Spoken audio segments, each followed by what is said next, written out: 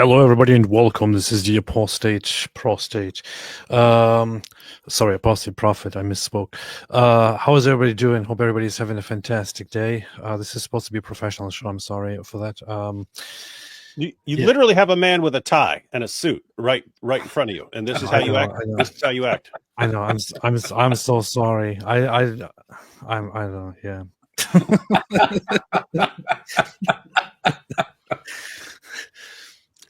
You were both. Glad someone's laughing. Well, you were both Apostle Prostate on This Week in Jihad. So. Oh, that's true. That's true. Collective. So I'm here with David Wood. Nobody's excited about that because he's here all the time for some reason. That's true. Old news. But I'm also here with Robert Spencer this time. Robert, how are you doing? AP, I'm very, very well, thank you, and very honored to be here in this illustrious company. Well, it is a great pleasure and a great honor. Likewise. Okay, let's just keep doing that. The honor is all mine. All right. So how are you guys doing? David, what's up? Anything new? What's up, man? Anything new? Just my chair. All right. Wonderful. Oh, you got a new chair. Talk about the chair. Can you build a chair for me? Yeah, I could. I mean, I didn't build this one. I built various things around here, but not the chairs. I trust that to the professionals. Oh, okay. But yeah. So anyway, I've had a horrible back pain for many, many years. Young people of the world, let me say it here. The stuff you do to your body in your 20s is what you feel in your 40s. All right.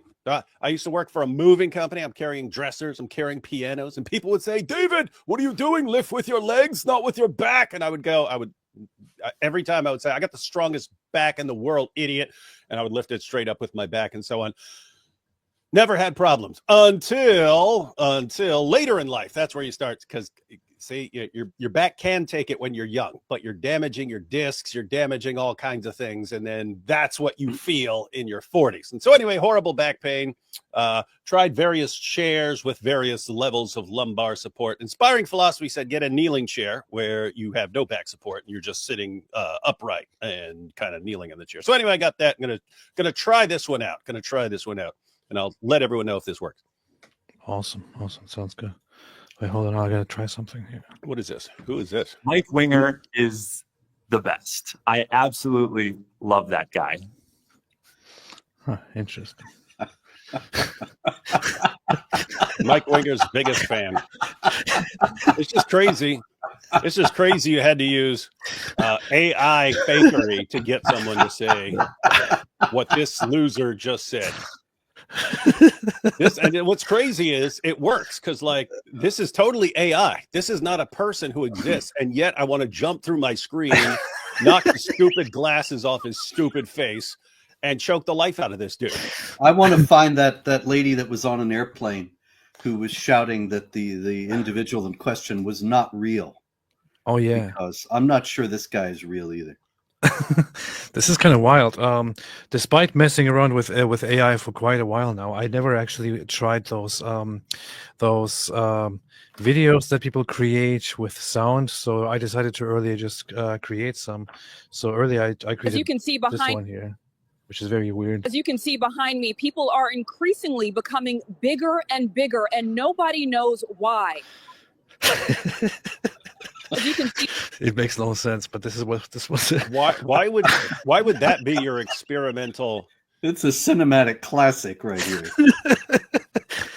But this is so far my favorite, man. This is just Mike Winger is the best. I absolutely love that guy.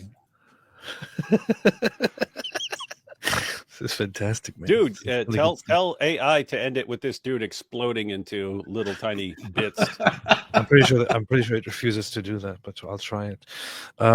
Yeah. So, Robert, you had a debate with the great Dave Smith. Oh yeah, the comedian, and everybody always calls this guy a comedian.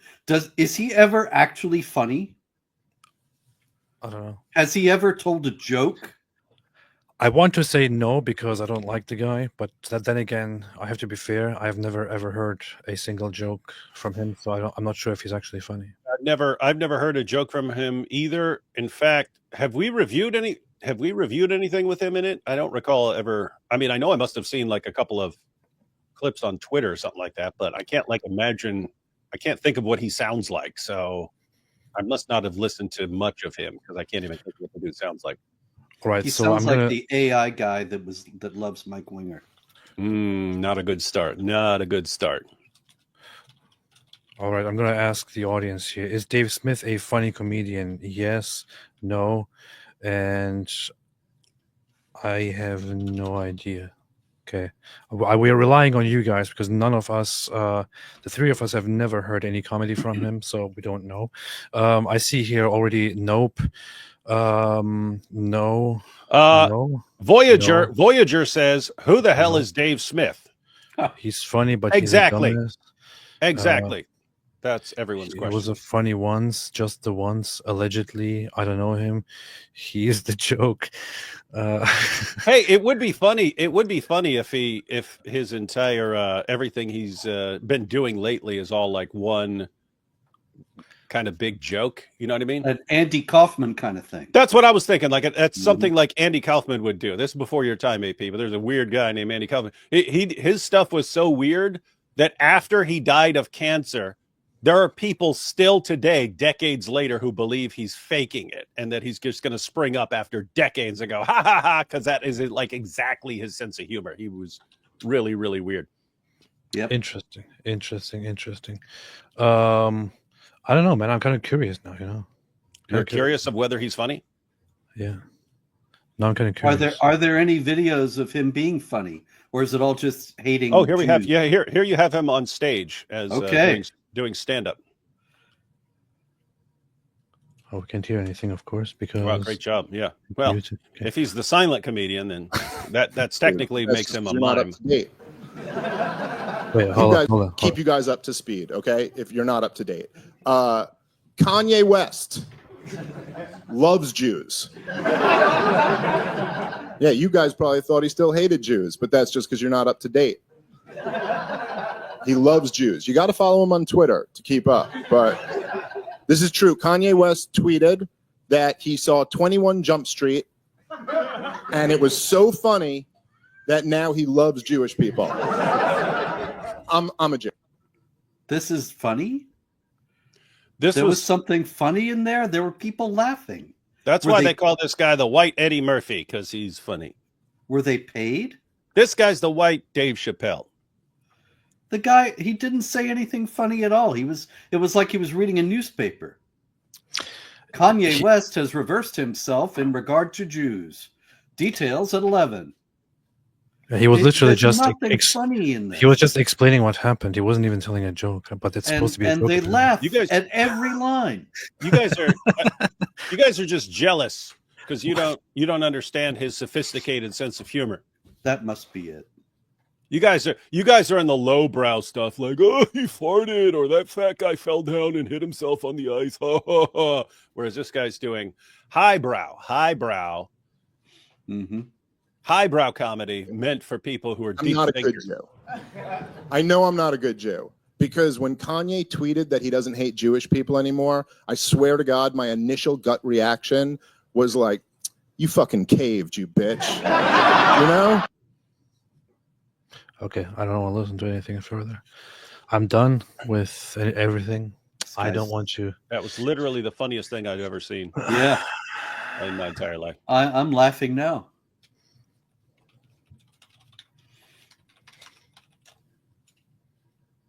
I don't even know what to say anymore. You're not supposed to say anything. You're just supposed to laugh. Just supposed to laugh at how funny this guy is, man. Now this guy is funny. This guy, yeah, I heard so. Yeah. I heard so. And I have to say, if Robert's talking to him, see if the guy's funny, you'll know it because Robert laughs hysterically. Yikes! At anything that's even slightly funny. That's always been a curse. Robert is the proverbial canary in the coal mine. The Ed McMahon of life. Yes. Nice. I saw a clip earlier from this debate. Somebody was saying Robert Spencer destroyed this guy. Wait, who was that?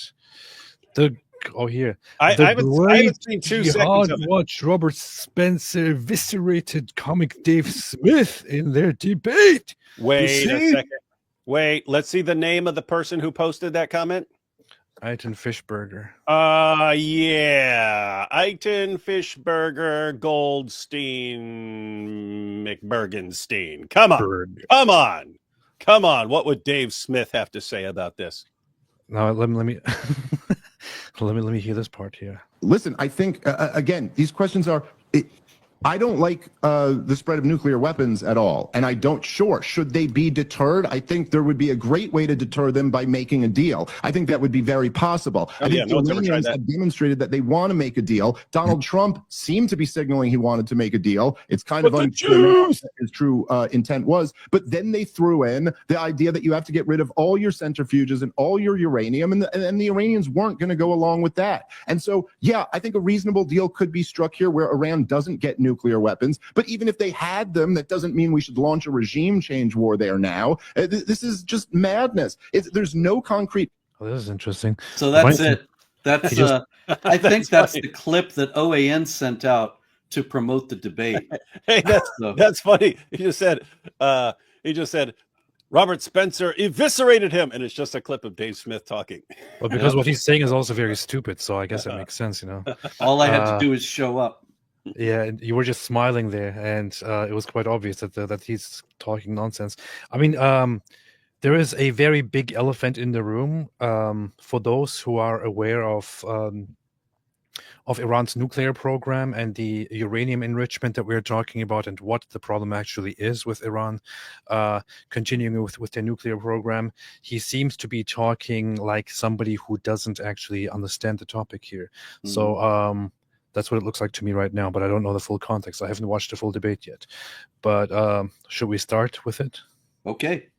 We should watch the entire thing, man. See, yeah. For everyone who's watching, you notice we pause a lot on stuff. That's because of copyright issues. If we didn't stop, we would instantly get a copyright strike after like a minute of playing someone's stuff. And different channels have different sort of thresholds. Sometimes you can, like a music video, you probably get shut down after like 10 seconds or something like that if you're playing it. But anyway, Robert has posted this on his channel, and therefore you posted this on your channel, right, Robert? Yes, I did. Then that means we're good to watch as much or as little as we want.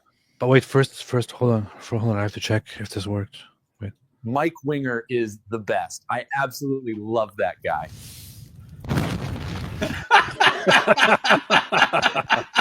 Now that's a video, AP.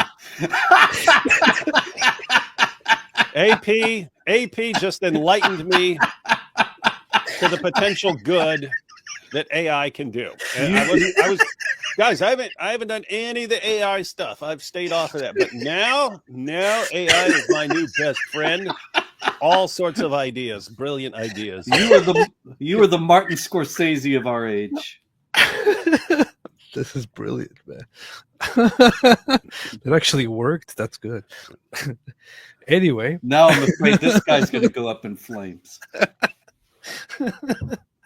Nice. Discussions that I'm seeing about their... Right.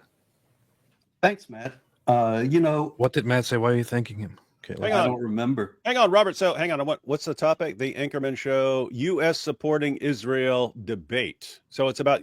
Is it on like specifically on the issue of Iran or just in general? It's about should the U.S. support Israel in taking out the Iranian regime or striking the Iranian nuclear program, that kind of thing. Okay. You'll probably hear it if you just wait and listen to it. Now, hang on one second, because there is this issue of support, right? Which was the same sort of issue with AP's debate with Andrew Wilson, that it's should Christians support Zionism? And there's like multiple words in there that you can interpret in different ways, but support. So is it on the is the idea should U.S. like join in the bombing, or because keep in mind I support a regime change. It doesn't mean I think that the United States should be doing it. I support like the Iranian people doing it, and then if people want to help them do it and stuff like that. So it doesn't involve me actually doing it. It's like saying if someone says I support communism, that doesn't mean you're like actively doing something to impose So anyway, the point is it understood that you guys are specifically talking about like supporting by the U.S. going over there and bombing, or is it just like a general, some sort of support or something? Just general, because I actually made this distinction to them in the discussions before the show, before I agreed. I said, well, look, I don't support going in with American forces or something like that. And they said, that's all right. You can make that distinction during the debate. And so I did.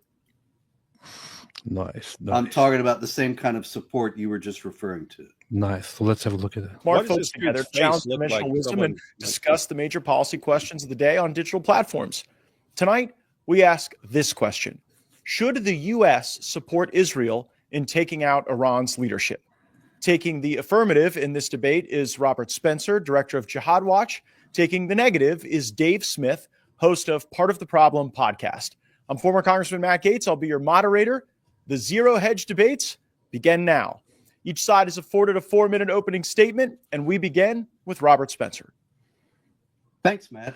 Obviously nobody wants to go to. Very quick question, Robert. From what I can tell, Matt Gaetz has his own opinions on this issue that are not very, that are kind of very, very terribly misinformed. Was he just a moderator during this debate, or did he actually also? I've take a heard. position? I've heard no. But go ahead. That's correct. Yeah, he wasn't really as bad as he could have been, but I think he was probably. I'd give it him about 65% on Dave's side, Okay. and there is at one point he's really trying to fry me on the issue, as you'll see much later, of how much money the U.S. should spend to defend Israel. And well, that's actually good because I heard people describe this as a 2v1 debate because they were both going at you. So if you're saying it wasn't that bad, that's cool. 1.5 v1. Yeah, but AP's writing that this dude seems. I have no idea beyond a couple of tweets that I've seen, but he seems horribly misinformed about issues. And yes, it's one thing to be horribly misinformed about issues, but also to be horribly misinformed and have no clue what you're talking about, and yet to constantly talk about things. That's a problem. So the big one was what was it yesterday? He tweeted, Yeah, let me pull it up. when is Israel going to give Arabs the right to vote in Israel? It's like, so here, if Israel is a democracy, when do all the Arabs who live there get to vote? that's what I'm talking about. Yeah, I saw some Israelis go when it's voting day, when it's election day. And of course, the comment section is full of people bashing him. But this is one of those sad things that has become so rampant nowadays, where people with absolutely no clue on the topic think they can talk about, or think they should be talking about it, and think they should be making great assertions about it, and should be authorities on it, and so on. It's very strange, very, very strange. So Israeli Arabs are completely and fully capable of voting, are allowed to vote, have been voting, form over 20% of the population, and are allowed to vote. Most of them do vote, and so on. They even have their own politicians in the Israeli parliament, the Knesset. They have them in the Supreme Court, and so on. So this is just, it's very strange too. So this guy, a former congressman who is this completely ill-informed, is having a debate. All right, good to know. Yeah. Good to know. Anyway, he was not this nuts in the debate. Okay, that's good. Good. I saw the posts on X and I was kind of shocked because he wasn't that bad. Let's see. He does look like he's constantly like squinting from the sun, though. I think it's probably all the facelifts. Yeah, he has like massive Botox or something. Why are you guys attacking? I was just thinking he was like doing a Clint Eastwood impression. Yeah. No problem is No, you're interrupting this guy, man. He's trying to listen to Robert Spencer. Go to war with Iran. The problem is, in all of these discussions that I'm seeing about this issue, nobody is actually talking about the fact that not just one side gets to decide whether the war will begin or not. Good point. And it may well be that Iran will attack the United States, and it won't be up to anyone whether we go in to fight Iran or not. At the same time, nobody is envisioning the kind of quagmire that we had in Iraq and Afghanistan. Nobody is talking about boots on the ground. There is talk about regime change, but that's become a very charged term. It doesn't necessarily mean some sort of wrong-headed, misguided, unfocused project to bring a political system to a people that doesn't want it or understand it. And so what we have in this situation is quite different. The president, as a matter of fact, just today said that he was talking to Tucker Carlson, and he said, "Are you okay with nuclear weapons being in the hands of Iran?" And Trump went on to say, and he sort of didn't like that. And of course, nobody really likes that. And Trump said, if that's okay with you, you and I have a difference. It's not just Israel that has said that the Islamic Republic of Iran is working on nuclear weapons. This is something that has been abundantly established by investigations of the International Atomic Energy Agency, which is, of course, an arm of the UN, works closely with several UN agencies. And the UN is no friend of Israel. The UN, as a matter of fact, has a standing item. The UN Human Rights Council has item 7 on its agenda every time it meets to condemn alleged human rights abuses of Israel. So the IAEA, working closely with the UN, is not likely to exaggerate an Iranian nuclear threat, but the IAEA says that the Iranians are enriching uranium at a rate that is far beyond peaceful purposes, and that this is indeed an imminent threat. And so I hope that the president doesn't have to strike in Iran. I hope that it doesn't come to that. He's talking today about bringing Iranians to Washington to talk with him at the White House. And he's the great deal maker. Maybe he can do it again. At the same time, it may become, unfortunately, necessary for the real peace of the world to strike Iran's nuclear program in tandem with Israel and to take it out so that this regime cannot endanger the life of the world as it has thus far in numerous ways. Now, this doesn't necessarily mean regime change, but if it did come about, the first people who would welcome it would be the Iranians themselves. Yeah, who have made. That is a that is a very important aspect. We have so many people out there nowadays who presume to speak in the name of Iran or Iranians. Many people still don't understand the issue. Actually, many people think that that Israel is an aggressor against these people, the Iranians. But wherever do we see Iranians actually complaining about this? Do we see Iranians actually protesting in the West? Do we see them protesting against the war the way we saw people protesting against Israel in the name of what they call Palestine? We don't have Iranian protesters in the West protesting against Israel for Iran because Iranians are vastly against the Iranian regime. They are against the Islamic Republic of Iran. Iranians wish that the Islamic regime was taken down today so that they could build or rebuild their actual real Iran, which they all want, in which they want to live in peace. Indeed. This is a serious ongoing issue that everyone seems to think that Iran is just like these other places, and it's not. You're talking night and day different. AP pointed out the other day when you're looking at statistics, and so the United States invades Afghanistan, and we want to make Afghanistan good. Guess what? Check the polls. 99% of the population want Sharia law. 99% of the population. Is it going to work long term to have the United States pulling the strings in a nation where 99% of people want Sharia law? No, you're kind of doomed to long-term failure in that situation. So people are looking at that going, well, the same thing will be in Iran. No, people in Iran do not want Sharia, and they are absolutely repulsed at the idea and it's a Muslim minority country. You're talking 40% of the population still identify as Muslim. It is a completely different kind of population. So if your argument is based on the idea that, well, it didn't work in Afghanistan, so why would it work in Iran? You're talking about two completely different places there. One population hates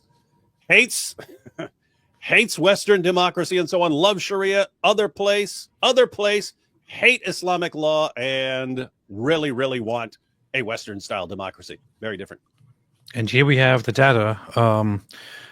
This is from Gaman, which usually has conservative estimates of the votes. But in response to the question, Islamic Republic, yes or no? So the respondents here are mostly Iranians inside Iran, but also some outside Iran. So the question is asked whether they want an Islamic Republic, the one that is currently in power, or not.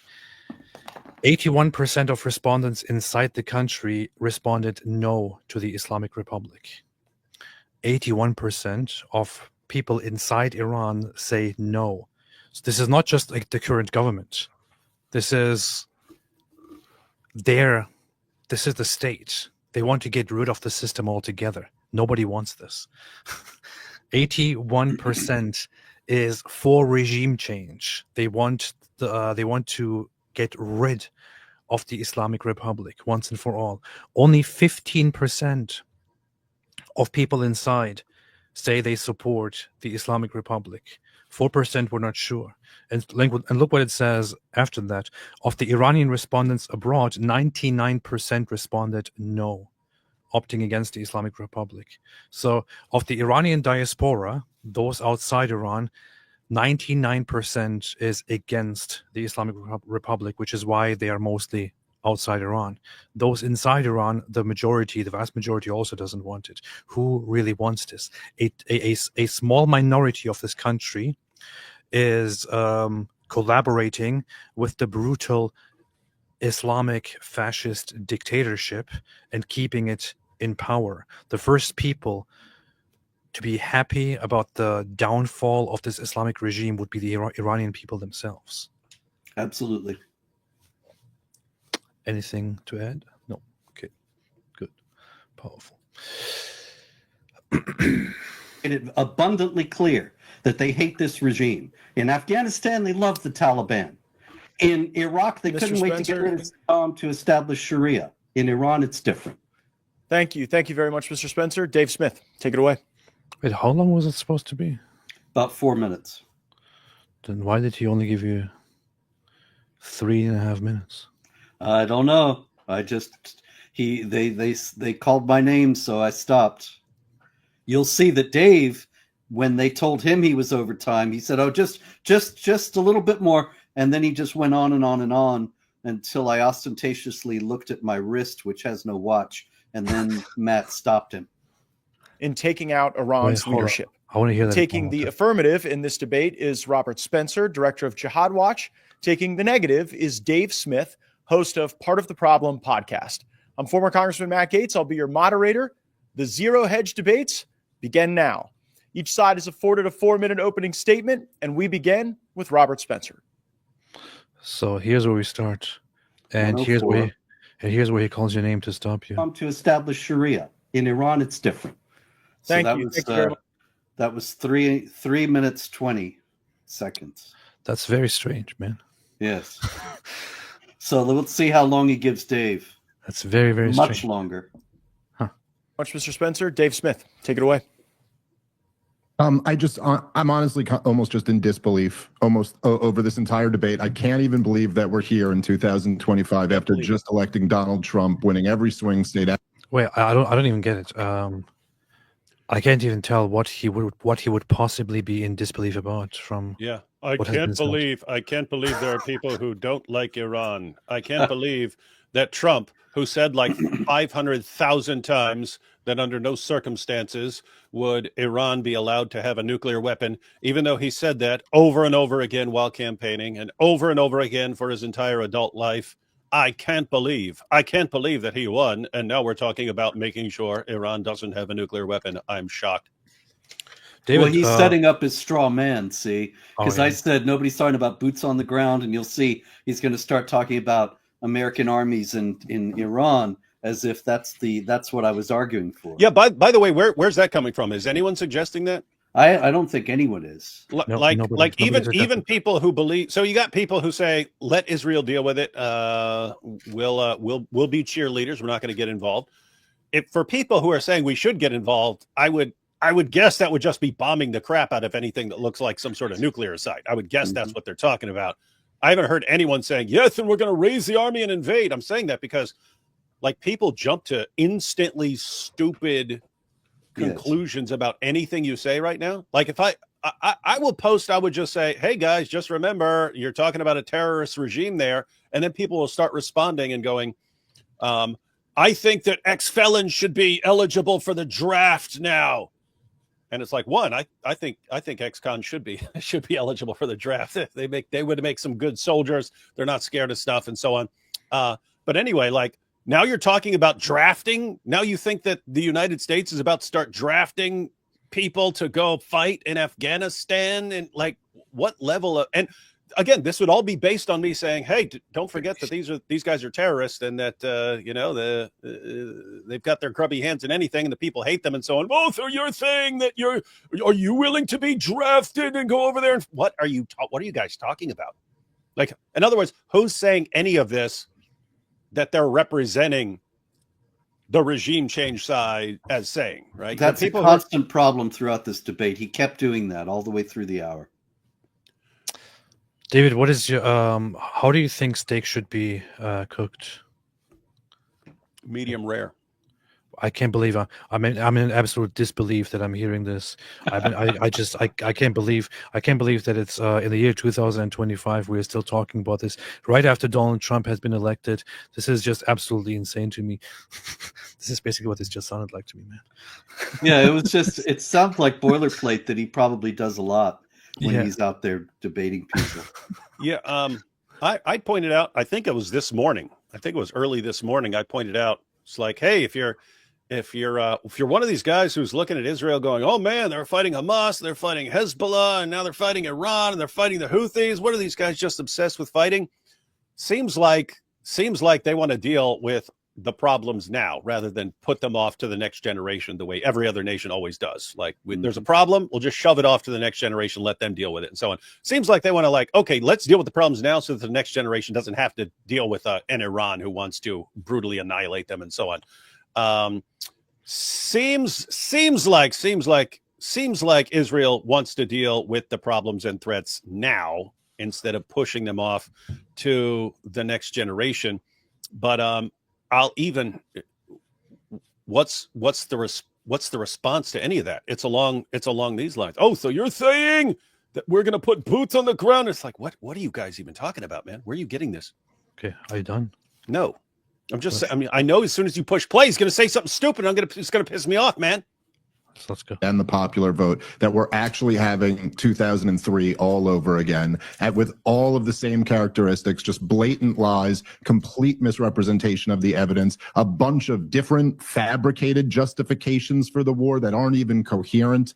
The truth is that many people, no one wants war with Iran are the first words we hear. No one wants war with Iran. You sure about that? Iran has been on America's list of countries to overthrow since at least 2001. We have why would this be surprising to you? On the record who told us that he saw these plans. George W. Bush put Iran on the axis of evil after 9/11, even though they had absolutely nothing to do with 9/11. He then and why do you think they did that, man? I'm just saying, why is he surprised? He's saying, look, I seriously can't believe that right now in 2025 we're doing something about Iran. It's shocking. And I mean, as my evidence, guess what? For the past 25 years we've been planning this. I mean, imagine. Is that what he just said, or did we haven't done anything for the last 20 years, and now we're suddenly finally doing something. Yeah, we've had a plan in motion to do this all along, and suddenly we're doing it. Matter of fact, as far as Israel, like jumping on, like seizing this opportunity to deal with Iran, it really seems like okay, there are all these issues that we need to deal with to make a safer future, and right now we have a political climate, especially in America, that will not be a constant monkey wrench to us dealing with these threats. And we don't know what the next administration will be like. We don't know if they'll be completely insane or something like this or hate us. So kind of deal with all this stuff now while we have like a window, a narrow window of opportunity. And this guy's shocked. This guy's shocked at this. Well, you notice what he's trying to set up is the idea that Iran is completely innocent, that they've just been minding their own business, and George W. Bush put them on some list to overthrow the regime, and for some reason wasn't able to pull the trigger, couldn't get it done, and neither could Obama or anybody else. And now finally we're getting around to it.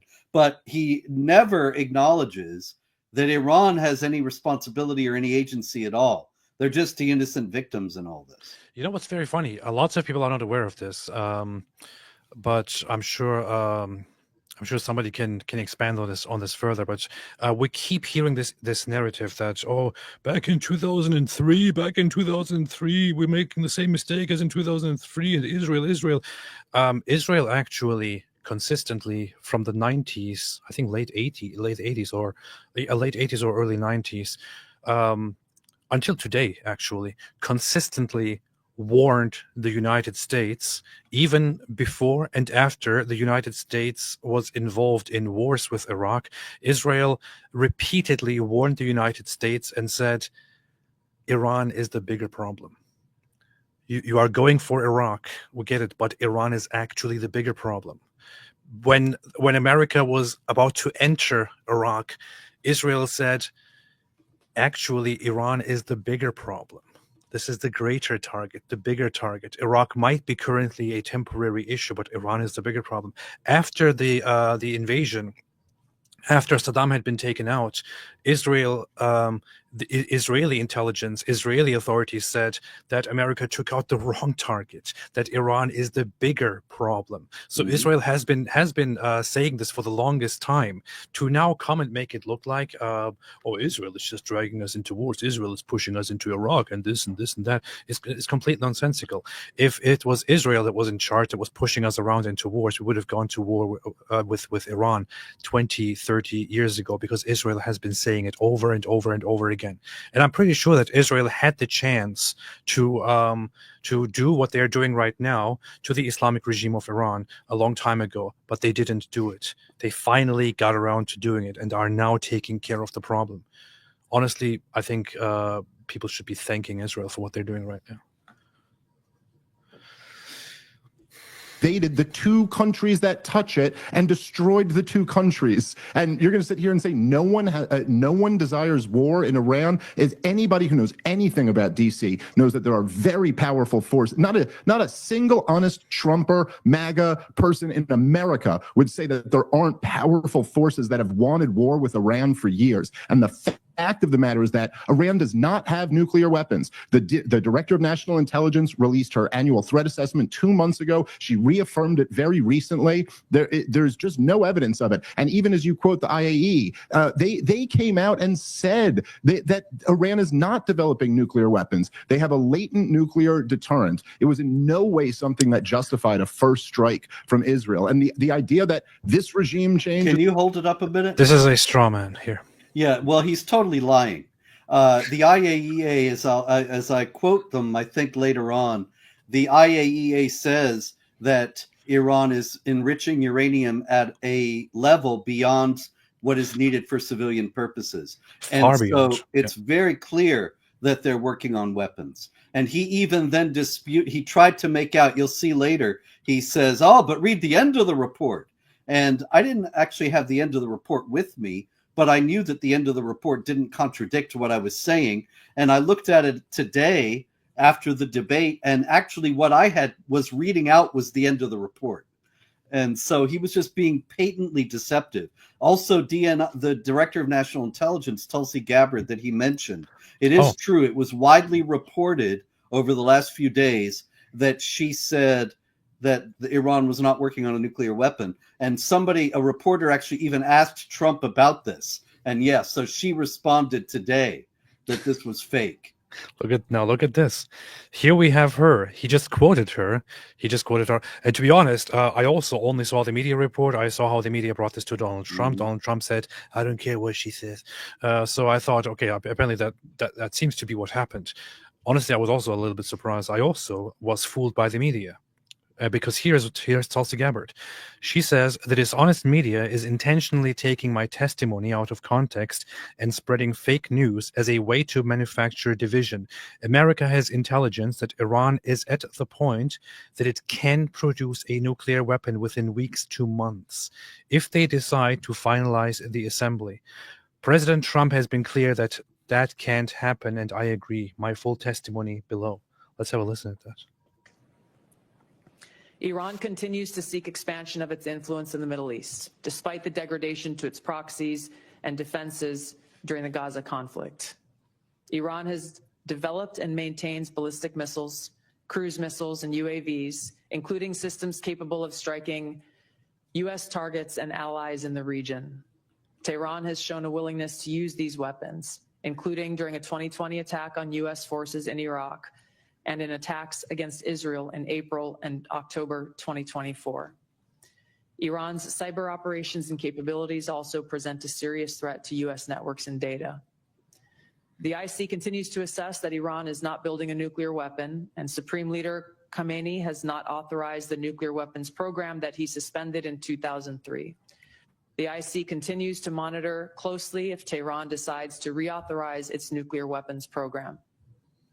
In the past year, we've seen an erosion of a decades-long taboo in Iran on discussing nuclear weapons in public, likely emboldening nuclear weapons advocates within Iran's decision-making apparatus. Iran's enriched uranium stockpile is at its highest levels and is unprecedented for a state without nuclear weapons. There you go. Iran will likely continue efforts to counter Israel and press for U.S. military withdrawal from the region by aiding, arming, and helping to reconstitute its loose consortium of like-minded terrorists and militant actors, which it refers to as its axis of resistance. Although weakened, this collection of actors still presents a wide range of threats, including to Israel's population, U.S. forces deployed in Iraq and Syria, and to U.S. and international military and commercial shipping and transit. There you have it. There you heard it. Iran's nuclear program enrichment is far beyond what is necessary for civilian purposes. I think the number is like what for civilian purposes is actually it's usually purity between 5 to 10% or something like that. And Iran openly announced that they have achieved and are working on and completely defend and justify 60% purity, which there is no civilian use for at all. It is purely for nuclear weapon purposes. Indeed. With such levels of uranium, they could within just a few weeks create a nuclear weapon. That is the problem. Yep. That is the entire problem here. Yeah, I'm gonna go ahead and be honest, guys. I don't trust my own government when they're saying this nation is preparing weapons, because we've heard this before. So I don't completely trust the government when they're telling us we need to be worried about this scenario. However, with Iran, I don't believe that it depends on anything like that. You have a terrorist regime that is controlling multiple terrorist groups and funding multiple terrorist groups around the world, and has the stated goal of wiping out Israel and America and all this stuff in their little doomsday cult. So I would look at that and say, hey, you have a regime that's responsible for terrorist attacks all over the place. Do we have the right to go in there and crush that regime? Absolutely. But so in that situation, given that you're already dealing with a bunch of evil scumbags who should be replaced with some other regime, especially when you have the vast majority of the population wants these guys out as well. Their own people hate them. Why? Because they're out killing their own people and raping their own women and stuff for not wearing hijabs and so on. Anyway, when you have that sort of situation, it's like, Okay, I don't think I need tremendous evidence that you're going into a nuclear program. If I even think you might be doing it, that's enough, because you guys were on some screwed up ground anyway. You should have been dealt with even if you weren't building nuclear weapons. Well, David, that's fine, and I'm not certainly calling for trust in the U.S. government, but it's also important to remember that what Gabbard is saying here is the same thing that the IAEA said in its report, or the IAE, as Dave Smith called them. The IAEA, the International Atomic Energy. Yes. Yay! Exactly. And they have said that they are enriching uranium at 60%. And that's a UN-linked agency. They work closely with the UN. The UN, as I explained, they hate Israel. They don't have any reason to exaggerate some kind of threat out of Iran. And so I think while there's no reason to trust the U.S. government, the IAEA has no reason to exaggerate or lie in this case. And so I don't trust them entirely either, but I don't see what purpose they would have to be dishonest about this particular information. Yeah, let's look at a report here. So this is from AP, which is my personal news channel. You got to go to the Daily Wire. So it says, so here is Iranian Foreign Minister Abbas Araghchi. He says, I have said it before and I repeat it again. Uranium enrichment in Iran will continue with or without an agreement. The headline is that Iran insists it won't stop enriching uranium and agrees to new rounds of U.S. talks. So here's the thing. Some people, including Dave Smith, say, oh, Iran was ready to talk. Iran was ready to talk. They were ready to talk. It doesn't matter if they were ready to talk or not. Within the 60 days given to them, they did not agree to make an agreement to back down on their nuclear program, on their nuclear enrichment. They want to talk about different conditions, about what we can do, but they say they will never and absolutely never give up their nuclear enrichment program, which is the problem. Because let's see here somewhere, Iran's 2015 nuclear deal with world powers capped Tehran's enrichment level at 367%. And reduced its uranium stockpile to 300 kilograms. That level is enough for nuclear power plants, but far below weapons-grade levels of 90%.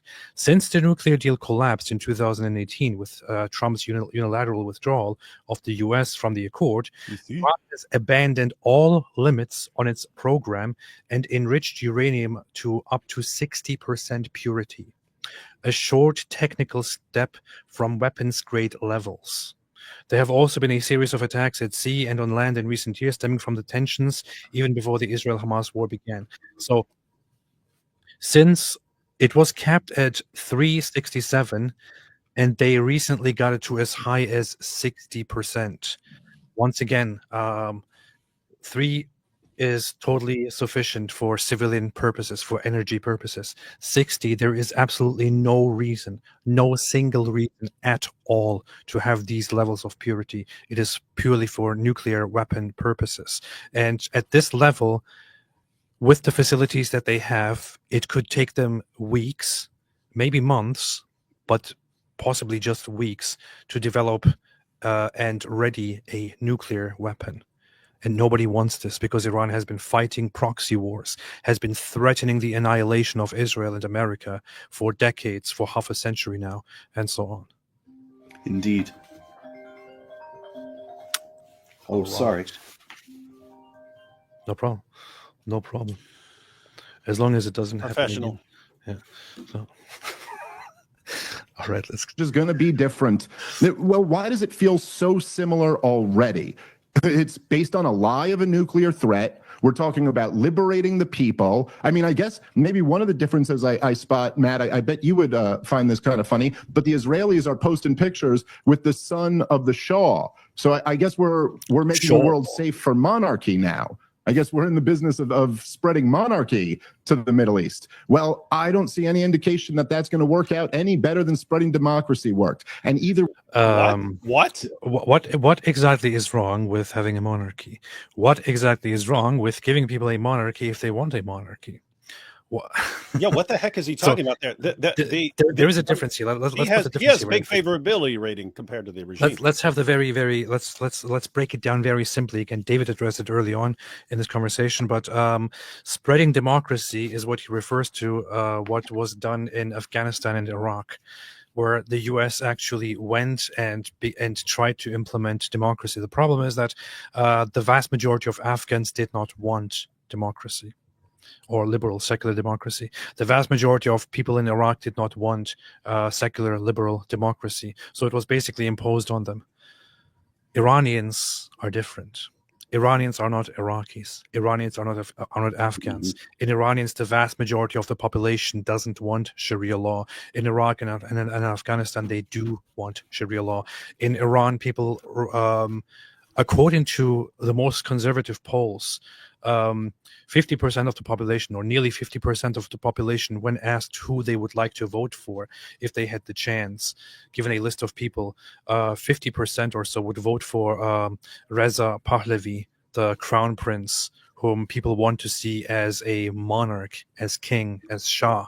And Reza Pahlavi wants to establish a democracy under a monarchy, which, by the way, is something that exists across European nations.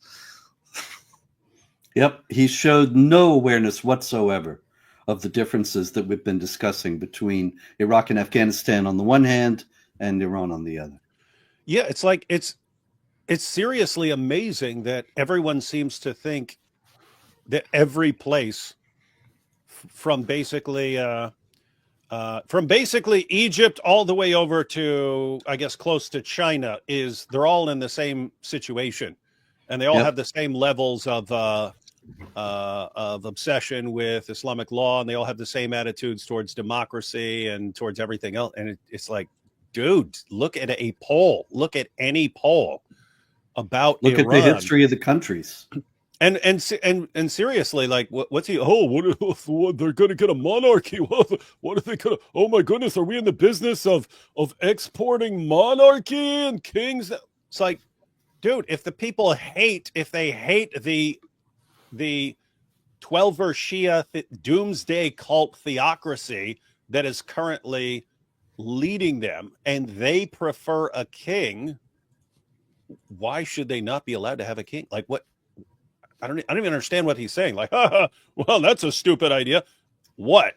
That a king who gets along with people and would get along with Israel and has actually called for the Cyrus Accords, where they have where there's an agreement with Iran and Israel, between Iran and Israel, moving forward, that they're actually going to be on good terms. Like, that's what we should be avoiding, and we should demand staying with the doomsday cult. This is like, I don't know, this is just insane, and I have to say, pretty stupid. I thought it was a kind of a gotcha point. If you don't really think about it, then it sounds great. It does. So it's a debate tactic. It's not really. We don't like really kings, do we? We don't like kings in America, do we? We're down with kings, right? Okay, well, this Robert guy, he wants a king. Them bunch of Arabs wants a king, and this guy wants to give him a king. Well, dude, man, here's a New York Post. A recent survey by the Empirical Research and Forecasting Institute found that 79.9% of Iranians opted for Pahlavi as their favorite leader over current rulers or alternative opposition figures. Iranians are also increasingly looking to secularize their country, with a government survey leaked to BBC Persian showing support for demarcation between religion and state climbing from 31% to 74%. 31. That's what we're talking about when it's like, when we're saying, hey, if there's any place where this would work, it's this place, and it's kind of like right now. You have all-time highs of people saying we are sick of this regime. We want to change. We don't want to be this constant terrorist threat to the entire world. Get rid of these guys. And this guy's going, no, because they might get a king instead, a friendly, nice king who gets along with everybody. Can't have that. They probably shouldn't have democracy anyway. So, wait, it's not America's business. We have to appreciate. Look, as you even mentioned there in your opening, it's like you lay out the argument. Now, excuse me, what is this? What is with this stupid mindset? It's not America's business. if it's not America's business, stop talking about it. Okay, stop talking about it. Stop talking about what we Yeah, should. it's not your business, dude. Yeah, if it's if a nation in question wants America involved and they ask America to be involved, then don't come with the line, "It's not America's business." Don't come Well, with they're this, also they're ridiculous line. And chanting "Death to America" over there, but of course, yeah. you'll see he dismisses that. It's just talk. Oh yeah, totally. Yeah, We and don't know I have what- to say, as far as the window of opportunity, so AP, you pointed to the poll. You know, if you just go back 10 years, you get completely different numbers. And like now, people are absolutely sick of it. People have been for several years, like protesting in the streets and so on, and the regime cracks down on them. So you have this this unprecedented support for regime change. That's what the people want. You have Iran, which has had its fingers and its tentacles in all these different terrorist organizations, attacking Israel, attacking elsewhere, and so on. So you've got Iran basically is a threat to tons of people. You have them, according to you guys and your sources and studies, working on building a nuclear bomb and so on. You have all of that, but also in addition to all of that, as far as the narrow window of opportunity, Iran tends to form alliances with places like Russia and so on. And right now is not a good time for places like Russia to get involved. Whereas 5 years from now might be. 5 years from now, Iran might be completely unstoppable based on alliances that it has with various nations and so on. You got this narrow window of opportunity. We're saying, okay, yeah, you might want to take it right now. And no, you can't do that. You might get a king. This is another one of these things, Ataraxia. It's not our business, AP, unless you had or have a uniform on. It's not yours either. I'm sorry, but having a uniform on, being a soldier in the army, does not give you the right to decide what your country or your country's military should and should not do. Yeah, I don't understand. Like, I don't want to sound. No, this is stupid. This is a little bit. It's a little bit rude of me, but if you become a soldier, if you become a part of the military, you basically forfeit, and you don't gain access to becoming the decision maker over what your country or what your military should do. That's not what you are doing. You are becoming a soldier, somebody who fulfills the obligations given to you by those who actually make those decisions. You have this individualist people who vote them into power. Yes, you're imposing your individualism on the military here. It's completely misplaced. I'm sorry, it doesn't work that way. You are, as a soldier, as somebody who wears a uniform, in no position to decide what your country should and should not do geopolitically. It's not up to you. Well, it's just idiot. It's just insanely idiotic to say you're not allowed to have a thought, or you're not allowed to have a thought about something unless you're a soldier. Like, what the hell are you talking about? There's a terrorist regime calling for our death. Am I allowed to say, you know what? I don't like these guys. You know what? I don't think these guys should be in power. I'm not allowed to say what are people just make up these little rules and then they demand that everyone abide by their stupid, insanely idiotic rules. Guess what, buddy? The Constitution says I have a right to speak about these things. First Amendment, buddy. First Amendment in your face. You know, they've never thought about this because America has the civilian commander-in-chief. The army and the rest of the armed forces are under the control of a civilian.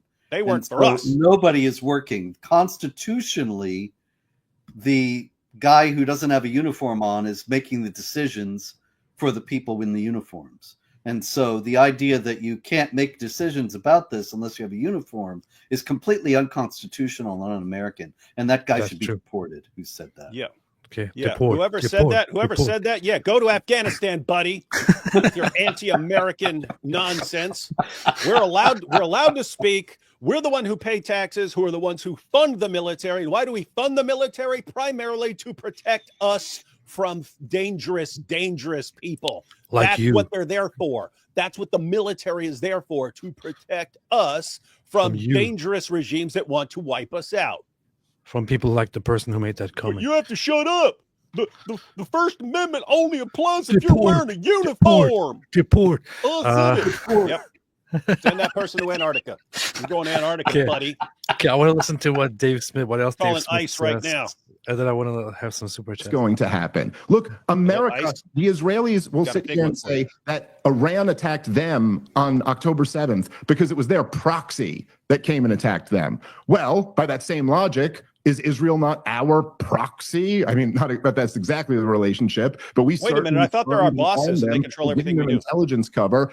Evidently, Trump was negotiating to distract them from this attack coming in. And yeah, we don't know now. We have I'm sorry, but I've heard lots of dumb things, but this might be one of the dumbest things I've heard come out of his mouth. So Hamas attacked Israelis, not Israel, by the way, mostly just regular Israelis, on October 7. And Hamas also, I could just find it.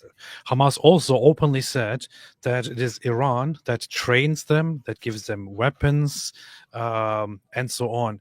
Iran also has a military branch, a branch of the military. We talked about this before, called the Quds Force, which is directly a branch of the Iranian military, of the IRGC, that is meant to specifically organize and fight proxy wars. So the Quds Force, which stands for Jerusalem Force. Imagine. So why does Iran have a military force named Jerusalem? Yeah, Ron. It's none Why of your could it be? business. It's Why none of could your it be? business what the Jews do.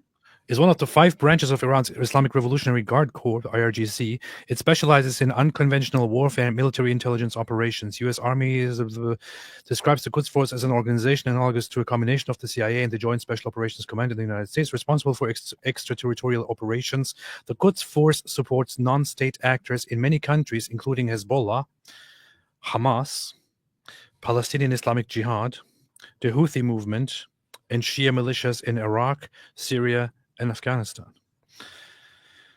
According to Michael Wigington et al., the Quds Force is a classic example of state-sponsored terrorism.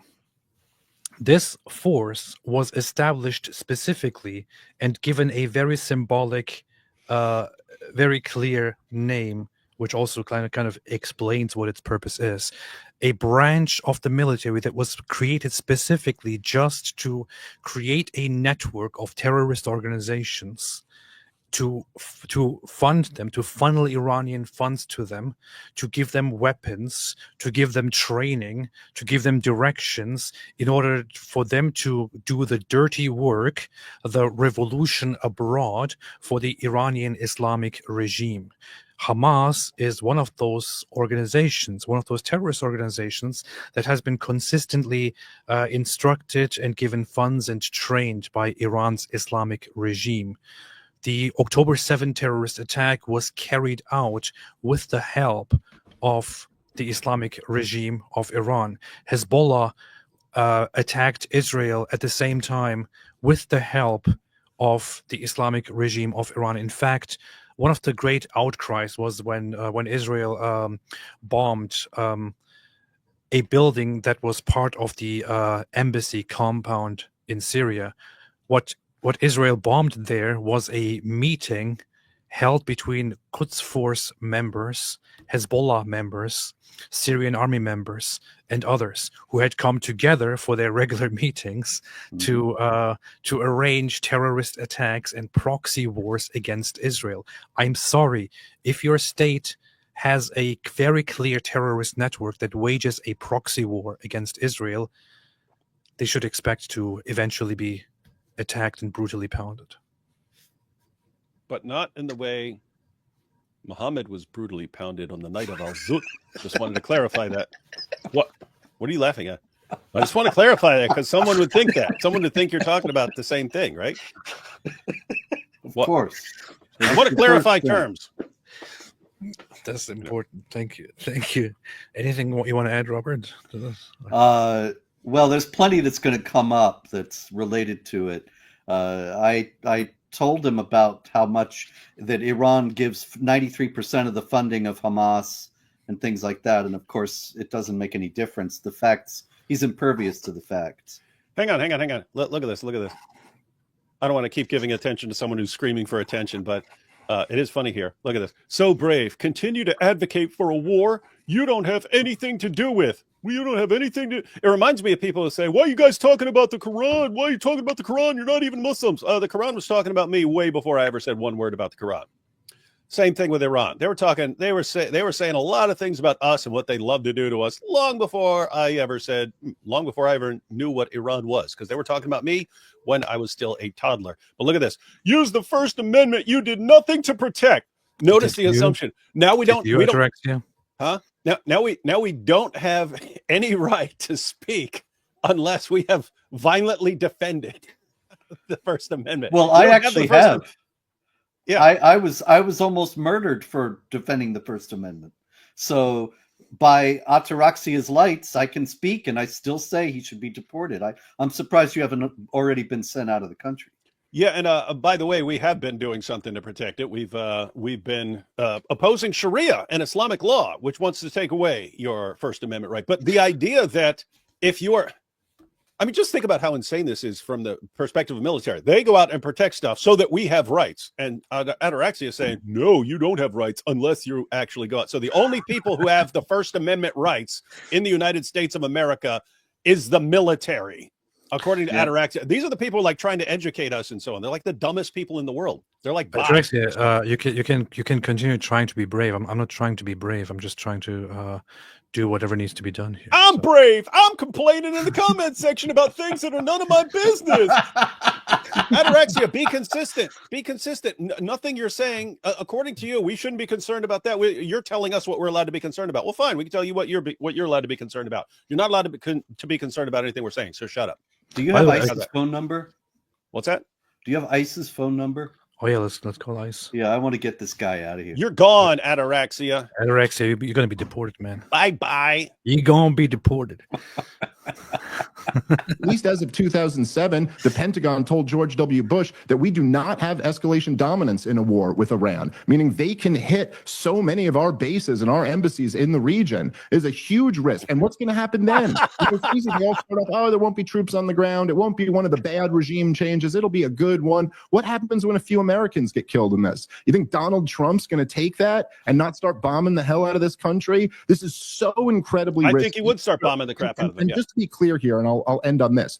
I just can't overstate this. When I say this is so incredibly risky, what we're risking is the United States of America. And I don't just mean like because Iran... Wait. This is interesting. It's not interesting at all. I heard him argue several times or many times before that Iran in no case poses any... Yeah, he says that later. He says that, what are you talking about? The United States isn't at risk? That's ridiculous.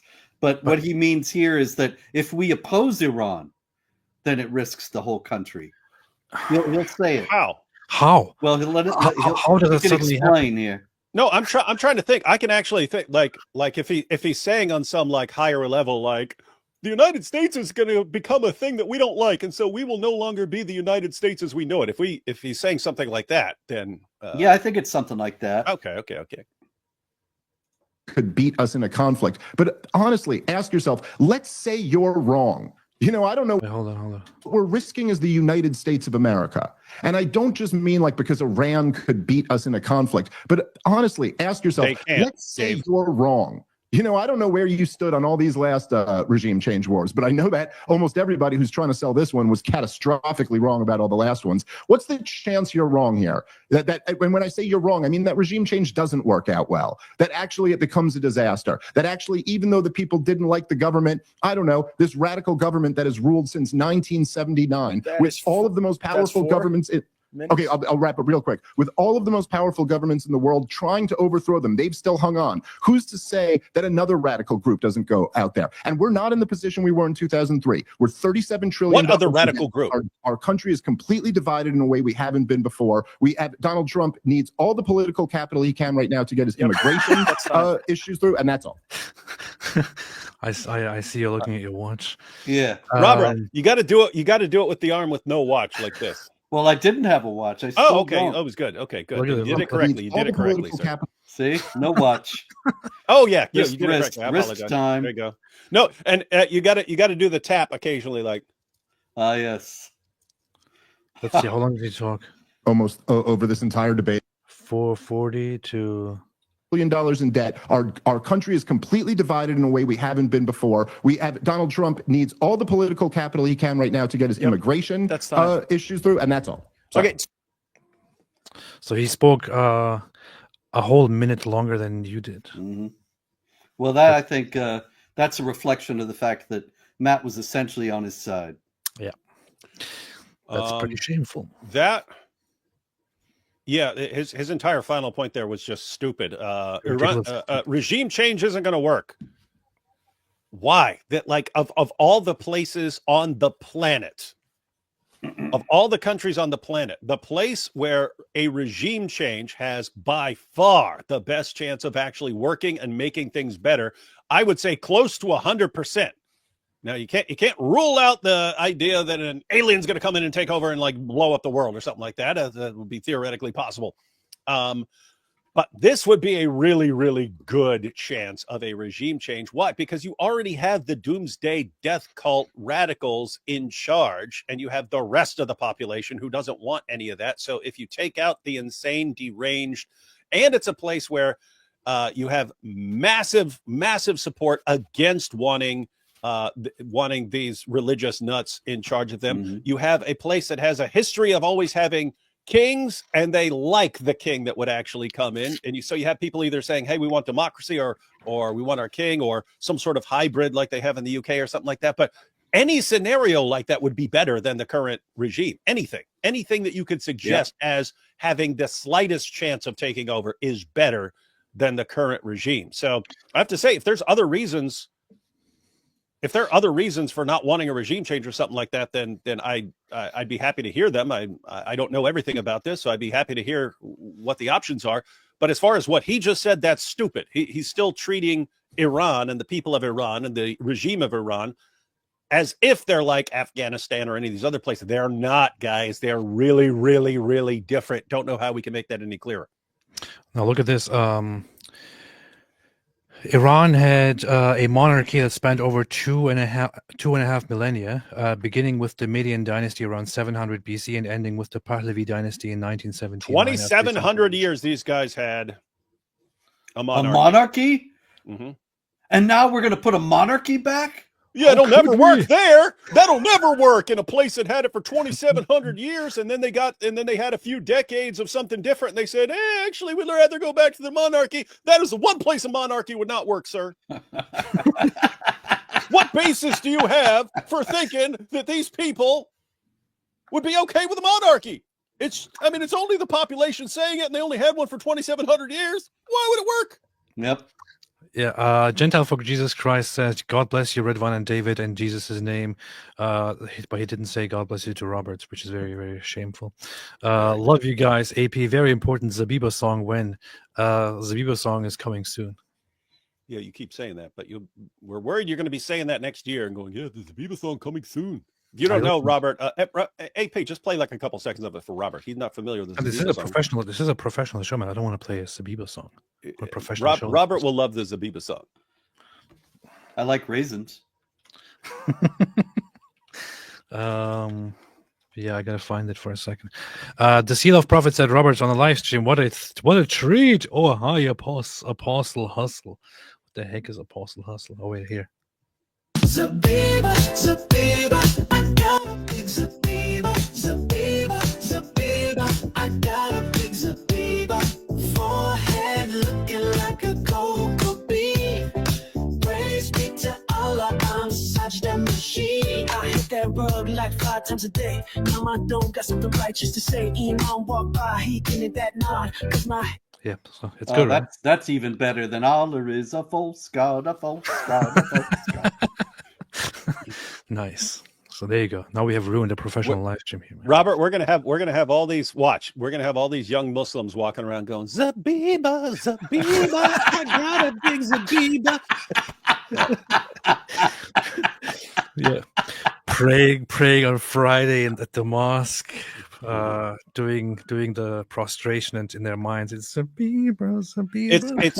It's a brilliant strategy, Robert. AP's making dope tracks that they cannot get out of their head, but then they're going to be like, oh, what's this new jam that I've been jamming to all day? Zabiba. Oh, it's such a great song. Who's this by? Oh, the apostate prophet. Hey, let me check out some of his other stuff. And then they're on their way out of Islam. Yep. Boom. It's a beautiful theory. But Dave Smith would be like, but if a bunch of people leave Islam, why do you think that would be any better? You don't know. We failed the last few times. So, Paul, important. Dave mentioned Netanyahu 2002 Congress testimony as evidence against Israel. He wasn't Israeli minister that year. He was private citizen. Also, Dave consistently acts as if Israel just cracks the whip and everybody in Washington says, yes, sir. Okay, we'll do it right away. Nobody in Washington has any ability to act on their own or to draw any conclusions of their own, make any judgments of their own, make any decisions. Is American foreign policy for the last 20 years at least, according to Dave, is just whatever Israel says. And it's not even what the Israeli government says, as the guy points out here. It's just what any random Israeli, if they say, go invade this country, oh, yes, sir. Yeah, Dave just debated Konstantin Kisin on that as well. I saw a little clip of it, but Konstantin pointed out, it's like, so according to you, like the United States government, like anything Israel says, they say, hey, do this. And then the U.S., that's what you seriously think that the U.S. government, and now the Trump administration is just like, okay, anything Israel says, we go ahead and do. And they're not doing what the U.S. government isn't actually evaluating this and deciding what is in the best interest of America. They're just, Netanyahu says it, just like he was a random guy in 2002, but he said something back then, and that's what we based all our policies on. That's it. It's this weird thing because people say that and they're like, look, Netanyahu said this in 2002. It's like, what role did that play in absolutely anything anyone did? Right? Yeah, well, that's the other thing about his list of countries that the U.S. was going to overthrow. You know, this is some policy paper somebody drew up. There are thousands of those kinds of papers dealing with hypothetical situations of various kinds. And he elevates it to the level of American foreign policy as if this is some sort of plan that's been carried out. But when I quote, you'll see later in this debate, the Ayatollah Khamenei himself saying, death to America is not just a slogan, it's a policy. Yeah. He waves it away. Yep. There is an ancient saying coming directly from Rome, which is if you want peace, prepare for war. There you go.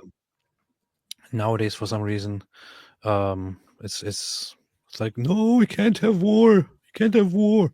Even if it's necessary, you can't have war. Yeah. Earth Prism, Shabbat Shalom, everybody. God bless. Shabbat Shalom. And Nasara confirmed Robert won the Mubahala. He did. Thank you. Yeah. Khaibar's Barbecue says, age has alzuted David Wood. Yikes. Talking about my poor back. Ash, it's true. That's not Mike Winger. This one, the one in the middle, is Mike Winger. No, talking about the one who got exploded. No. Paul, Dave just reacted to Tulsi Gabbard tweet and called her a lying warmonger. Also, Laura Loomer is an anti-Islam role. You should go on her show. I've never had an anti-Islam roll. Is that like an egg roll? No, it's sushi. That's a good question.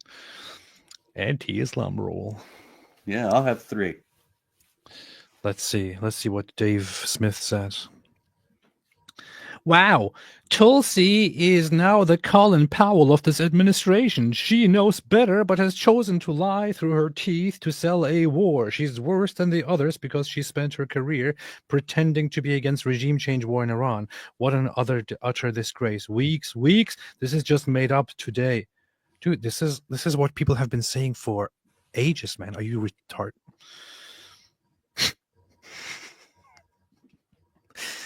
People have been saying weeks for ages. People have been saying weeks as in Iran has the capability, if it continues to 60% to this enrichment, to create nuclear weapons within weeks. People have been saying this for a long, long time. Why have they been saying it? Because it is true. Because it is scientifically true.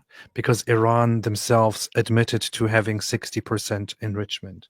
Because that's what that entails.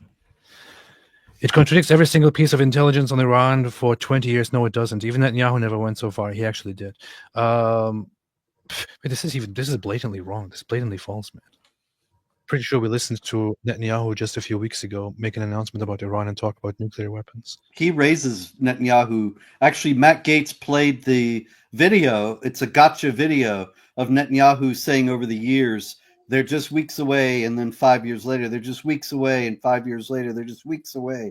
And they never take into account the fact that in between all those things, there were disruptions of the Iranian nuclear program. As that was in my answer, and I have more here ready when we get to that. That what Netanyahu said every time could have been completely accurate, and then the Israelis set them back. But think about this here for a second. So Dave Smith cited Tulsi Gabbard to you in the debate as having disproven the notion of Iran developing nuclear weapons or working toward nuclear weapons.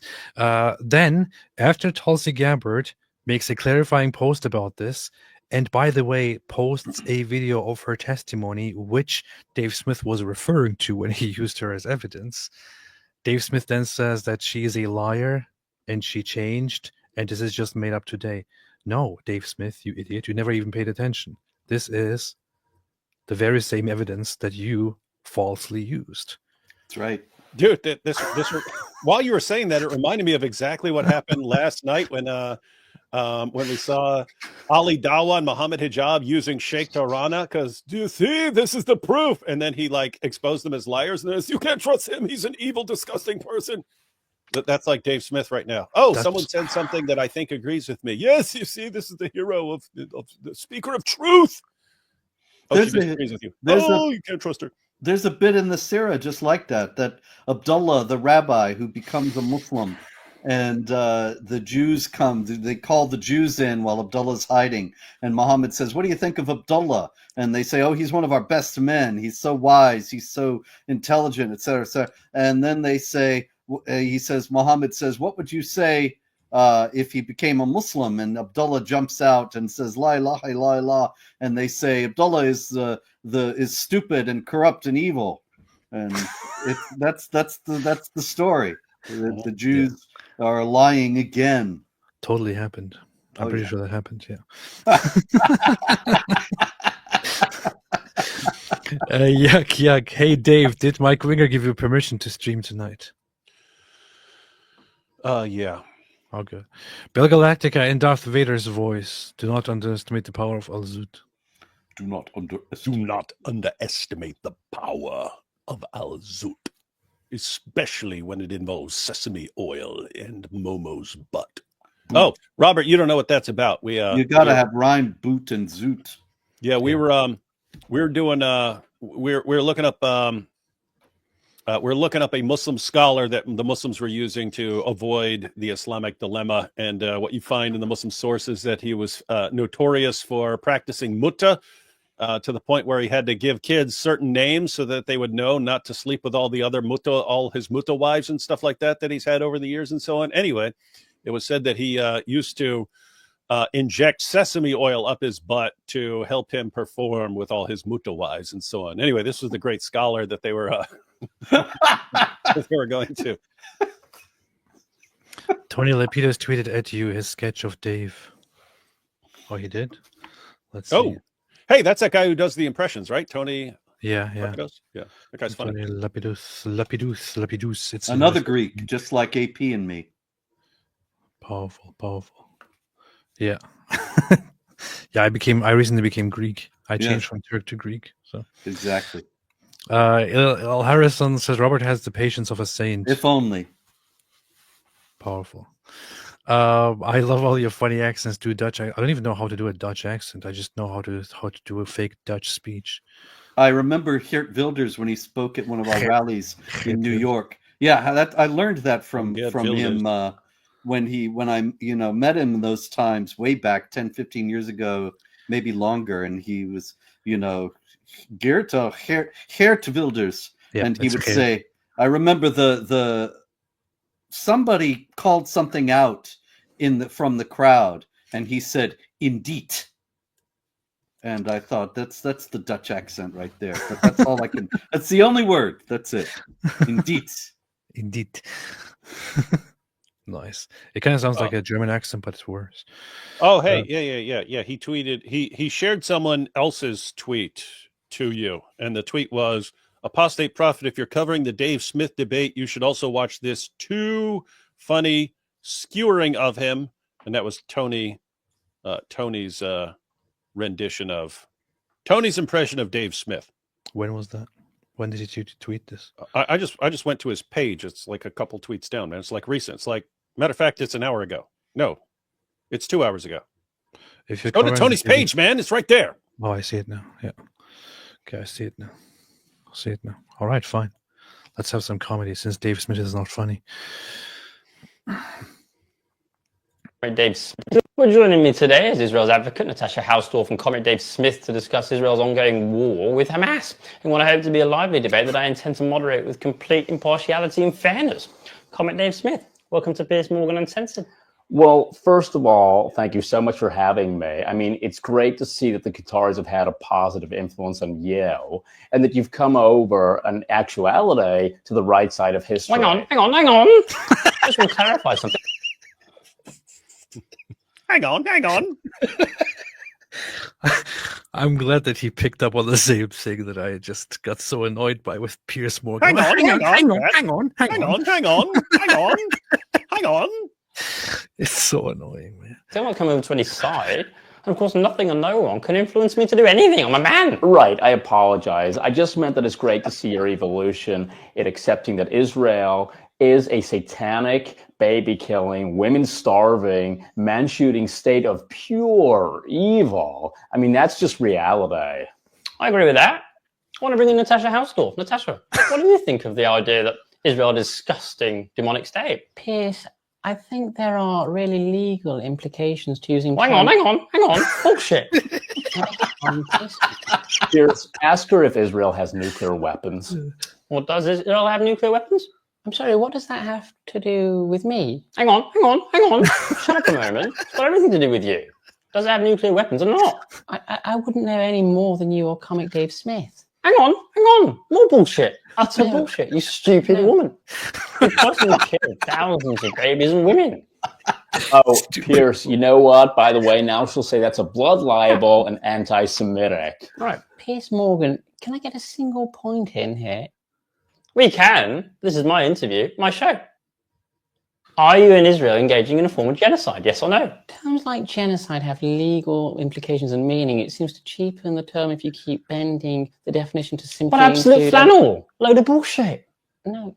Let me bring in Comrade Dave Smith. Dave, launch into this satanic cow. Sure, Piers, she won't answer a single question. Like, she's just paid by Israel to pretend that she's not killing little kids, but we all know that in reality, she is. Ask her why journalists aren't allowed into Gaza. Do you want to answer that? Well, Piers Morgan, the reason for that... Hang on. Bullshit again. If only I was allowed to go into Gaza and cover this conflict on my own, I'd be the first journalist to send my team of other journalists to go in, and I'd draw my own conclusion on how Israel's conducting this war by using my personal military experience, which entails talking to my brother, who was a colonel in the armed forces. Piers Morgan, may I please get one word into... No, because you're talking absolute bullshit. This is really good. This is really good. So why did we just watch an actual? Why did we just joining watch me today? Actual clip from the Piers Morgan Uncensored show? This is literally how it actually went, man.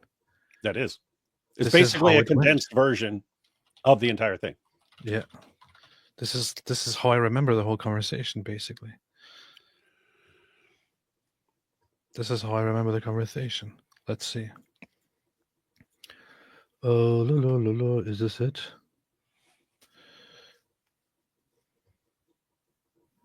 testifying to this conversation. You're playing a different game than me and Pierce are. We are having a conversation about what's actually going on. You're a lawyer who's Wait. This here is much better here. This here is much better. Hold on. Here. Oh, you got the compilation? Well, I don't give a damn. There has been facilitated over the course of But this that is war. simply not true. I'm sorry. Well, no, hang on. Forgive me. You've asked me on here Hang to on. answer these questions. I can challenge you. The study that was conducted. Why are they so hungry then? The study that was Well, hang conducted. on, why are they so hungry? May I finish this point and I'll Yeah, come but on to answer why your are question? they so hungry? Well, there are. Why are they what you are basing your assessment on, I'm afraid. Why am I hungry? It's just Hamas propaganda, which you must accept as no. Piers Morgan. You're not allowing me to answer a single question. I am. Because it is. Liar. I am.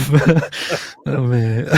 It is, as has been the case previously. hang on. Hamas, it's also the Gaza Humanitarian Israel has Foundation. The assessments of Hamas casualty figures by experts and statisticians have found them to be preposterously inaccurate, fabricated. Well, let me ask you, to hear the explanation. Well, The viewers aren't going to get any benefit of the viewers can make their own mind up. and targeting those strikes deliberately. So it counts the I'm sorry, this is perfectly logical. It's actually not logical. If you'll allow me to answer the question, that have been projected. How do you know the throughout this war. ratios? I'll explain.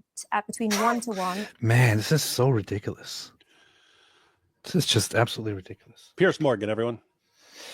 Hey, you know what's funny? If he converted to Islam, they always want to take Muslim names, so he'd have to change his name to Pierce Muhammad, which would mean something completely different to us.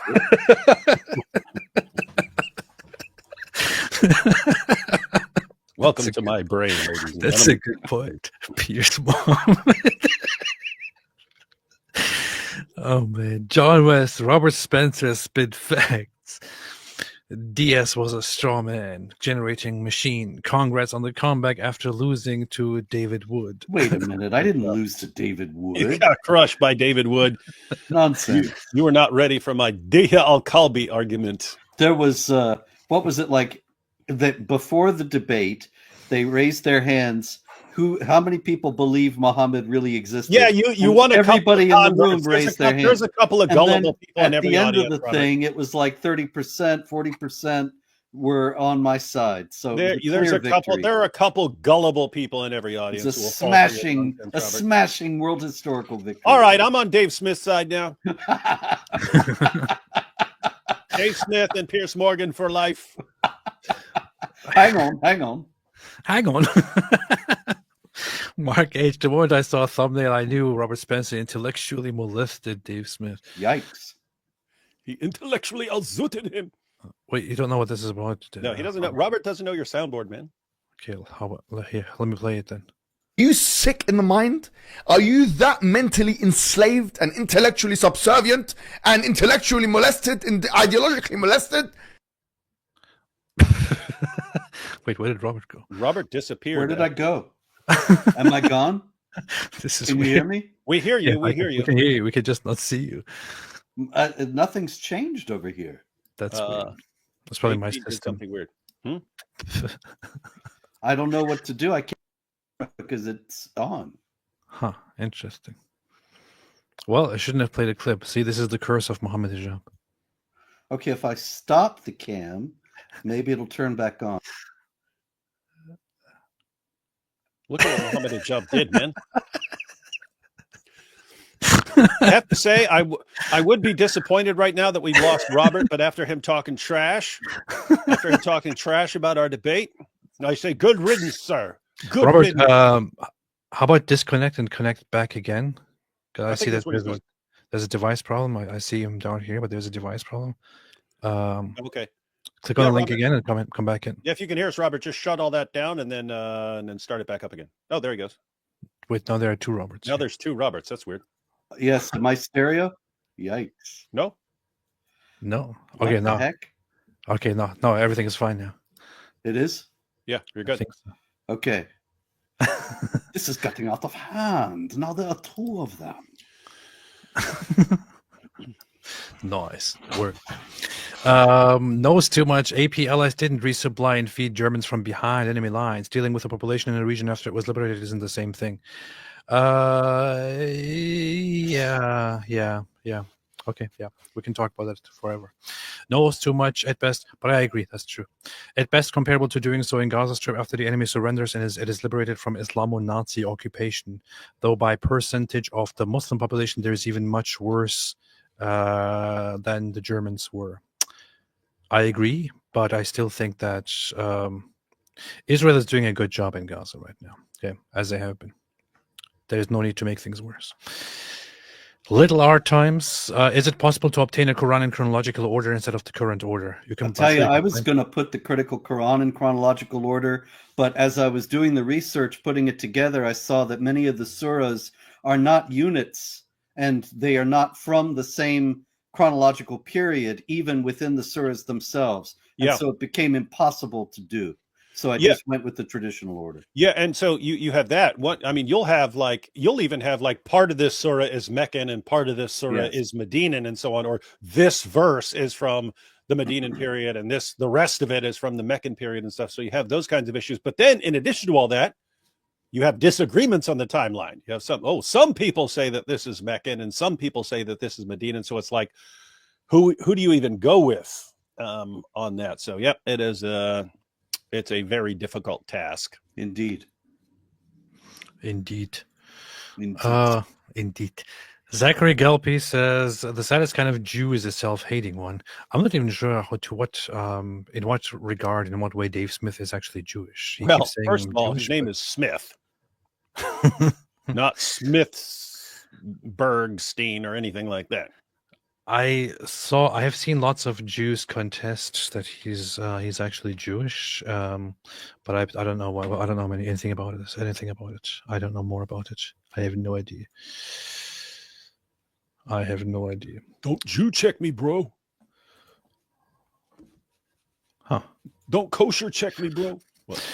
Ash Mai says dumb as a rock and unfunny, rough. That's very rude and true. Mosh Cohen, Dave is the perfect example why we don't like American Jews. You just heard it. Israeli Jews don't like American Jews, ladies and gentlemen. Entitled and using "I'm Jewish" as a card toddler. I don't know.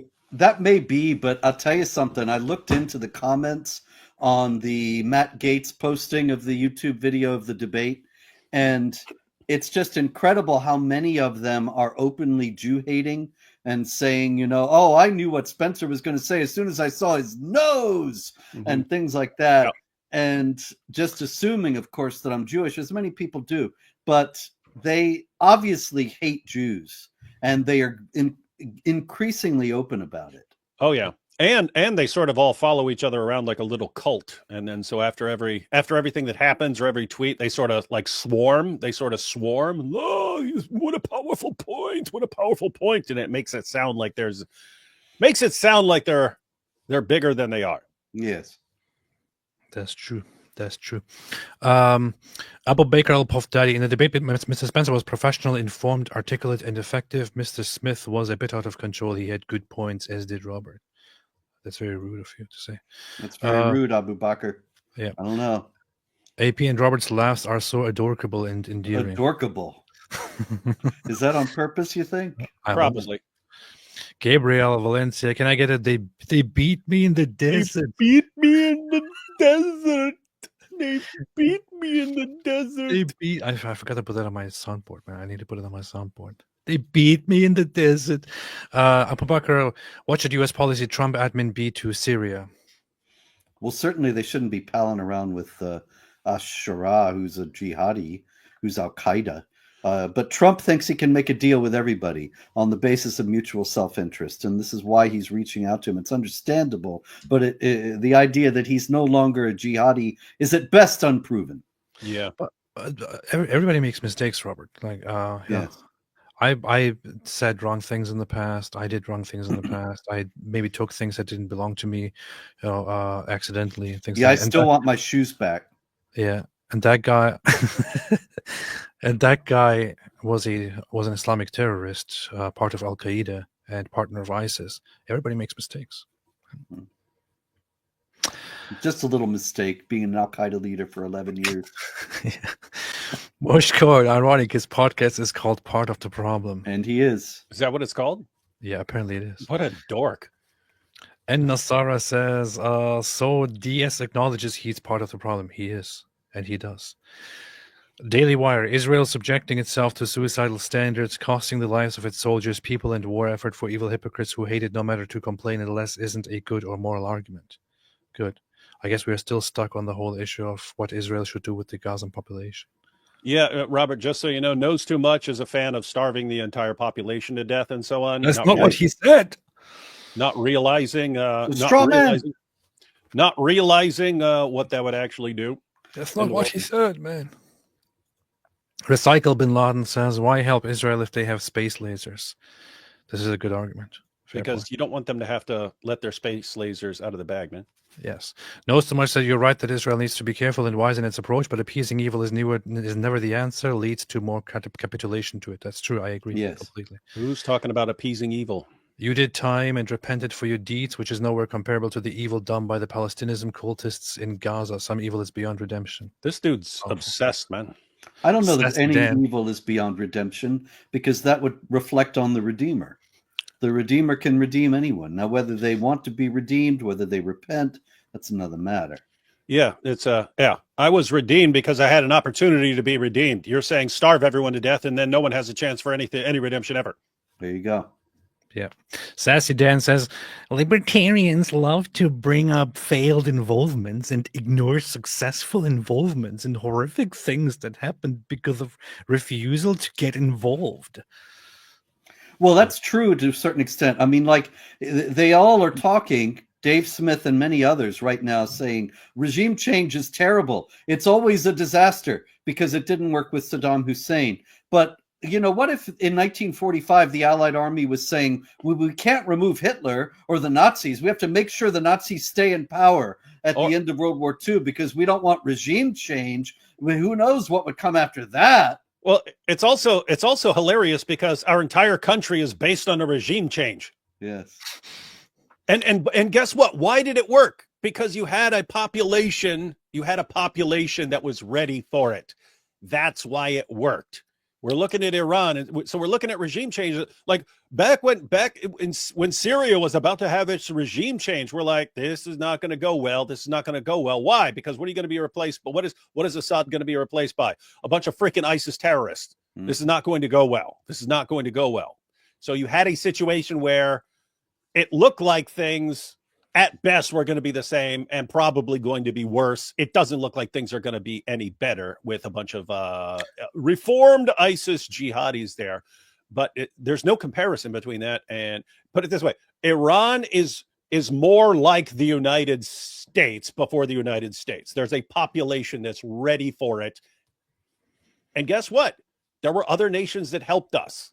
There were other nations that helped us in that situation. And guess what? It worked. It worked. It helped. Yep. It was good. Where regime change did not work, the problem wasn't the United States. The problem wasn't regime change. The problem was the population and the country in question, which was not ready to go through a regime change, or which I'm not even sure if it's a correct thing to say. It wasn't ready. It just wasn't willing. Bound to become completely messed up. In the case of Iraq, for example, we have a country that is made up of multiple different factions: radical Sunni, radical Shia, the Kurdish people, and so on, and then other factions among them that it was bound to shake up and become a mess. And guess what? In the future, it is going to become a mess again, because right now it is still dealing with those problems.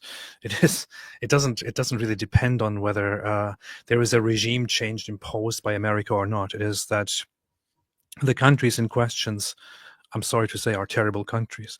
And when we speak about Iran, we are not speaking about the same kind of country. Afghanistan was similarly pretty bad. It had already, prior to America going in there, gone through tribalistic warfare, Islamic civil war, communists involved, and so on. It was a giant mess. It's going to become a mess again. Iran is not the same. It is not the same thing. Indeed. And also, what do you mean? What do you mean Iraq regime change didn't work? Saddam is dead. He died a horrible death, so it did work. Well, ISIS came after. Well, they died too. So. Most Americans don't care if Iran, Israel, Palestine, or any of these places even exist. We care about Arkansas, South Carolina, Kentucky, Utah, USA. Okay, that's good, Jake. Finally, Rigovich says AP's Protestant theology is whack. What Protestant theology? What are you talking about? Not sure Orthodox what Protestant theology you're talking about. I don't have any Protestant theology. What do you think? What are you talking about? I know what he's talking about. You do too, right? That you support Israel. I think they're saying you have to hate Israel to be Orthodox. I get this all the precisely. time myself. Yeah. Oh, here we have two Orthodox Christians. Here we have Robert Indeed. Spencer, who's also Orthodox Christian. And one unorthodox Christian. Yeah. One heterodox Christian. Yes. One pure biblical Christian. One uncorrupted biblical Christian. Right. You keep telling yourself that. All right. The debate. Yeah. I forgot about that. So, Mr. Spencer, I want to pin you down on precisely the position you're taking But here. not the way. Do you believe that there is a basis right now? In your opening statement, you made a lot of characterizations about what could happen and predictions about Wait, I potential. want to hear that again. The Botox guy. Needs all the Mr. Spencer, I want to pin you down on precisely the position you're taking here. Do you believe that there is a basis right now? In your opening statement, you made a lot of the characterizations about what could happen and predictions about potential developments in the conflict. But right now, do you believe the United States should support Israel in taking out Iran's leadership? And can you give me just a quick answer to that question? Well, it depends on what you mean by support. You know, in World War II, Franklin Roosevelt did not get the United States involved in the war until after Pearl Harbor. But he did everything he could to help the British before that. There was the Lend-Lease program. There was the propaganda war. There were all kinds of ways in which he was aiding the side of freedom against the Nazis before Pearl Harbor, but he didn't get involved until Pearl Harbor. I think that's a perfectly so is that where you think the U.S. should be today? I just want to understand that for clarity, the sake of your position. Are you saying we should be in a lend-lease, provide weapons to Israel, or do you believe the United States should directly be involved in striking assets in Iran? Exactly what I'm saying. Okay.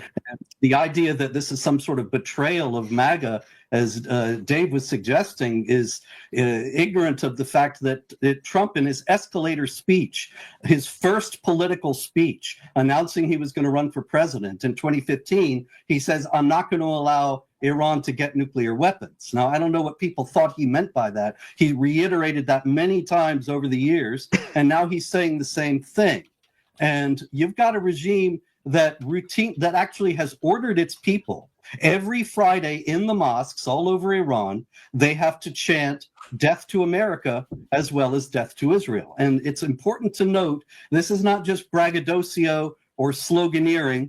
The Ayatollah Khamenei actually said not long ago that the situation between America and Iran is this. This is November 1st, 2023. When you chant death to America, it is not just a slogan, it's a policy.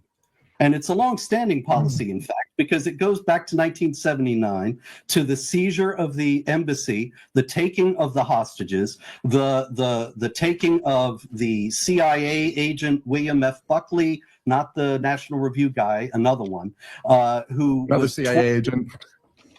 Yeah, well, you probably got a point there. But in any case, he was brutally tortured and murdered by the Iranian regime in the 80s. Hezbollah is a wholly owned and operated subsidiary of the Islamic Republic of Iran, created by the Islamic Revolutionary Guards Corps. 1983, they killed 241 Marines in the barracks in Beirut. You've got just a couple of years ago, Tom Cotton asked Defense Secretary Lloyd Austin, has Iran attacked any American interests, American bases in the last couple of years? And if so, how many times? And Austin says 83 times. And Cotton says, okay, how many times did the U.S. respond? And he said 4. So that's 79 unanswered attacks from a power that is chanting death to America, saying it's a policy, not just a slogan. And that projects weakness. If you just let that keep happening and never respond, then you are exactly the same thing that Dave is saying is going to happen, but not in the way he envisions. You're going to lose the United States. Dave Smith, your answer to Iran deserves it. We're gonna. Did I say Iran deserves it? It's literally what you just said. Iran Literally, deserves it. yeah, literally. All I heard you say in 4 minutes was Iran deserves it. Take it. Take your medicine, suckers. That's what I heard. That's with an A, not the hard R, right? Yeah. All I heard was consequences. Death to Iran! Death to Iran! That's literally what you just said. Yep, literally. Literally, word for word. Yep. Man. States, you're telling me that militarily Iran is going to take out the United States of America? The idea is so preposterous. This is a country that does not. Robert, why did you say that Iran will take out the United States military? Well, see, this is another thing I didn't say. Iran doesn't have to be able to take out the United States of America to be able to cause serious harm. And he's setting up straw men and knocking them down. He does that all through this. Robert. Yes, sir. How can you possibly believe that Iran would conquer the entire world and colonize Mars and take that over? Seriously, Robert. You're seriously suggesting that Iran is going to build an intergalactic empire? Yes, with the Death Star. Have an air force capable of delivering weapons to us. We're the most powerful country in the history of the world, and this is a puny third world country. Although, compared to the other puny third world countries, did he say puny? Iran is huge, man. Just think about this, man. I don't think he knows what Iran. Look at that. He's putting us both to sleep. Everybody, the war fever and the drums are beating. Let calmer heads prevail for a second. I just told you that after 9/11, the war-hungry George W. Bush put Iran on the list of axis of evil and then invaded and destroyed their two next-door neighboring countries. And your response was the kids yell some chants? Therefore, they're threatening. Well, you see, it's just a complete misrepresentation of what I was saying. Straw man. Yeah, Robert, all you said was some kids are chanting something. Yep. This so is therefore, so wild. Iran deserves it. I don't know. After saying this, I have come to the firm conclusion that there is absolutely no point in having a conversation with this guy. My shame is overwhelming at this point. You gave a lengthy answer that in which there were quite a few points that went much deeper than just kids chanting. And you notice also that he's just repeating again a lot of the things he said in his opener. Yeah. He doesn't really have anything. He doesn't address any of the points and starts repeating himself, and we're only 13 minutes in. This is so ridiculous. Powerful. But the thing is that if you look at the people that follow him nowadays, they love it. Many of whom are anonymous, and there seems to be a big problem about this. I don't know. There was a recent report about how certain countries, including Russia and Iran, have engaged in massively pumping up certain voices in the West through the use of bot farms and things like that. I don't know if that's the case here as well, but the guy has nothing intelligent to say. All he does is. Did you ever hear of this guy before October 7th, 2023? Nope. I never did. I didn't hear about him until like a couple months ago. Yeah, me either, actually. When he debated Murray. And I thought, who is this guy that got to debate Douglas Murray? Douglas Murray's been around for years. And who is this guy? And I've never seen an answer to that.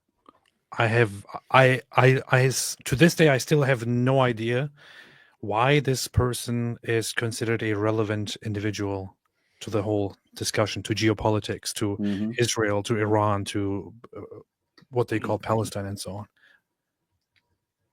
Yeah, it's wild. us. I mean, let's get real here, guys. Well, I want to talk about that threat real quick, Dave Smith, because we saw the House chairman of the Foreign Affairs Committee say in an interview recently that however we confront Iran today, it is at least confronting an Iran without a nuclear weapon.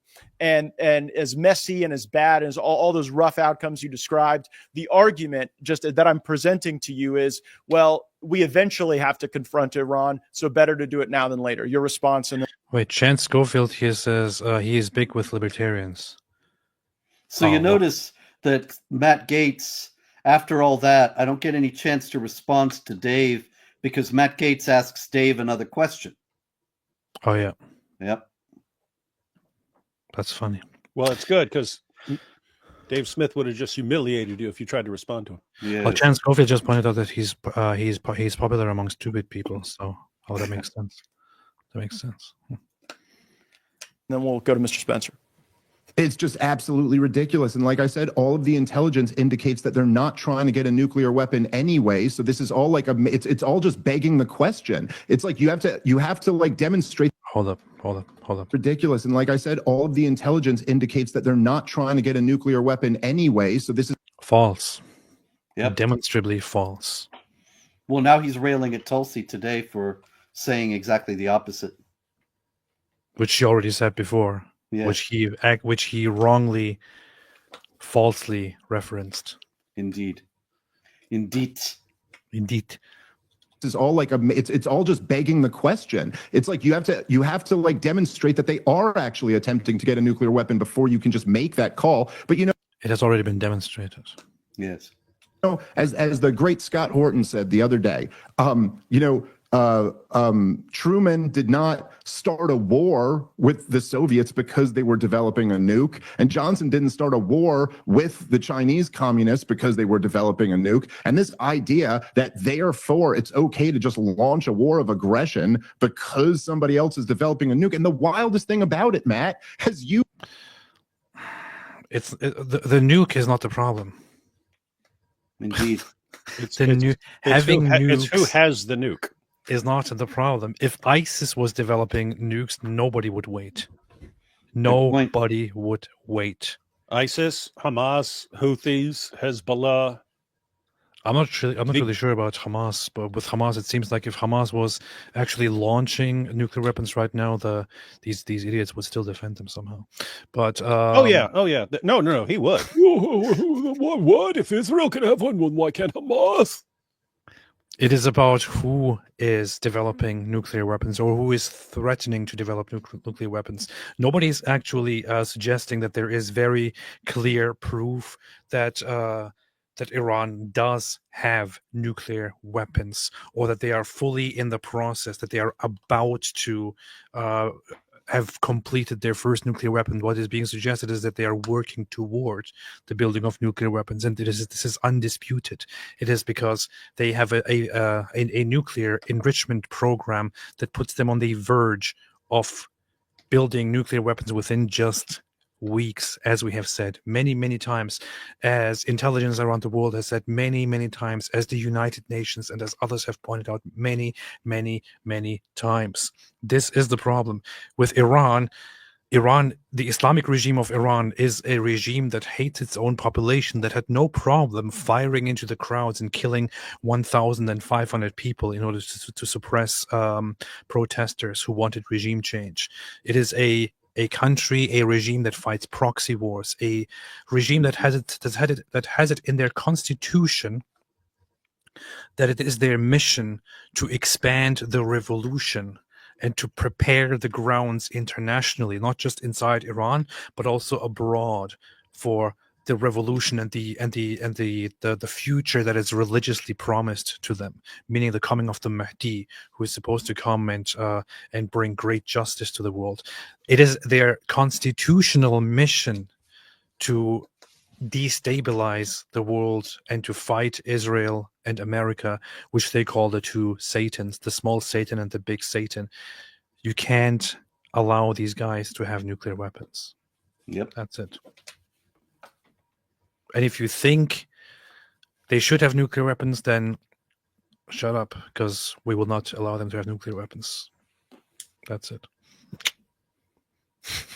You know, as everybody listening, I imagine, knows, there is one country in the Middle East who has secretly developed nuclear weapons and is not a member of the Non-Proliferation Treaty, and that's Israel. I mean, the nerve of... And guess what? What have they done with those nuclear weapons so far? Oh, nothing? Oh, wait a minute. They haven't even predicted the demise of countries that hate them in the next 25 years, as Iran has done repeatedly. Yeah.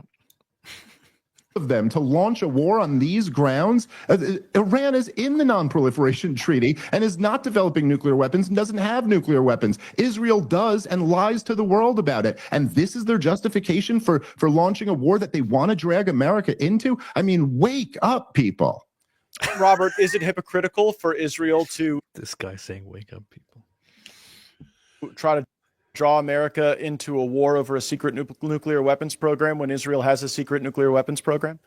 No, it certainly isn't. But we got to cover some other issues here, Dave. You know, you're setting up some very big straw men when I list the several, but not all, of the attacks by the Islamic Republic of Iran on the United States, and you respond by saying, "And you say because some no, kids on the United States that we should attack them." Well, no, I want to get Dave's answer to that, because that was an argument. Here's how the argument is often presented. When has appeasement ever worked at deterring Iran? Robert laid out a series of aggressive actions from Iran. They're all accurate, by the way. So when has appeasement ever made them more conciliatory? Because we've tried appeasement a few times, and those events have occurred nonetheless. Well, yeah, but what events are we even talking about here? Like, I'd highly encourage people to go through and read Enough Already by Scott Horton, where he goes through in details with all the sources and footnotes there. You can look through them for yourself, as I have. You're having a debate here, and we just talked about it. He's not even listening, right? Yeah, I barely got like a minute there, and now it's back to Dave. He's not even listening. In addition, I think everyone should just follow Candace Owens on Twitter. He's avoiding the topic altogether. Oh, yeah. He has no idea what he's talking about. What an idiot. That so many of the accusations of Iran developing those roadside bombs during the insurgency in Iraq were complete nonsense. They were lies, just like all the other lies. What about told the during launches that on war. our bases that Robert mentioned? The launch. What specific attack are you talking about? In northern Iraq, we had an American contractor killed. We've had Americans wounded severely because right. So again, though, it's like you frame this as attacking the United States of America, when in reality, what you're talking about is the United States of America illegally, aggressively invading their neighboring country, handing half the country. So they're not actually attacking America, but hey, they are attacking America. But in that case, they have a right to attack America. Okay. So they are attacking America. Indeed. Country to them and their influence, huh? I mean, Iran also invaded Iraq, so they can't exactly get it. No, Saddam Hussein started that war, and the U.S. backed him. Yeah, no, it was. I mean, that was a war of great tragedy. I guess I'll allow Robert to get in here, and I guess I'll allow. Want to make about. I'll give him the permission. These events being insufficiently linked to the decisions of the Iranian regime. I'm not sure I understand the question. What do you mean these events being insufficient? Well, you list out all these things that you say Iran was involved in. We know that a lot of those were carried out through that you say. That I say, proxy forces. I think the point Dave is making is that proxy forces. No, see, but this is the thing, Matt. They say if any Shiite with a rifle shoots anyone, that counts as someone that Iran attacked America, and it's just nonsense. We don't hold this standard. We don't. Nobody ever said that, and that's not what's happening. It's exactly what Robert said. Come on. That's not how it works. That's not how it works. Are you deaf, sir? Are you deaf? This guy is just. I don't know, man. It's just it's. Yeah, difficult. I said 65%. Matt was on Dave's side. I think it's more like 75 or 80. Yeah. I don't think that there's any point to having a conversation with this guy, and I honestly, I'm not entirely sure if he is just not with it, if he is actually this. If society has just become completely stupid, and this guy is just being very stupid, and people find this cool, because people are also stupid and people don't understand where he is going and what he's saying. So Yeah, I they don't know don't. if this is a collective intellectual decline or something, or Yeah, I think it is. They're not educated. They don't know how to think straight. They don't know how to think logically. They don't know how to think linearly. And they don't know the history. They don't know anything about the religion. And so, how can they evaluate any of these things when those are the most important aspects of the conflict? Hey, what about this super chat? Dave is basically saying Americans deserved it. Yep. There you go. Is that correct? Is that correct? Yep. Yep.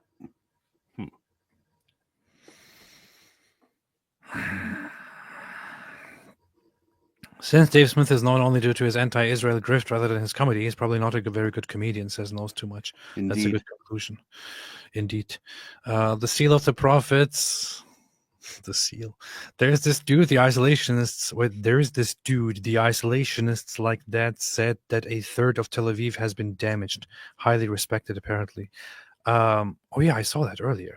I'm not sure if it was actually a real person. I certainly hope it isn't true. I don't think it is. No, Tel Aviv is huge, man. I'd be shocked if a third of it's damaged. No, I saw that post by some guy who said, with Tel Aviv, with a third of Tel Aviv being destroyed, Israel clearly didn't expect how strong Iran's response would be. What are you talking about? It's rather like 1% of Tel Aviv. So. Yeah. Larry King, bring the other half of the debater, then we'll be even. Robert Spencer. Okay. Nice. Well, I did say it was 1.5 to 1, maybe 1 3/4. Knows too much. David Wood, try exercises from Squat University for your back. David, there you go. Don't tell me what to do. Recycle Bin Laden. There probably are more people in England and Canada who want an Islamic Republic than in Iran. This might actually be true, you know. Yeah, absolutely. Also, how do you say hemorrhoids in Arabic? Al-Zud. Cam, isn't Iran one of the fastest growing people coming to Christ too? So you're saying, isn't Iran one of the countries where Christianity is growing the fastest? I think it is. Yeah. Ataraxia, 3 clowns with a uniform that don't know which side of the rifle the bullet comes out, deciding for others what aggression is righteous. Keep monetizing your warmongering. Thou shalt not murder. Well, thank you for the super chat, Ataraxia. I thought this guy had been deported. Yeah, it's funny. It's funny that he's sending in financial contributions to people with common sense when he completely lacks it. He's saying we're making money off of warmongering, but then he's sending a super chat paying money for it. That's yes, kind being against getting nuked. Yes, that's warmongering. You know what? I can't believe that in 2025, that day they beat me in the desert, and that David Wood could call Mike Winger the N-word. Powerful. That's what he did. Japister, what is the best response to the Jews believe that Jesus is boiling in feces in the Talmud? You see, well, there are some easy responses to it, which are that the Talmud is not just a piece of scripture. The Talmud is a library of texts, of writings, of commentary, of writings or sayings of people from a long time ago. There is one instance where it seems to indicate such a thing, and Jewish rabbis themselves are kind of in disagreement over the years, over the centuries, over whether that is actually what it means or not. Some say it is, some say it's not.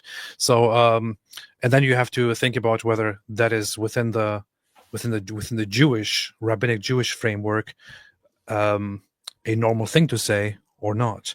What they're talking about is that a Jewish person leads Jewish people astray and leads them toward idolatry, and in Judaism that is punishable on earth, and God would hate it. So that is the idea. The Talmud excuse me. Go ahead. Sorry. Go ahead. Continue. Talmud is a lot of conversations between people and not everything in it is something that all Jews are bound to believe. There's disagreement on this as to whether it refers to Jesus of Nazareth, and there's disagreement as to the significance of it, but it's certainly not 100% anything that Jews are taught to think or bound to believe as a matter of the Jewish faith.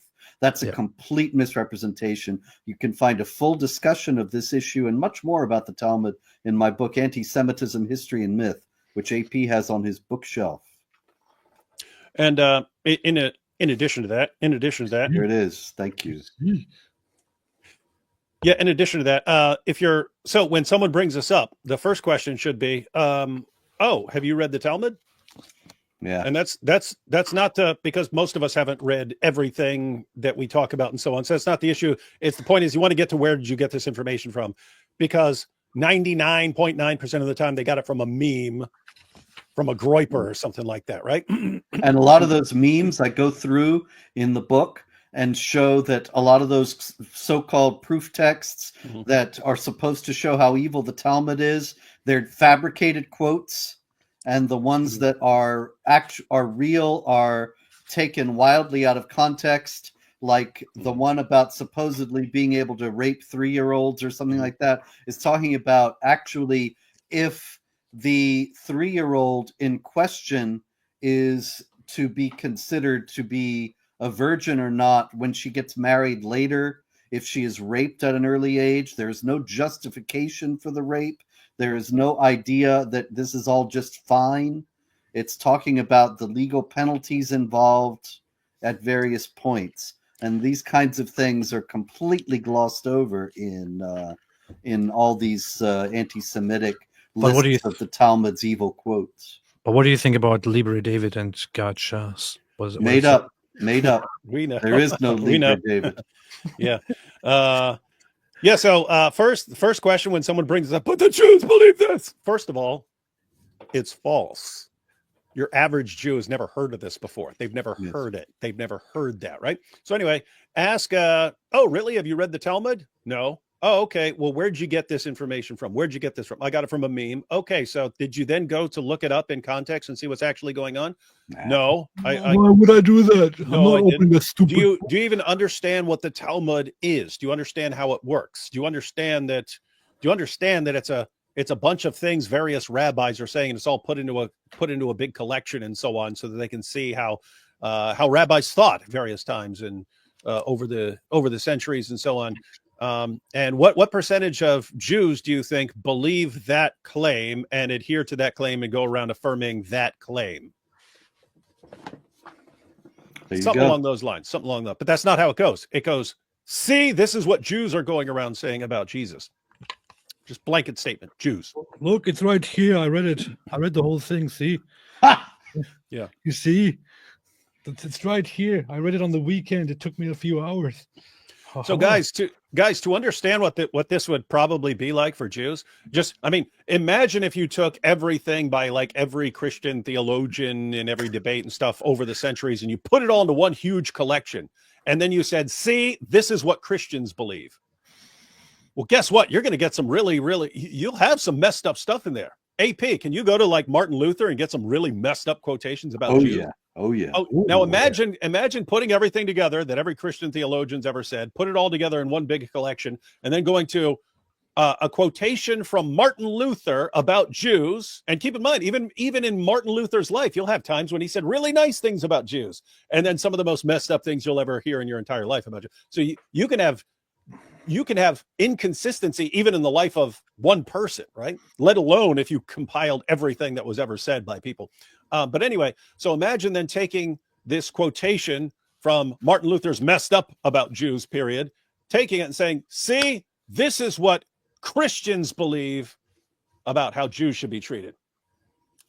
With Martin Luther, it was just full of messed up periods. So yeah. So anyway, the point is, you would think it's extremely messed up to say, here's something that a Christian said at one point, therefore this is what Christians say. You would instantly see the problem. Why don't you see the problem with when people do the exact same thing with Jews? Here's something that a rabbi said at some point in history. Therefore, this is what Jews believe and Jews claim. But That's insane. David, every morning, all Israelis wake up and they spit on Christians every morning. That's what they do. Yep. It's part of their morning routine. It's true, especially in Tel Aviv. Yeah. Yeah. Kevin Gar says Sunan Abu Dawood 203 takes on a whole new meaning after Mo's night with El Zut. What is Abu Dawood 203? That's the eyes of the leather strap of the Oh. anus, man. Okay, good. Learn the quotes, man. John says, what's stopping jihadis from pouring into the country from Iraq, Syria, etc.? The military, police, and courts that are supposed to protect the people who were on the same side as the terrorists last week. That's the problem. That's the problem. I don't know what to say about this. We have talked about this like 50 million times by now. What's stopping jihadis from pouring into the country? You mean into Iran? Is that what he's asking? A bunch of Sunni jihadis are gonna? No, into the West. Okay. Oh well, that's happening. They're coming all the time. Nurse loves coffee. Winger has cat cam. David Wood has poodle cam. Yeah. What does that even mean? I have no idea. Maybe I shouldn't ask. No. Some people have an extra camera that's pointing at their cat sitting in the room because. Okay. And then they'll just cut over to their cat. Oh, here, look, my cat is sitting there. Yay, because that's what cats do. Paul Davis talking about the 7 states plan. Powerful. Simon, do you guys think that Genesis 12:3 still applies to ethnic Jews given that God's promises are irrevocable? Romans 11:29. Very complicated topic that you can get 3 different or 30 different opinions on. But anything you guys want to say? Well, I do think that that's very important, that Romans 11:29 statement, for a lot of the replacement theology ideas, that there is some the way in which the covenant with the Jews continues that a lot of Christians nowadays disregard and tend to think, well, it's all over and canceled, and the Christians are the church is the new Israel, and that's it. Well, that all may be true, actually, that the church is the new Israel, without actually prejudice to a special relationship between the Jews and God as per his promises, because they are irrevocable. And so these things, it's a shame, I think, that these things are becoming so fashionable, but people are dealing with them on the level of memes instead of actually studying the issue. Yep. I think it's pretty clear that Paul says that that God's promises are irrevocable, and that although for right now there is a temporary blinding upon the people of Israel, that it is by a mystery God will eventually reconcile all his people. That's what it says. Yep. Knows too much. Those bashing Israel for targeting Hamas bases posed as hospitals don't mind when hospitals and other civilian population centers in Israel are targeted. True. Islamic regime bombed a hospital in Israel. The funny thing is they also acknowledged it, but you have people online saying, no, it's actually fake, it's false flag. Like Iran didn't deny it. Hyperactive. Thank you. My God, he's actually contarded. He is. Spreading democracy in Gaza got Hamas elected. This is true. All right, let's have a little bit more of this debate. Robert, we have a habit of going live for 3 to 4 hours. So you're old, Robert, and you go to sleep early, unlike us. We stay up all night. I can. I'm fine right now. I was actually up very late last night. I'm not at liberty to reveal because it would involve compromising people I don't want to talk about publicly. But in any case, I was up very late. I was up to like 2 a.m., 3 a.m. Yeah, way past that even. So I'm good to go. Yeah, the point here is whenever you feel like it's gone too long and too far, feel free to. Okay, and if you want to deep six me and have a conversation between the two of you, I also understand that. No. We normally tell people, because some people agree to jump on live and they don't know we end up going for 3 or 4 hours. No, that's all right. I want to talk about this debate actually, because this guy, he's a dangerous guy, and it needs to be pointed out the kinds of things that he's doing in this. Yep. Let's continue with the debate. Hold this standard with anybody else. We don't say that, like, if America sold weapons to some group, that then they're our proxy now, and if they attack someone else with those weapons, that's America attacking them. Yes, we invaded Iraq and we overthrew the government, which was the minority of the country, right? There was a Sunni minority with a Shiite majority. We overthrew the government and forced democracy on them, and then a civil war broke out. Sure, And yes, okay. the Shiites with guns were shooting at our guys. Robert, your response. Okay, imposing democracy, in my opinion, was a mistake. Yes, by America. You both did in not. You Afghanistan did not and have a Iraq. population ready for it there. Yeah, That was a disaster waiting to happen. That said, he's conflating what it means to, for example, sell arms or to have a proxy terrorist organization. Iran very clearly works with proxy terrorist organizations and has a network for it. this is not a matter of some Shiite with a rifle and we say, oh, it's an Iranian proxy. Hamas is a Sunni group, as a matter of fact, but it's funded, 93% of its funding, $350 million, comes from the Islamic Republic of Iran. Hezbollah was created by the Islamic Republic of Iran. For more than 20 years, Bashar al-Assad was a client who depended upon the Shiite clergy in Iran to certify that the Alawites were bona fide Muslims so that he could stay in power in Syria. He was totally beholden as a result to the Iranian regime. He was a client of the Iranian regime.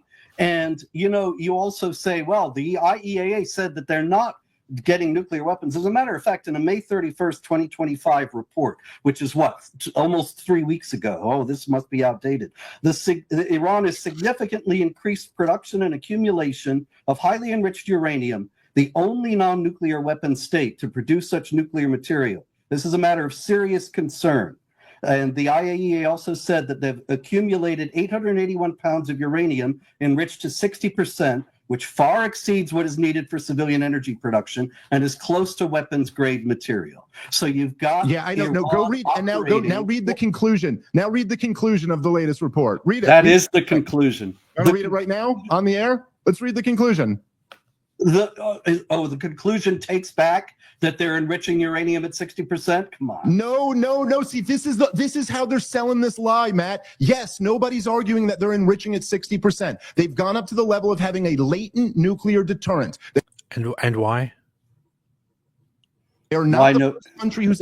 Why are they having these levels of enrichment? Yeah, he's portraying them as completely innocuous, and then we get that they're enriching. Now he's admitting they're enriching uranium at weapons grade levels. You know, honestly, I think that he never actually thought about this. He never actually thought about why a country would or a regime would choose to have 60% enrichment, and what the implications of it would be. Yep. Ever done this, and yes, that is true. It is higher than what they need for their civilian energy need. And yeah, it is about 60% higher than what they need. Hold on. Do you believe, Dave? Do you It's not believe aggressive. that How is it enrichment to that aggressive? degree ought to be deterred or allowed?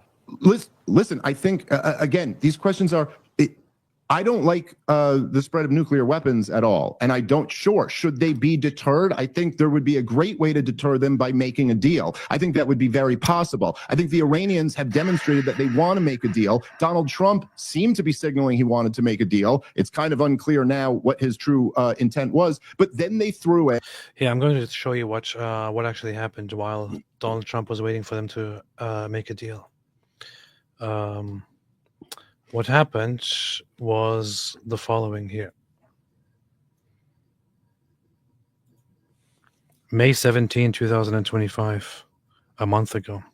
This is within the period where Donald Trump is waiting for them to finally go through with it and to come to a deal, where they are, by the way, insisting that there will absolutely be no change in their nuclear enrichment policy, that we have to have conversations or talks without going into that direction. So in essence, the Islamic regime in Iran is just stalling and acting as if they want to talk, acting as if they want to come to an agreement, but they reject the fundamentals of this agreement from the beginning, and only falsely, wrongly act as if they are ready to talk. Yep. And meanwhile, here's what Khamenei does. بعضی از این حرفایی که در این سفر رئیس جمهور آمریکا به منطقه مطرح شد نیست اصلا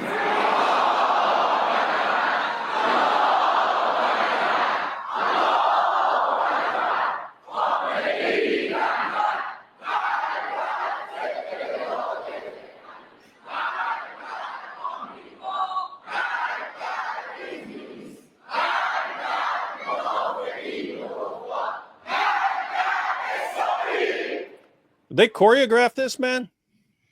No, totally spontaneous. There is a person who is leading the. You can also hear him. Oh, okay. There is a person who leads, who shouts it loudly. He says it first, and then the others follow. I think we can hear him. Like, جواب دادن نیست اصلا. well, there is a group. There's one person. I don't know.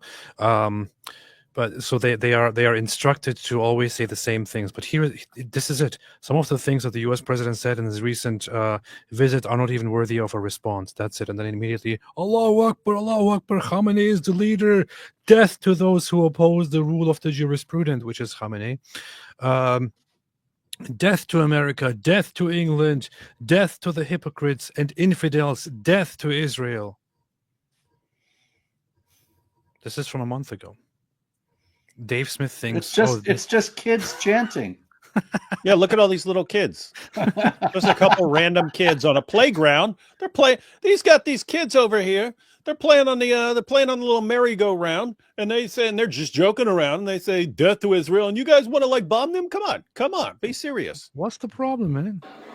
اینقدر سطح حرف پایینه که مایه سرفکندگی گوینده حرف و مایه سرفکندگی ملت آمریکاست. اونا رو کار نداره.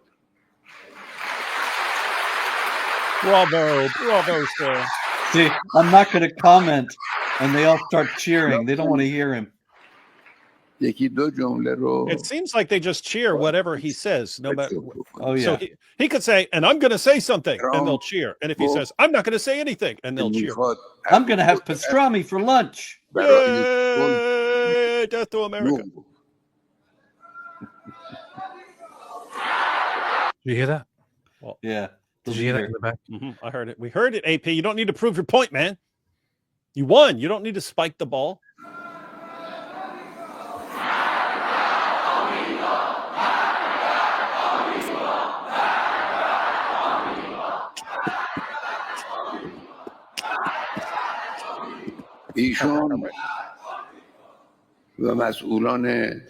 This is what Dave Smith describes as the people who were totally willing to talk and make a deal.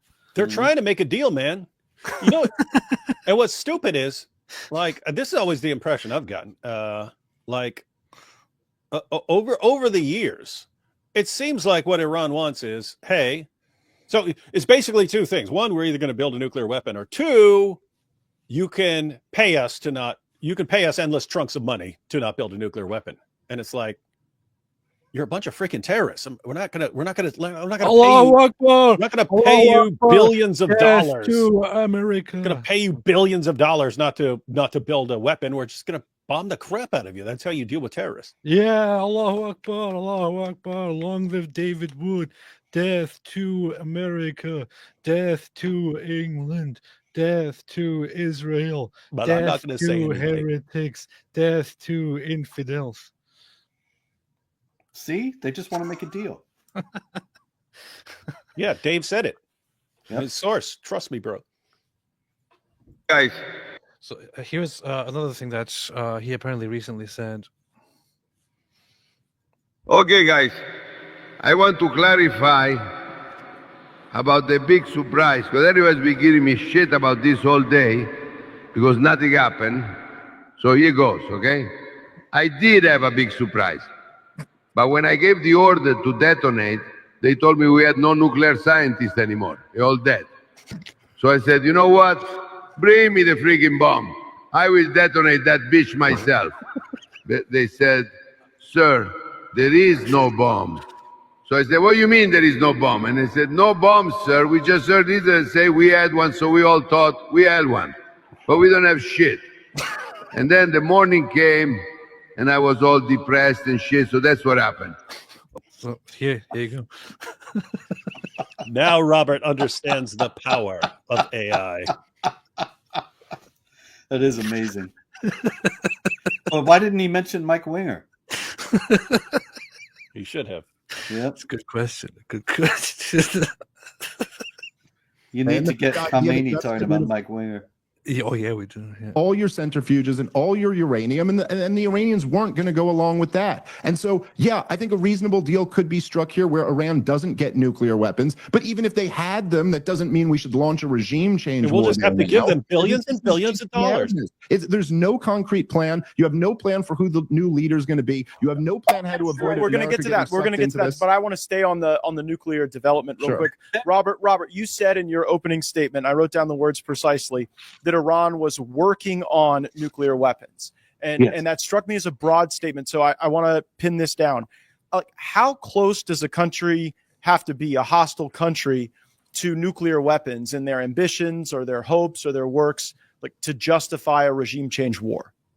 Well, look, Ali Akbar Hashemi Rafsanjani, president of Iran from 1989 to 1997. December 2001, he says that if a day comes when the world of Islam is duly equipped with the arms that Israel has in possession, which of course he was referring to a nuke, then the application of an atomic bomb would not leave anything in Israel, but the same thing would just produce damages in the Muslim world. So Rafsanjani was saying we can destroy Israel completely, and retaliatory fire would only harm us to a certain extent, but not completely.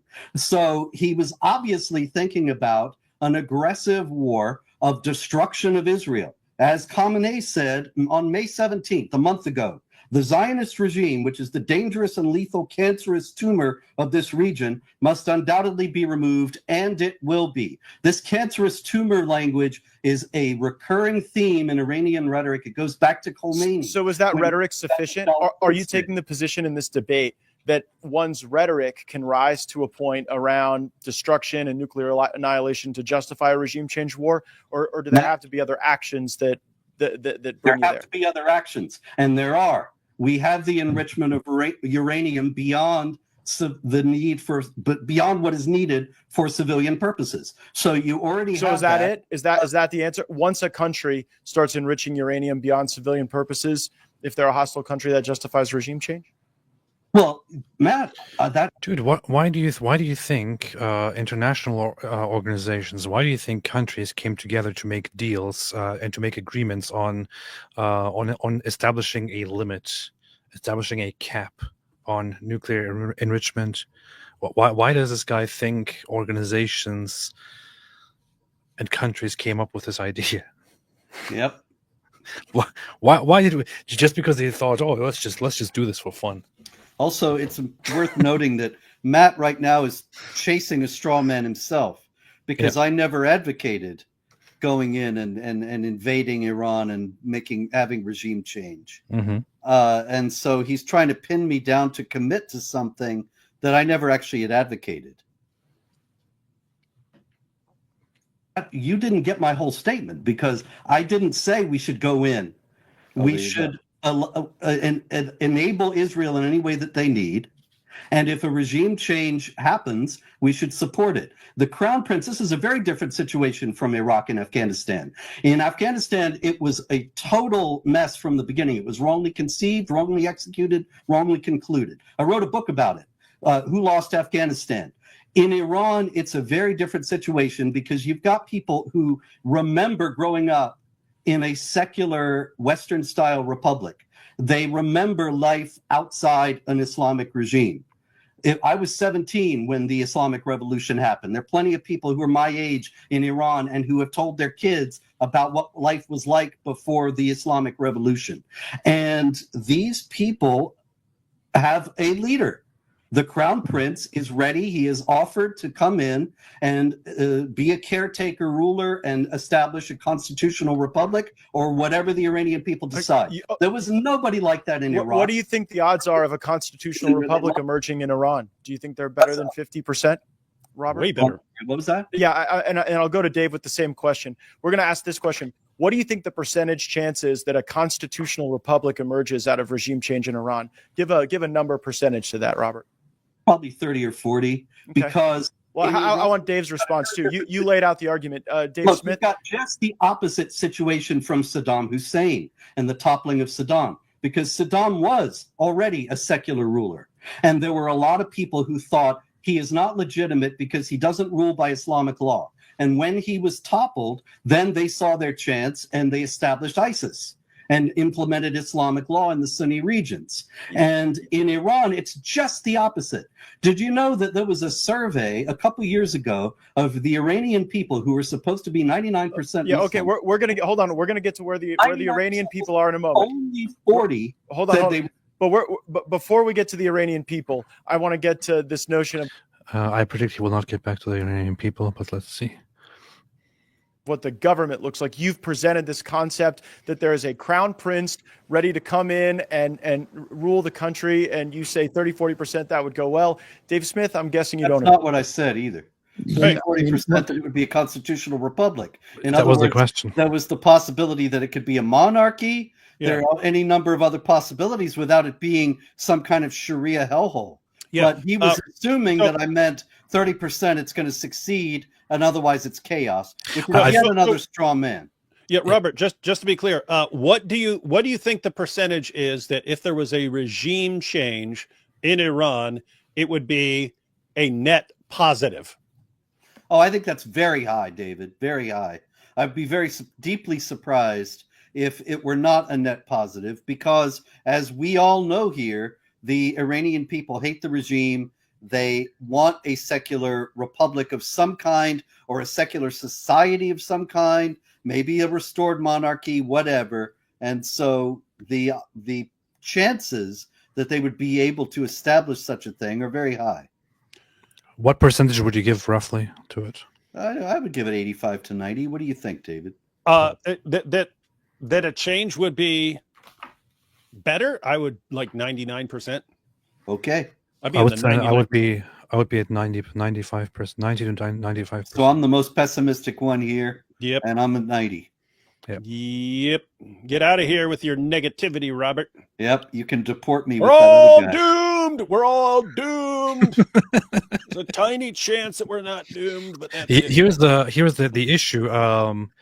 Matt Getz is one of those people who are very ignorant about a topic. So he thinks that so this is the option, so there is no other option, and he was assuming with ignorance when he asked the question. So yes. I think what is missing here, which you can't tell in the moment because he is just too ignorant, is that that you would have to tell him in order for him to understand it, that it could be this system or that system or that system. Yes, exactly. Rather than an Islamic republic. I was thinking it could be a monarchy, it could be any number of other things. And so 30-40% constitutional republic, and he was acting like that's the only thing it could possibly be.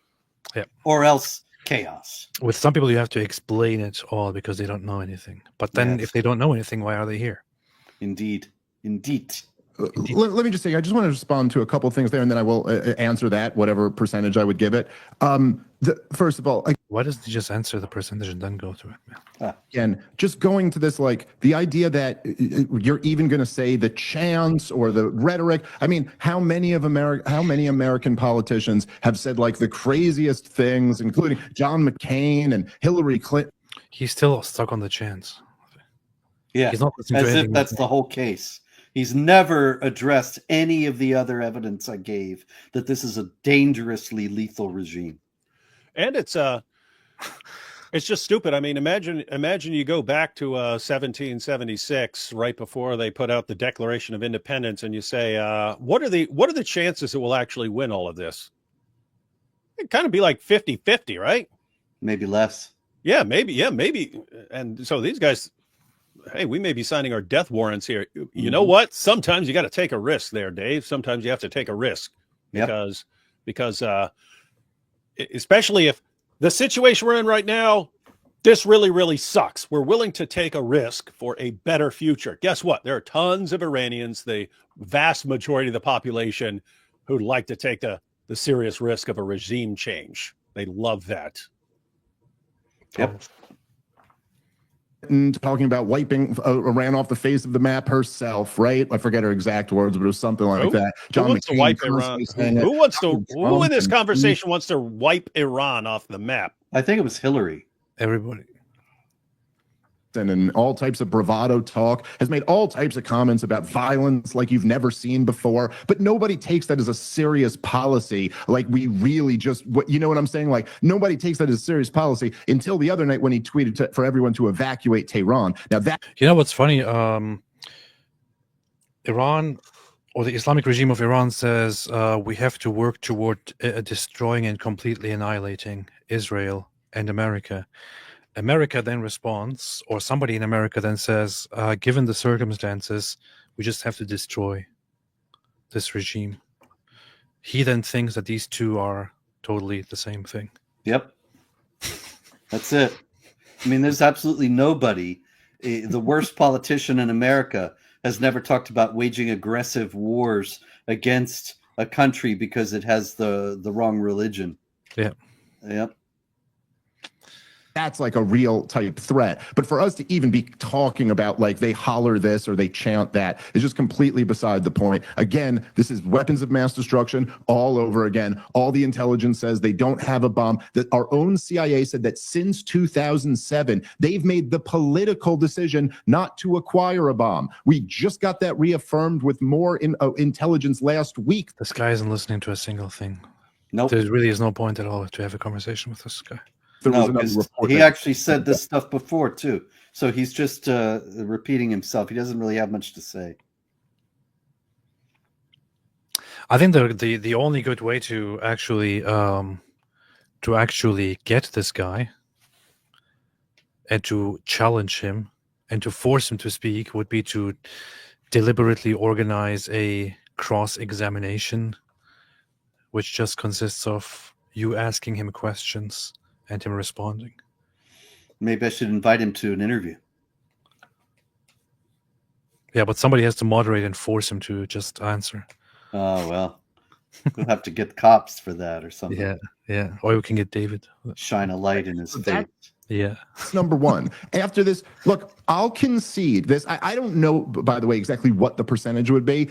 My gut instinct is it's much, much lower than that. And I do find it to be such an unbelievable insult. I just can't even believe we're having this debate, that we start the terror war to get Al-Qaeda, and then it turns into spread democracy. And at this point in it, Matt, 25 years later, you understand, we got to support the Al-Qaeda guy who just took over Syria, and now we got to spread monarchy to Iran. It's just such an insult to what in the world does any of that have to do with what's going on in Iran or anything I said?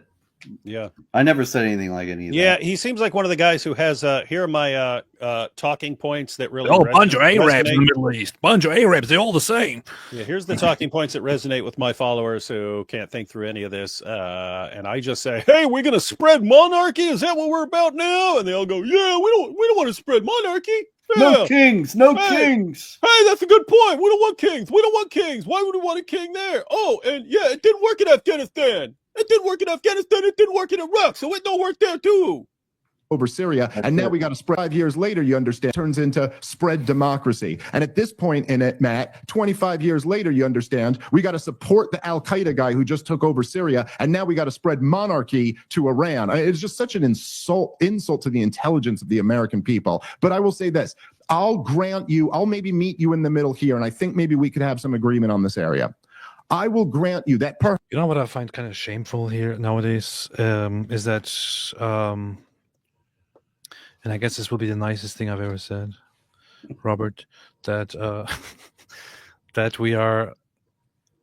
people like Matt Gaetz make it a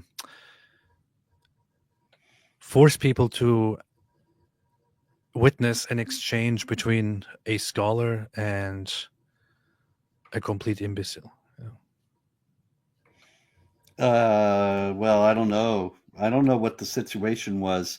I was approached by a publicist who was saying that they were looking for somebody who would do this. And I originally didn't want to do it because of precisely the thing we were talking about before about, well, what do you mean by support?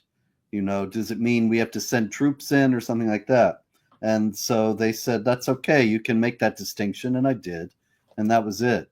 I thought it was something I had to do, really, because I've been kind of reluctant to debate. I think, you know, they're pointless. And this guy shows that they're pointless in another way again, that there's no real give and take, and there's no real light, there's no real illumination. But at the same time, people like this are out there and people don't know. And so they say all these lies and half truths and distortions, and they believe them. And so I thought maybe I can push back a little bit. That's really it. And you did. And yet we have a completely empty head on the other side. Yes.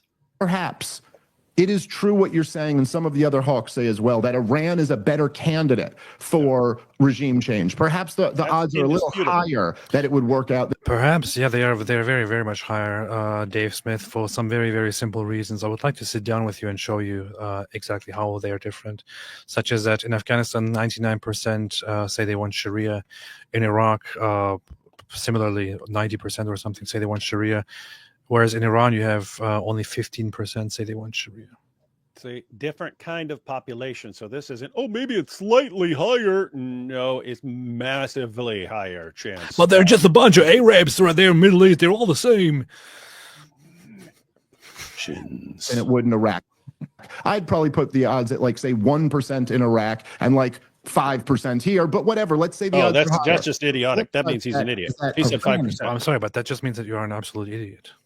That's it. Yeah, you're a total dope. You have an entire population basically that is sick to death of their doomsday death cult leaders, and they want a change. So inside, it's in the people's best interest to have a change.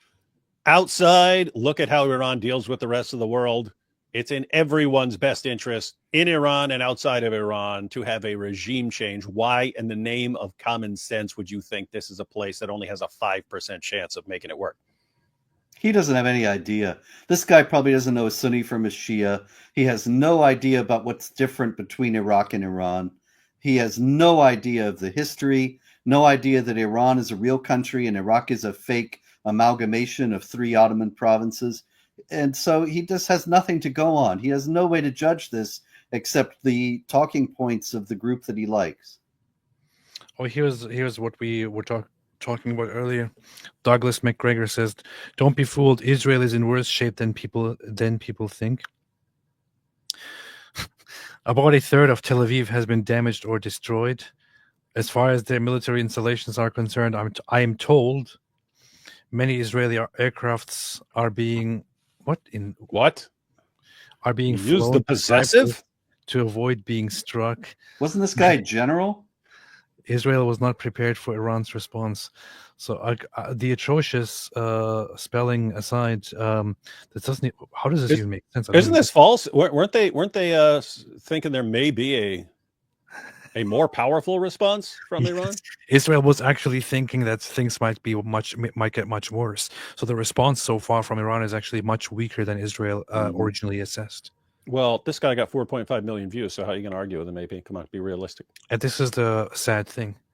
45,000 likes, 4.5 million views.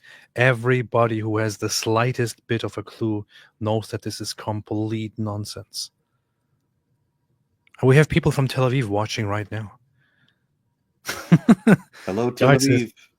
Tel Aviv, what viewers from Tel Aviv, viewers from Israel, is 1/3 of Tel Aviv destroyed or damaged? Well, the people who are watching from the 2/3 of Tel Aviv that still exists. I don't know why you think it's funny, AP.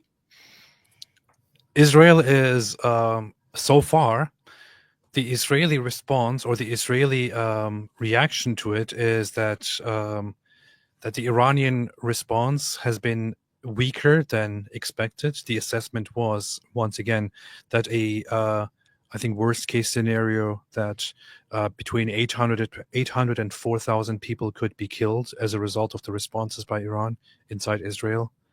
It's not getting anywhere near that. And Israel was also very, very quick in taking out massive numbers of targets. But they want to accelerate the destruction of remaining targets, and especially nuclear facilities, because there is still the danger, if they have these levels of enrichment, that they can go toward building nuclear weapons. But this guy is actually suggesting that Iran is being is doing a fantastic job, and 1/3 of Tel Aviv is destroyed or damaged. This is so ridiculous. Powerful, though. And people believe this stuff. U.S. Army Colonel, retired combat veteran. Colonel, okay. I thought he was a general. It's bad enough he was a colonel.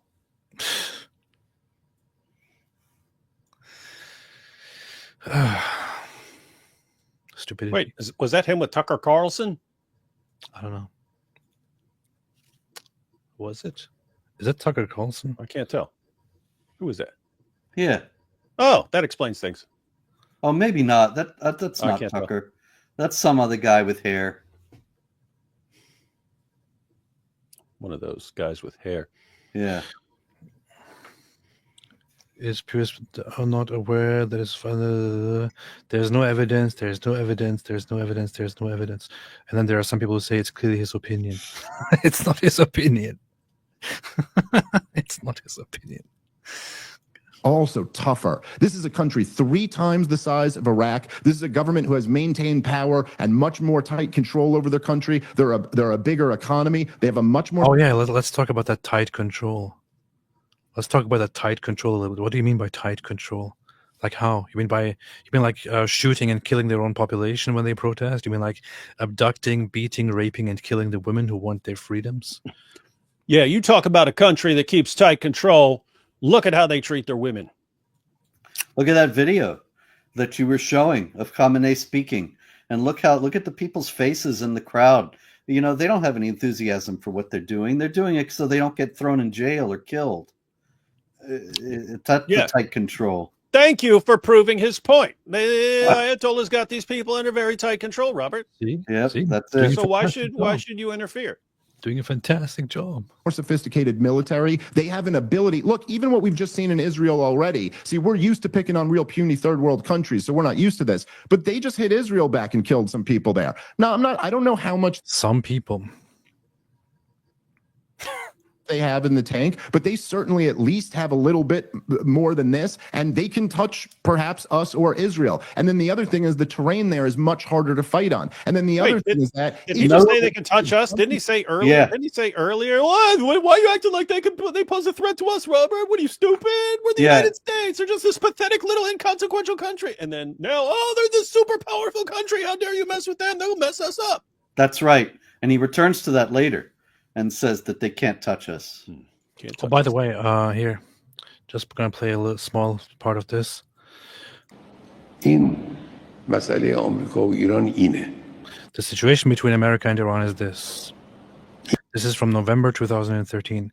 When you chant death to America. شما میگید مرگ در آمریکا. Oh, what did I say? You said 2013. Why do I keep doing this, man? It's not the first time. Because you're a foreigner and you still have to learn English. 2023, yeah. Yeah, I quoted this. I quoted this in the debate. Yeah. So when you chant death to America, it is not just a slogan, it is a policy. صرفاً این یک خط مشیه. علتش هم همین است که گفتم. آمریکایی ها سالهای متمادی از سالهای میانی دهه 20 به آخر دهه 50 30 سال در ایران هر کار توانستن علیه ملت ایران کردن. هر جور توانستن ضربه زدن. از لحاظ مالی، از لحاظ اقتصادی، از لحاظ سیاسی، از لحاظ علمی، از لحاظ اخلاقی. اگر one of the reasons is if it weren't for American support, the corrupt and artificial Zionist regime would have been destroyed in the first week. America is in the way of the destruction of Israel, which is why America needs to be destroyed too. Seriously, if you say death to America is a policy, I would have shown up with the entire American military the next day and said, "What's your policy?" What was it again? What was it? Well, I didn't quite hear you. I didn't quite hear you because it was a different language, and I don't know if the translator's accurate. But you want to go ahead and say that? Want to go say that? I got a good translator right here. Got a good translator right here. Say it one more time. Say it to my face. Say it to my face just once. work out, and one of these maniacs seizes control of the government, and it's a much worse situation than that, you got to consider the potential that we're getting dragged into something catastrophic here that's going to cost another $2 trillion and get another 500,000 people killed. And so I don't know, do you guys after the last 25 years not have any sense of concern about this, of taking this risk? Well, let right me now? pause. What planet does this dude live on, man?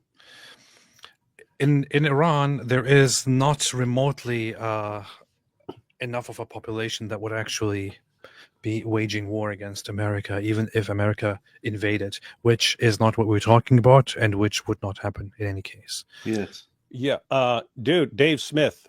All you have to do for a regime change, all you have to do, is exactly what Israel's doing. You just have to keep it up for a while. I'm not saying do that or no to that. I'm just saying you do not have to invade with some huge army or something like that. You have to keep taking out some of the leaders until the people take over. That's it. That's all you have to do. You have to keep taking out leaders and weapons factories and things like that. That's all you have to do. You do that. I don't know how long it will take. I don't know if that would take another week or 2 months or something like that. But all you have to do is targeted strikes on the evil regime. And it's a matter of time before the people take over. Very, very nice. 40% chance? You made it a 40% chance. Yeah, hold on, Dave. Dave, I want to push back on this because I've heard this argument as well. Well, us striking Iran doesn't really bring us to that level of entanglement and involvement that mirrors Iraq or Afghanistan or even Libya. This can be more akin to the Soleimani strike. A lot of the people I like and listen to, like Rand Paul, were critical of the Soleimani strike, but it didn't drag us into extended conflict with Iran. It reset deterrence and everyone rolled on their way for a few years. Do you think, Dave Smith, that there's any validity to the argument that this can be a kind of one and done, go strike some nuclear facilities, fly home, and then hope that it doesn't go beyond that?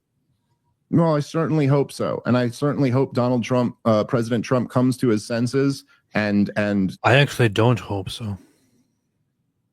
And I'm going to say it right here. I mean, I honestly do not hope that it's just going to stop at bombing their nuclear facilities and then leaving the regime there and then going back and then forcing them to the table and just continuing for the future. I honestly hope that Israel and the United States of America, together with the people of Iran, actually go further with this and not only take out their nuclear facilities, but also force the regime to step down and to leave it to the Iranian people. Yep. Well, that would be the best outcome. That's actually pretty much where I ended up at the end of this thing. Nice. You know what I mean, pulls back from this. I think that hopefully at this point he still could do that. I don't see any signal that that is the case. And I think that we should be honest with ourselves and make no mistake about this, that this is a regime change war already, and that has been Israel's goal here the entire time. They've admitted it in their own words over and over and over again. Netanyahu has testified before Congress and urged us to go overthrow the government in Iran. This is their goal. They know that they don't have nuclear weapons. This is all the culmination of the clean break strategy. General Wesley Clark told us there were 7 countries they wanted to take out, and this is the 7th one. They're going in to take this country out. Like, I don't know how anybody can even argue with this at this point. And so that's why the argument here is, what are we getting ourselves into, and how risky is another regime change war for a country that poses absolutely no threat to us? This is a country that again, there is no need for us to do this. This is a complete and obvious war of aggression by Israel with American assistance, and a war of choice. We simply don't. A war of aggression, but oh wow, man! I mean, it's one thing to argue about whether the U.S. should be involved in it or not. It's one thing to argue whether the U.S. is being, aggressive in this or not, and that's a completely different discussion. And even that suggestion is ridiculously stupid and wrong. But to then go on and actually argue that this is a war of aggression by Israel is just borderline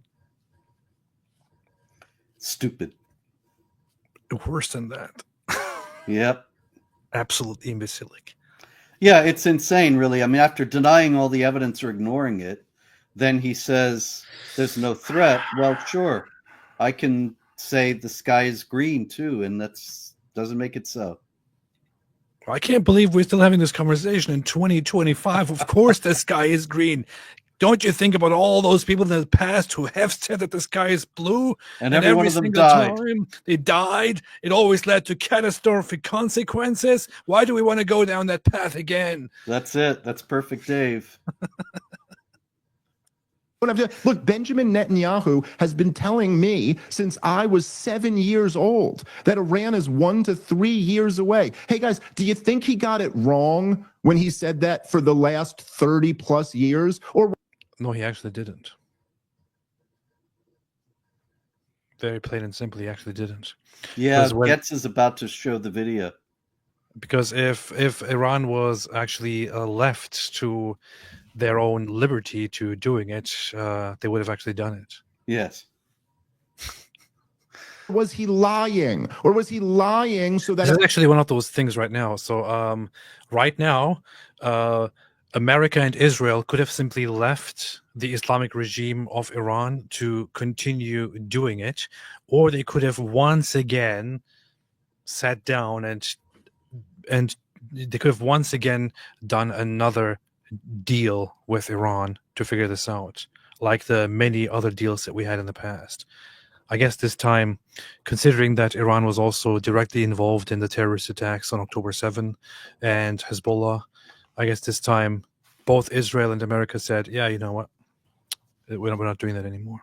Mm-hmm. It's time to be done with that nonsense.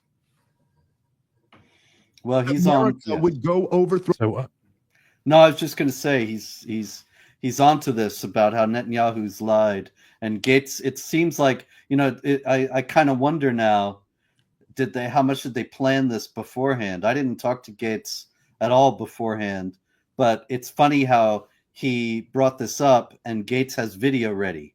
Wow. As we'll see in a minute. Throw the government he wants overthrown. I think we have some of that. I'd like to get Robert's response to some of those claims by the current prime minister who had been in and out of Israel's government for quite some time. Let's go ahead and play that clip. Oh, they have if not stopped. What a coincidence. Interesting. Yeah, isn't that amazing? Just happened to have video of exactly the point you made. He didn't have any video of any of the points I made. It's you got to wonder. They just had that ready. Wow, that's awesome. What an amazing coincidence. Wow. Iran could produce a nuclear weapon in a very short time. It could be a year. It could be within a few months. They have the where. This is so funny. Didn't okay, this is he said we. It could be a year. It could be within a few months. They have the wherewithal, the stored up, preserved knowledge to make a bomb very quickly if they wanted to do it. Iran is so dangerous. How is that a point for them? What he's saying here is completely very quickly. Yeah, it's completely. It's designed to show something that it doesn't actually prove. It's designed to convince people that they just saw video of Netanyahu saying every few years that they were weeks away when he doesn't actually say that. I don't know how else to put it, but are people completely retarded? Yeah, a lot of them are. I just listen to the example here. This clip here from 2018. Just listen to what he's saying. To make a bomb very quick. It could be a year. It could be within a few months. Listen to what he's saying right now. They have the wherewithal, the stored up, preserved knowledge to make a bomb very quickly if they wanted to do it. Iran. Very what quickly. Did he say? The knowledge stored up to make a bomb very quickly if they wanted to do it. Yeah, in 2018. Did he here say that they are weeks away from building a bomb, or did he say that they have what it needs to make the bomb very quickly if they wanted to do it? Yep. Which was completely true at that time and right now as well. Yeah, and here's the thing that's true of various nations, right? If Japan decided they wanted to build a nuclear bomb, they could do so very, very rapidly, right? If they decided, you know what, screw any agreements we have with anyone else. We want to build a nuclear bomb. That would not take long for them to do, right? So lots of nations, if they put their minds to it and wanted to, could produce a nuclear weapon. What you're dealing with here is if people start actually moving towards it, and it's a deranged terrorist regime that seems like, if anyone's going to use it, seems like them. That's kind of a different situation. So I don't know what is this supposed to refute here? All right. Like, I know exactly what they're trying to say. See, they're just making it up. They're just making it up, and they're just saying it when it's not really. What are you talking about? Here's Absolved Soul saying you twisted that very well, AP. Okay, I'm going to ask you here, Absolved Soul. I'm just you're some dummy. I mean, I don't take you seriously, but I just want to use you as an example for all the dummies out there. So we're making an example out of you, like Israel's making an example out of Iran. Let's listen to the clip here again. How exactly did I twist this? Within a few months. They have the wherewithal, the stored up, preserved knowledge to make a bomb very quickly if they wanted to do it. They have the wherewithal, the stored up knowledge to build a bomb very quickly, to make a bomb very quickly if they wanted to do it. I literally just said that this is what he said. And I also said that what he says here is clearly that they have the knowledge and what it takes to make a bomb if they wanted to very quickly. In other words, how you in the world did pointed out exactly what he said, how right? in the world did I twist this, Absolved Soul? Please, for all your fellow retarded people out there, tell me how exactly I twisted this. Hey, P, you don't understand. When you say something completely accurately, we've just been trained to go, you twisted that. That's a straw man. You twisted. That's a fallacy of false. That's something I heard that I'm supposed to say whenever anyone says something that's not that I disagree with. Come on, Absolved Soul. For all your fellow retards like you, what exactly did I twist here? That's an ad hominem. That's an ad hominem. Come on, tell me. I want to stick to this for a second here. For all your fellow mentally disabled people, I want you to point out to me exactly how I twisted this. Absolved Soul, we're giving you wanted attention, and now you have AP's attention. So use that attention well and show him how he twisted this. For all your mentally incapable people, for all your fellow inbred people, show us how exactly I twisted this. And how exactly what Netanyahu said here is actually wrong. You don't have to like the guy, but how in the world is this actually a point for these idiots? And how exactly did I twist this? Come on, tell me. Yeah, so just to be clear, Absolved Soul, if the idea is that Iran has the knowledge and technology such that if they decide, you know what, screw everyone, we're building a nuclear weapon right now, it would not take them terribly long. Could that be true over a period of years? Could that be true over a period of years? That they have the ability and the knowledge and the equipment such that if they decided to build a nuclear weapon, it would not take them terribly long. Could that statement be true over a period of many years and still be true? Because if so, congratulations, then Netanyahu This is the same false dichotomy that those guys were trying to make on the debate, that they either don't want one or cannot make one. There's a third choice, and that is that the Israelis stopped them and stymied their program and set it back years so that it was weeks away, say, in 2015 and years away in 2016 or whatever. But it's not so easy as to say either they didn't want one or couldn't make one because they didn't come up with one. Or in addition to that, just the idea of, hey, we'd like a bomb, but if you want to pay us enough in some sort of agreement or give us enough benefits, then we'll put that off. So here is the response by Mr. Mentally Underdeveloped Absolved Soul. The point is he has been saying this for years and they still have no bomb. So either they don't want one or cannot make one. What's that called? What's that fallacy called, everyone? Either they don't want one or cannot make one. Those are the possibilities. Furthermore, a false dichotomy. The accusation That's a false dichotomy, Absolved Soul. The accusation that he just made prior to this was that I twisted it. How did I twist it? He just denies that I twisted it, but he just said that I twisted it. So you still, in other words, absolve Soul. One, what you're doing right now is a logical fallacy. But even apart from that, you said AP twisted it. So we're still wondering how he twisted it.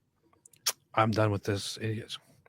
These are the kind of people that Dave Smith and Matt Gaetz and whatever they are called appeal to. Yes. The people who have who presume to speak on topics that they, well, number one, don't know anything about. Number two, don't even begin to understand. Number three, they are just way too emotionally messed up to even properly engage in, I would say. I don't know. But just to put it clearly for everyone here, what Netanyahu is saying here in this clip from 2018 is not making the point that they're trying to make here at all. What he's saying is that Iran has the stored up, preserved knowledge to make a bomb very quickly if they wanted to. He even explicitly says here, if they wanted to. So what the Netanyahu is implying here is that at this moment they are not actually doing it, but if they wanted to, they could make it. This should actually be a point for how reserved Netanyahu is in his accusations about Iran at this point. And he's completely correct. And right now at this stage, Iran themselves have admitted that they have 60% purity, 60% enrichment, which means they can be weeks away or months away from building the nuclear weapon if they want to go ahead and do it. And there is no reason to be at 60%. No reason at all. Mm-hmm. And especially not for a country like Iran, the Islamic regime of Iran, to be there. A destructive, genocidal country led by a death cult. The stored and so there are other possibilities. There are other possibilities here, namely the one I've already mentioned earlier, that maybe they would like one, but they're happy to be bribed out of it. Mm-hmm. And they're waiting for a bribe. And they want us to bribe them. They want us to say, here are endless trunks of money as part of the deal for you not building a nuclear weapon. In which case, suppose that happens. Suppose that Trump goes in there, makes a deal, and says, you know what? Here's $1 trillion. Just don't make the weapon. Guess what? They're not going to make the weapon. But 2 years from now, they will still be very close to building. You could still say 2 years from now, they have the technology that if they want to, they could have a weapon really, really soon. That would still be a true statement. You'd go, oh, but you said that years ago. Yeah, because it's true now. It will be true later. It will be true fissile material for an entire arsenal of nuclear bombs. They're very close. They're 6 months away from being about 90% of having the enriched uranium for an atom bomb. Iran is gearing up. Perfect. 2012. What happened since then? Well, there were the killing of the scientists, the big computer viruses that knocked out the Iranian nuclear facilities.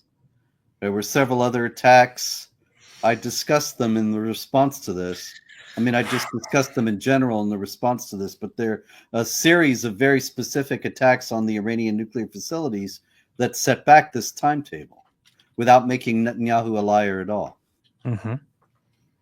Apparently these people can't think in like two steps. It's just, oh, Nope. he said this, but it didn't happen, so therefore Lying. he lied. It's away from being about 90% of having the enriched uranium for an atom bomb. Iran is gearing up to produce 25 bombs, atomic bombs a year, 250 bombs in a decade. Ladies and gentlemen, time is running out. Iran will be capable of producing alone, without importing anything, nuclear bombs within 3 to 5 years. You're joining us in the And since then, what happened? After that, what happened? After that one, let me see. I have a whole list here. But you know what's hilarious about all of this is, and I'm going to let you continue with that. But what's hilarious about all of this is, apparently, Israel is dragging us into wars, and Israel is controlling us, and Israel is making us do this, and Israel is making us that. But Netanyahu says in '95 that Iran is close to developing nuclear weapons, but the U.S. hasn't done anything about it violently or aggressively since then in 30 years. This is very strange. I thought it's Israel that is pushing us into wars. That he's getting I thought he and this guy in particular is supposed to be, he says something and we jump. So yeah, we should have been attacking Iran in 1995. Yeah. I mean, he's talking and talking and talking, and we're not doing anything. So this is very interesting. I don't really understand. But Robert, go ahead. Oh no, it's just this kind of thing. For example, in 2012, Netanyahu made the red line speech at the UN where he said Iran is within a year of enriching uranium to weapons grade. That's 90% or over. And that this was followed up by the Stuxnet cyber attack that crippled the Natanz centrifuges and set back Iran's abilities for years, Iran's abilities to enrich uranium. So 2012, he says they can do this within a year, but then they attack, and the attack is so effective that their program is set back years. And so when he comes back a few years later and says they're just months away, they can make this into a gotcha video, but it's really quite dishonest because they never mention, you notice, the attack in between. Yep. So since the 90s, but especially since the early 2000s, the Islamic regime in Iran was repeatedly going toward and openly bragging about and openly planning on continuing with their enrichment program, preparing levels to which it would make it very, very quickly possible for them to create nuclear weapons. On multiple occasions, the Western nations, America, Israel, had to step in either to make deals or to directly intervene, to shut it down and to give them a setback. And since then, they have repeatedly tried to do it again and again and again with setbacks, with deals, and so on. And throughout all those decades, Netanyahu did indeed on multiple occasions point out that they are very close, after which they no longer very, very close because something was done about it. Yes. And so you notice that we talked about 2018, I think it was, where he's just said they could do it quickly. He doesn't give a timetable. Yeah. And the same thing is also true of the clip from 2006. It's in here to give you an impression, but this is a very manipulative video because for two reasons. It doesn't mention any of the attacks on the Iranian nuclear facilities, and because it tries to fool you into thinking that Netanyahu was setting deadlines every few years, like some crazy millennial preacher saying the end of the world is going to come on July 5th, 1945. I mean, September 3rd, 1950. I mean, and just keep on postponing it and keep on naming specific times when he doesn't actually. Yeah. There's only a couple times in here that he's specific about the timetable, and every time there's an attack after that that sets the Iranians back. Powerful. There you go. Without importing anything, nuclear bombs within 3 to 5 years. You're joining us in the Zero Hedge debates. We're here with Robert Spencer, director of Jihad Watch, and Dave Smith, host of Part of the Problem. So the question to you, Robert, does you say the Zero Hedge debates? Yeah, Zero Hedge co-sponsors this. Because what? The fact is that it's not just Wait, Zero Hedge co-sponsored this with Matt Getz's OAN show. What the heck is Zero Hedge? Zero Hedge is a website. I don't know what it is exactly. It's a website where it's supposedly got like a lot of inside information. It's zerohedge.com. I'm just saying hedges are important. I don't know why they'd be against hedges. And they were really nasty when they set this up. It's Matt Gaetz, Dave Smith to clash with Iranian regime change hawk. Like I'm calling for that, you know? Yes. And awesome guys. Awesome guys take on bloodthirsty genocidal war hawk trying to profit off his shekels that are being sent to him by Netanyahu personally. Yeah, exactly. Spencer has written well over 20 books bashing Islam. What? Yeah, bashing Islam. And let's see. These guys are libertarians. Yeah, exactly. It's so embarrassing. It's just so wild to me that that these people who are supposedly libertarians are the ones who are running cover and defense for Islam, for the ones that actually want to subjugate and destroy all of us, and subjugate and force all of us to take over our nations and change them by their own admissions, while attacking Israel and Jews at every opportunity they can. It's true. But by the way, I want to make a video about this, but one of the disturbing features, which you could have anticipated as more of these conservative content creators and so on become increasingly anti-Jewish and so on. You just wondered how long before they start being the cheerleaders for Islam. And someone shared a clip of the Hodge twins, who were known as conservatives. In fact, the channel is called Conservative Twins. Their channel is called Conservative Twins. But they were pointing out that Islam is actually against nuclear weapons because Islam is against killing. Why? Because Surah 5 verse 32 says, if anyone kills a man, it's as if he's killed all mankind. And they just rolled with this. They put it on their show. And they went with that. So now they're using deceptive Dawa talking points to win their arguments. I wonder how that happened. I wonder who's organizing this kind of stuff. Yeah.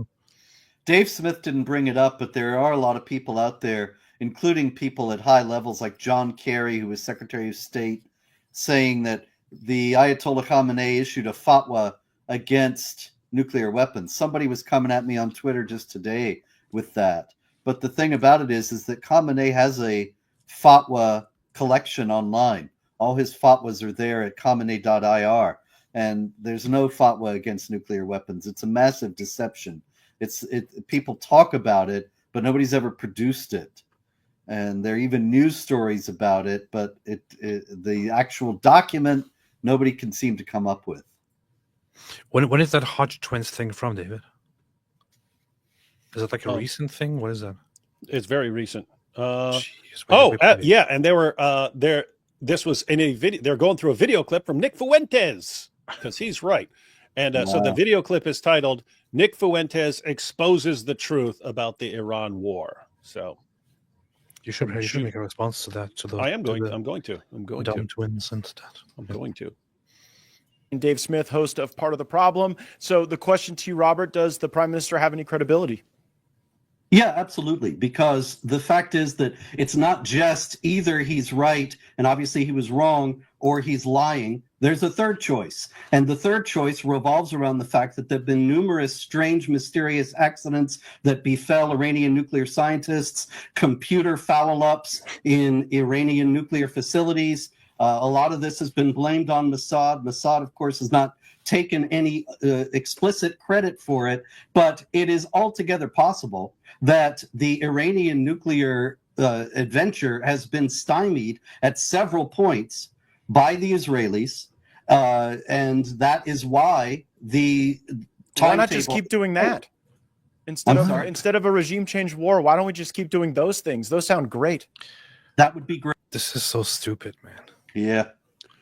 Oh, but by the way, that's I'm actually okay with just bombing the crap out of their nuclear capabilities and not doing a regime change, right? When we're talking about like regime change, it's like, okay, I think that's what's best for the people. I think it's what's best for the rest of the world. It's best to not have a deranged doomsday cult running a nation. It's just going to it's endless terror. It's endless terror, which is it's exactly what they do. So does there come a point when you say, we don't want all future generations to have to deal with the same exact problem? We want to actually deal with it. And we don't want the people of Iran to continue being raped and tortured and killed and so on. And I'd prefer that. But yeah, if you wanted to say, hey, why not just blow up their every time they start working on anything nuclear, just blow it up. Yep. That you're right. That keeps us safe. Yeah. But see, they were constantly pushing me to say, as if I want to have armies go in and topple the regime, which of course I never said.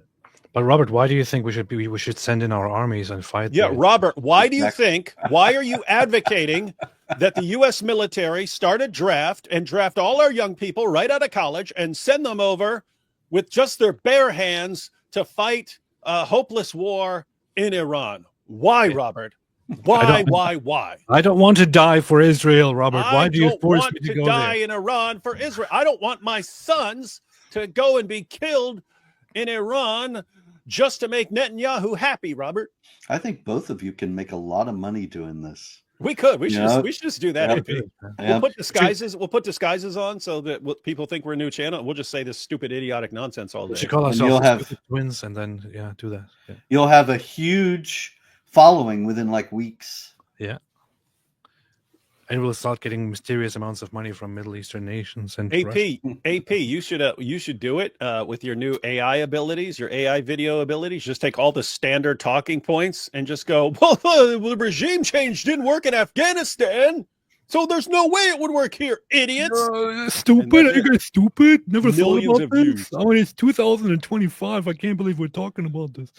Okay, I seriously can't believe it's 2025 and we're talking about this. Come on. If someone had told me, I would have told this as a joke on stage during my comedy routine like 5 years ago. I'd have been like, hey guys, you want to know something funny? In 2025, we're going to be talking about this. And the whole place would have burst into Yeah, they would have. cheer. Yep. It would've Because been they were so- laughing at everything he said before. They'd laugh at that too. Great. If it can be handled that way, then I'm all for it. I don't understand. Straw man, because know you I'm don't not understand. talking about boots Straw on the men? ground. Some Dude, sort this of is- yeah, it's a straw man to say. Okay, this is we the have most to send dishonest. American troops to Iran, because that is not what I'm arguing, and that is not. There is no reason. Yes, the no, I'm not. I'm Wait, not wait, saying. hold on, I Dave, understand. hold on, Dave. Don't Sorry, feel sorry. necessary at this point. Yeah, And I want to also- clarify your argument, Robert. You're saying that you're not advocating the position that we ought to deploy troops to the streets of Tehran today, but are you sensitive to the argument that But what about tomorrow? our You said today, but Where a lot of because he Americans- means tomorrow. Are you sensitive to the argument that our involvement in Syria, where a lot of Americans were mangled, killed, that began with 40 military advisors? Do you worry about America's history of slow walking or sleepwalking into some of these wars? Yeah, except for one thing, and that is that Trump is aware of this.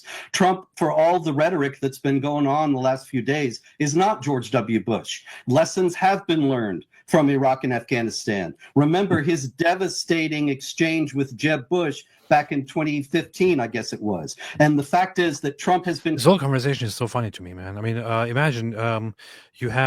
imagine people just are quiet for a little bit, and we actually send in the jets and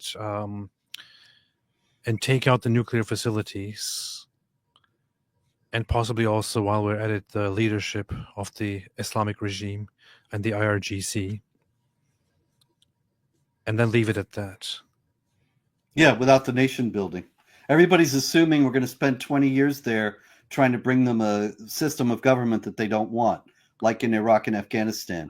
And Why there's do no we- reason to assume that. Because Why do we have to assume this that we have to jump in there and then spend 50 years in there? Like, Yeah. why?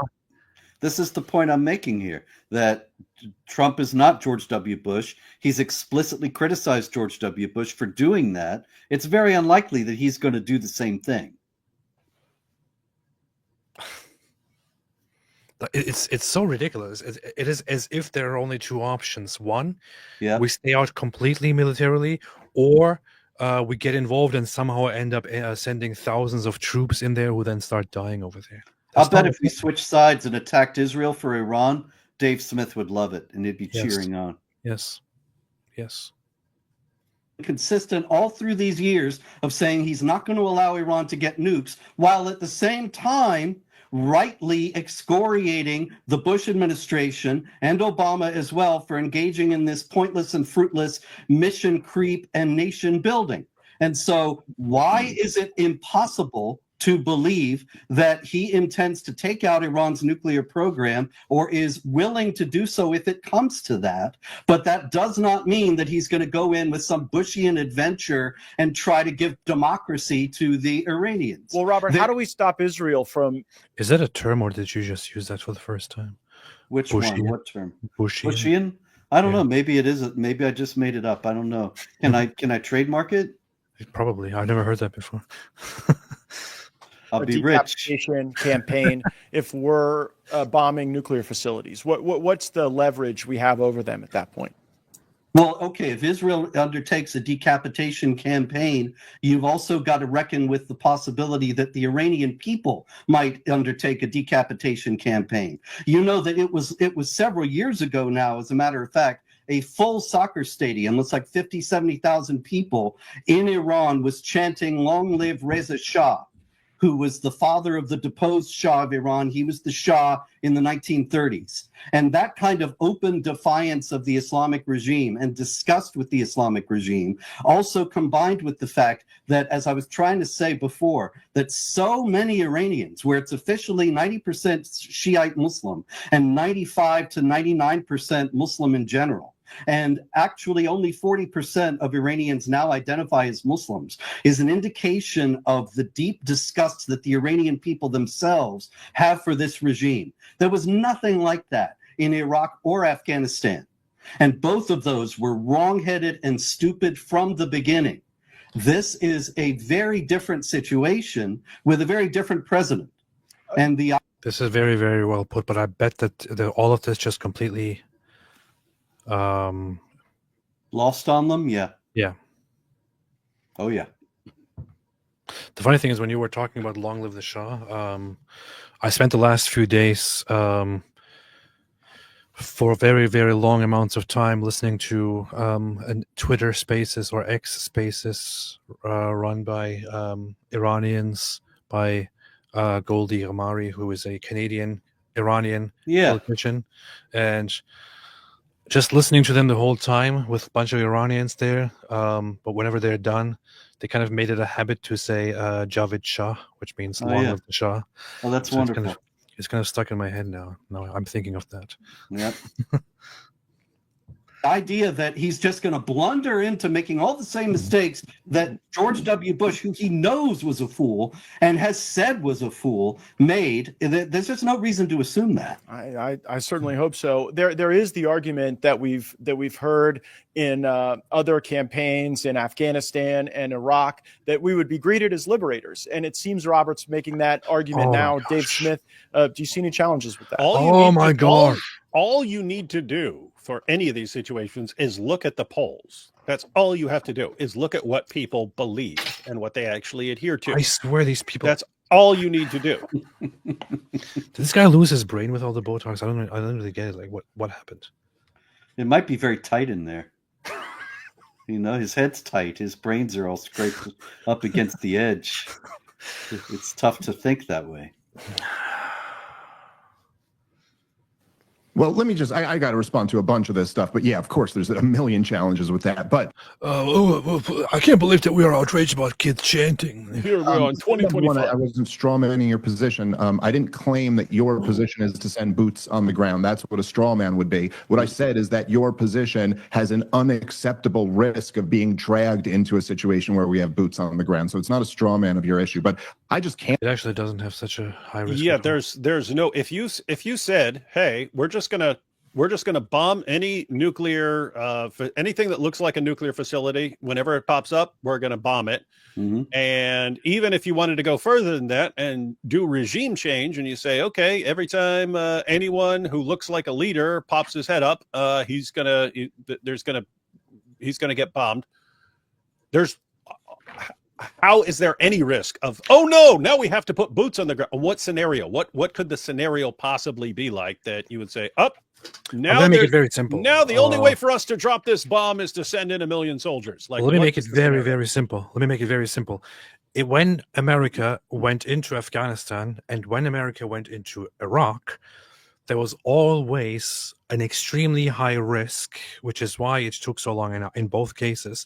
There was always an extremely high risk, and there were always many instances where people would pop up in random corners and start shooting at American troops, or start blowing themselves up, or firing rockets, or planting bombs, planting mines, and so on, because there were large numbers of the population that wanted to fight against the American invaders. Because you had large numbers of the population that were, I'm sorry to say it, that were terrorists, that were simply prone to terrorism, that loved terrorism, that were Islamists, that were just like that. It was just like them to be like that. In Iran, we don't have such a risk at all. You only have a mostly old population that is in support of the Islamic regime. The vast majority of the population is against the Islamic regime. If even at any point small groups started popping up today in Iran that began to fight against troops, or fight against Israel, or fight against somebody, or try to violently fight against the population, they would be overwhelmed by those by the Iranian people who are overwhelmingly against it. We don't have this is a completely different country. Stop thinking this is like Afghanistan or Iraq. He keeps assuming it's just like that. He doesn't have any idea. And here's what's crazy. I'm totally open to an argument against one. I'm not in favor of like an actual invasion or something like that. It has to be the people. It has to be the people of Iran who actually at some point seize power.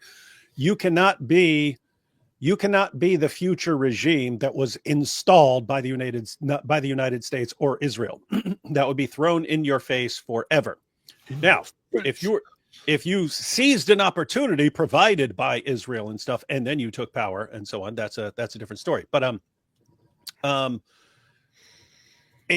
don't know. It's just like if you had some compelling argument for not intervening, or that a regime change is just a bad idea, if you had any sort of good argument, I'm open to it. I'm open to you changing my mind on this issue. When all you keep doing is, but it's just like Afghanistan. It's the same thing. Okay, you sound like a freaking idiot to anyone who knows anything about Iran and Afghanistan. You sound like a moron, which says a lot about your followers if they hear this and they think, well, that's a great point. That's a great point there. But it's just like Afghanistan. It's the same thing. It's exactly the same thing. Same thing. In Afghanistan, they got 99% want Sharia. In Iran, it's almost nobody. So you see, it's the same thing. That's the same thing. Yeah, it's just like Iraq. Iraq is the same letters. That's what I mean. All of the arguments that are being presented are all based on completely false conclusions, and then completely false claims and logical fallacies. And You it's can't like, point out that it's on better what? than call it based, man. Yep. So here's a graph. This is from Pew Research 2013. Favor or oppose making Sharia the law of the land. Percentage of Muslims who favor making Islamic law the official law in their country. Let's look at two countries here. Country number one is Afghanistan. 99%. 99 freaking percent of the Muslim population in Afghanistan says they want Sharia law to be the official law of their country. Yep. Now check out Iraq. 99 freaking percent. Now look at Iraq. 91% of Iraq says we want Sharia law to be the official law of the country. 91%. And so if you were to say, David, let's suppose that we had no idea of what's happened in recent years and so on, and it was all a fresh blank slate, and that nothing had ever happened in Afghanistan, and nothing ever happened in Iraq and so on. Suppose you're before all that, and you say, hey, David, is it a good idea to invade Afghanistan and Iraq and to give them a Western-style democracy?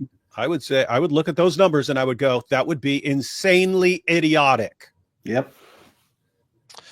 And now compare that to this here. Of Iranians, 81% of respondents inside the country responded no to the Islamic Republic. 15% responded yes. 4% were not sure. 99% abroad responded no. So on one hand, you have the Afghans and the Iraqis, who to 99 or 91% say they want Sharia law to be the official law of the country. On the other hand, you have only 15% of Iranians who say they want Islamic law, while 81% are against it. So it's completely reversed. Yep. How in the world can anyone with a little bit of knowledge, with a little bit of a brain, think that these two are quite similar? Yeah, and so if I just looked at that number, 15% say yes, as opposed to 99 and 91% in the case of Afghanistan and Iraq, and you said, hey, would this be a good place for a regime change? If that was all I had to go on, I would say, well, I don't know. I don't know. It would depend on other things. But that's a place where it would work. Where it would work. If there's a place where it would work in a place where only 15% think that, you know, the religious theocracy is a good idea. That's a place where it could work.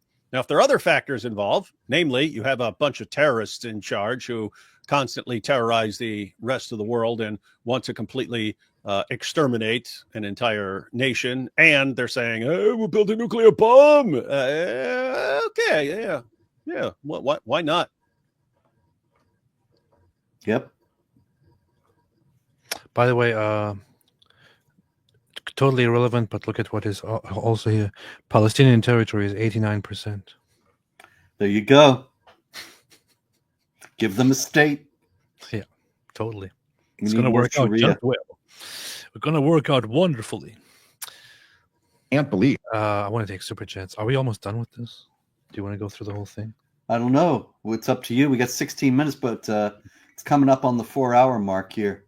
Oh yeah. Let me take a few super chats here. Why does Dave Smith, says Ivory Leviathan, never mention Islamic scripture, jihad, or literally anything that would explain the mindset of these nutcases surrounding Israel? Poofter. Don't say poofter. Don't say poofter. We just found out that that's a very bad thing in the UK. But I don't see the connection. I mean, lots of people don't want to mention Islam or jihad who aren't necessarily poofters. That's why I don't see it. Yeah. Well, what are the precise statistics on poofter who refused? Come on, Robert, you don't even know the number. So Poofter jihad denial? Yeah. There needs to be a study on this. Yeah, a national you inquiry. have no evidence to go on, so you're just saying things. Yeah. A positive Allah, I do think it's America's business. Iran getting nuclear weapons is in fact a direct threat to the United States. So here's the thing. I will say, I know it's a very unpopular thing to say nowadays, but I do think that the United States of America, and I say this as a U.S. citizen, should be directly involved in international affairs, should be directly involved in geopolitical matters, should be directly involved in conflicts where conflicts are happening and needed. It's a kind of it strikes me as a strangely extremely American, extremely bad American thing to say, oh, America, as Americans, we should only care about America and about nothing else in the world. It's kind of a very selfish, very egotistic, very hyper individualist thing to do. And also, honestly, doesn't strike me as, and I don't want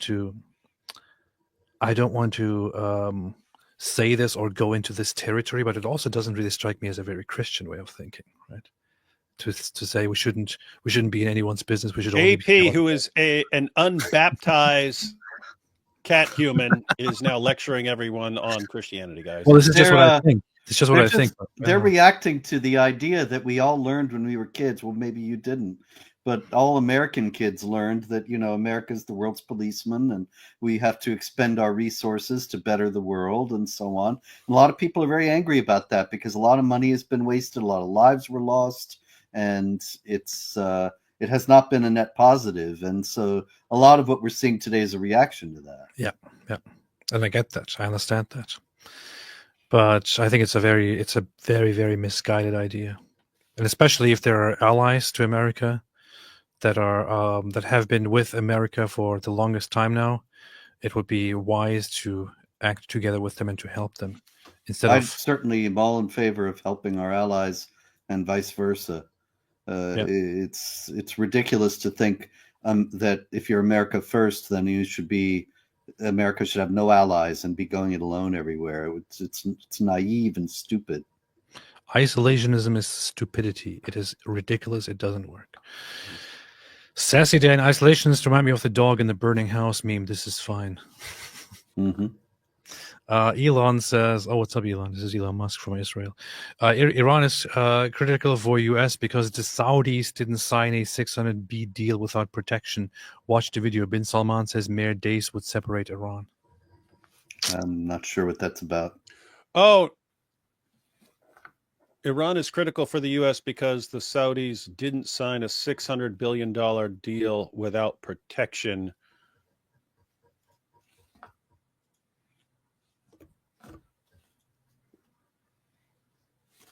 Oh, so I think that's because we have a deal with Saudi Arabia. Therefore, we have an obligation to make sure Iran doesn't get a nuke because of some agreement with Saudi Arabia. Oh, okay. And Bin Salman did say in an interview, he said, Saudi Arabia does not want a nuclear weapon. If Iran gets a nuclear weapon, we are going to get a nuclear weapon, right? In other words, they don't want a nuclear weapon. They don't want to be nuclear, but they are not going to put up with a nuclear Iran without themselves going nuclear. In other words, Iran has lots of enemies. If Iran suddenly went nuclear, everyone in the area has to go nuclear. Oh, yeah. And so for all the people, why can't they get a nuclear weapon? You're kind of saying, hey, why doesn't everyone in the region just go nuclear? Yep. That'll be good. Yeah, that's good. That's a really good idea, everyone. All the states with lots of jihadis. Yeah, all the states with all the jihadis should be nuclear. What could go wrong? Yeah, I mean, if the United States and Great Britain have nukes, why not? Why not Iran and Saudi Arabia and Syria and all these other countries? Nice. Jesse says, I wonder what percentage of that 81% is using Turkey. They're much more likely to use Turkey to say they want Sharia if they're in Iran, because they could get killed for saying they don't want Sharia. Yeah. Yeah, and as far as that organization, they do anonymous polling, right? Mm-hmm. Like in other words, that the 15% who say yeah, if it's the government showing up at their door running the poll, all of a sudden that goes to 99.6% favorability rating of the Shia theocracy. Yep. Sega Boy says this guy is an ass. He's talking about Dave Smith. So he's saying that Dave Smith is a donkey. That's not. Anthony Stevens, I served in the Marines in Afghanistan and Iraq. I bestämmer rights upon you to speak. LOL. We serve to protect everyone's right to speak, not just us. You heard it here. Who was that dork earlier who said, unless you've actually been on the battlefield and you had your face shot, you can't say anything ever. Yeah. I think his name was anorexia or something like that. Yeah, it's like something like it was something stupid like anorexia. Anthony Stevens gave us the right to speak. Thank you, Anthony. I appreciate it. So Thank in you your for face, we now have been bestowed the right. Yo, Anthony. Cold Savage, 3 goats on the live stream. Also, my friend, show me your book, The Palestine Delusion. Keep up the good work, gentlemen. We need it now more than ever. The Palestinian Delusion. Yeah, I wrote that. I don't have one right on me, though. I can't show you, but I did write it. Nice.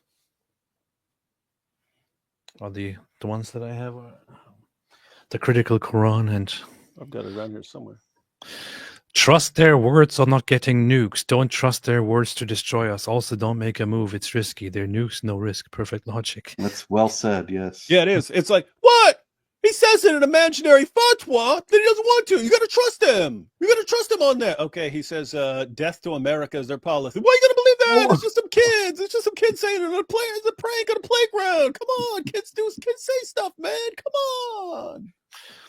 on. Norm Alman says, I have a question. Are there any ethnic tensions between any of the ethnic groups in Iran, or do they live in relative harmony with each other and people are making false comparisons to Syria? Go ahead. There are Sunnis in Iran, and they don't have a good time of it. Most of it is not ethnic in Iran, it's religious. The Baha'is have a terrible time. The Jews have a terrible time. The Sunni Arabs have a terrible time. It's really it's an ugly regime that is very tough on religious minorities. Yep. So the big problem that they would have nowadays is with the Iranian regime itself, with the Islamic regime. I wouldn't say that there is, aside from the Islamic regime. So I guess the idea would be if the Islamic regime got out of the way and the people stepped in, would there be ethnic or religious tension between the populations inside Iran at that point? I don't think so. Religious, maybe, but I really don't think any of that would be very serious. Iran is a country with a rich history, which is different from a lot of the countries in this area where the history is really just all Islam. But Iran has a long pre-Islamic history. And the Zoroastrians, I didn't mention them, they have a terrible time. They're also Azeris in the northern part of the country. And in any case, the point is that Iran lived for many centuries without Islam. And the people who were there then. And they lived together in relative harmony, a lot greater harmony than they did with Islam. You remove Islam from dominance, likely you're going to have a more harmonious society, not a less one. Yep. There is one thing, which is that to my understanding, there are some there is some tension between Persian Iranians and non-Persian Iranians occasionally. Some of it also comes from the Persians being really, some of the secular Persian population being really angry about the Islamic regime and blaming it on Arab influence and things like that. Yeah, there's a lot of resentment. I mean, that 40% survey that only 40% are Muslims, that's an extraordinary thing. That means that the other 60 have rejected Islam in recent years, and they're very resentful. There's widespread resentment in Iran of Arabs because the idea is they brought Islam and destroyed Persia with it. Nice. Hey, AP. What? Hey, look at this. Look who we got here. Oh, there he is again. Anorexia says, I thought he was deported. Says, these clowns won't get through the debate. Robert et al. Are so prepared to kill Americans, as Robert has repeatedly said. I want more Americans to die on the ground in Iran. I just want to send all the young people of America to die in Iran, and simultaneously not use anything but their tongue. Robert, you're sitting here using your tongue to support getting Americans killed. You know what's funny about this? I earlier saw a comment by Anorexia, which I didn't want to pay attention to, where he had an objection to me describing terrorist organizations as terrorists. And he asked me, how do you define terrorism? How about by the Quran? Strike terror in the enemies of Allah. So Allah commends terrorism. And then look at this. We desperately need these three to focus on Islam versus truth. But we're not in the military. We can't talk about Islam if we're not in the military. We're not allowed to talk. We're just supposed to sit here and be quiet until a guy in a uniform comes in and tells us what we're allowed to say. This is so stupid. He's predicting that we will talk a lot instead of going through the whole debate. Well, I mean, the whole stream here is about reviewing the debate, and we have one of the debaters here with us. What do you think we're doing here? Why keep letting him talk? He's not a general. Only generals let him talk. Anyway, but thanks for the $10, man, yeah, or thanks $7. Thanks for the cash. Yeah. And YouTube thanks you for the other $3 or something. K4 said MEK is a potential problem for Iran. I don't think they are. They have a schism with the Pahlavis and with other anti-Mullah Iranians for their support of Saddam's invasion. The thing with MEK is they are mostly dead, and inside Iran, nobody wants MEK. Nobody wants the dead king. Yeah, everybody hates MEK. They don't want. It's just going to be Sharia again. Nobody's going to want that. I don't think that they have any chance. Are you guys talking about Amy Mech? No. Yeah.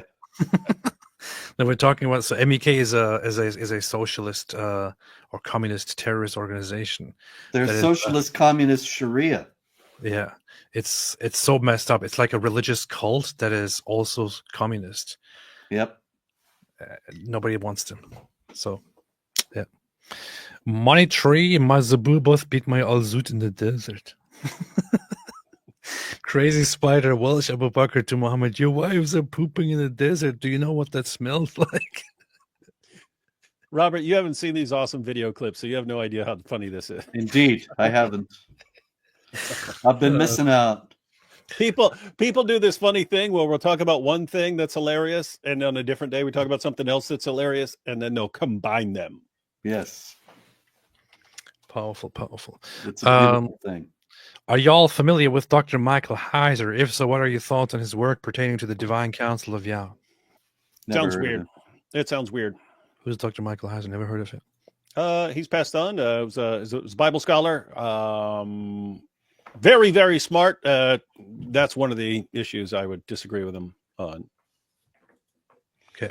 He claims that when in passages where it's talking about we and so on, this is like a divine council and so on, and then where in the Psalm where it says I said you are gods and so on, that's actually talking to a divine council of various supernatural beings and so on. So anyway, okay, I heard that's where Protestantism will take you. Yeah, he's got a point. That's what you get. Abraham Harb, AP. Yeah, but if the Pope says it, then we'll all have to believe it. Then no. Then the Pope says it. No, wrong one. Wrong apostolic church. If my Archbishop says it, then I'll have to do it. No. Sorry. Abraham Harp, AP, you skipped my first super chat in Greta's voice. How dare you? You stole my dreams. I had to skip a few super chats because there were too many of them. So I had to just skip like very small ones that I put on the screen or something. So I'm sorry. I apologize. Joshua Wood and Dave Smith must be a masochist. He was already humiliated by Douglas Murray and now Robert Spencer. My comment on the video is based. Well done, Mr. Spencer. It's Thank you, Joshua. Humiliated.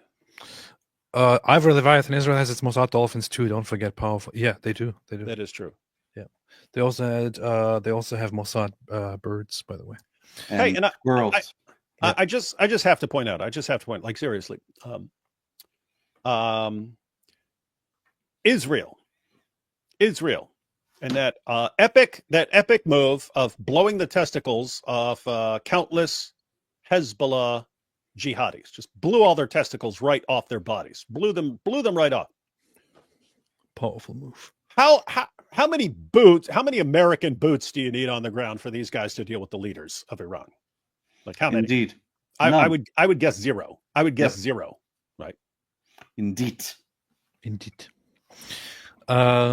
Justin Key 2 thinks Dave is a comic who found his shtick that is getting him attention, and he's a libertarian whose only paradigm is anti-war.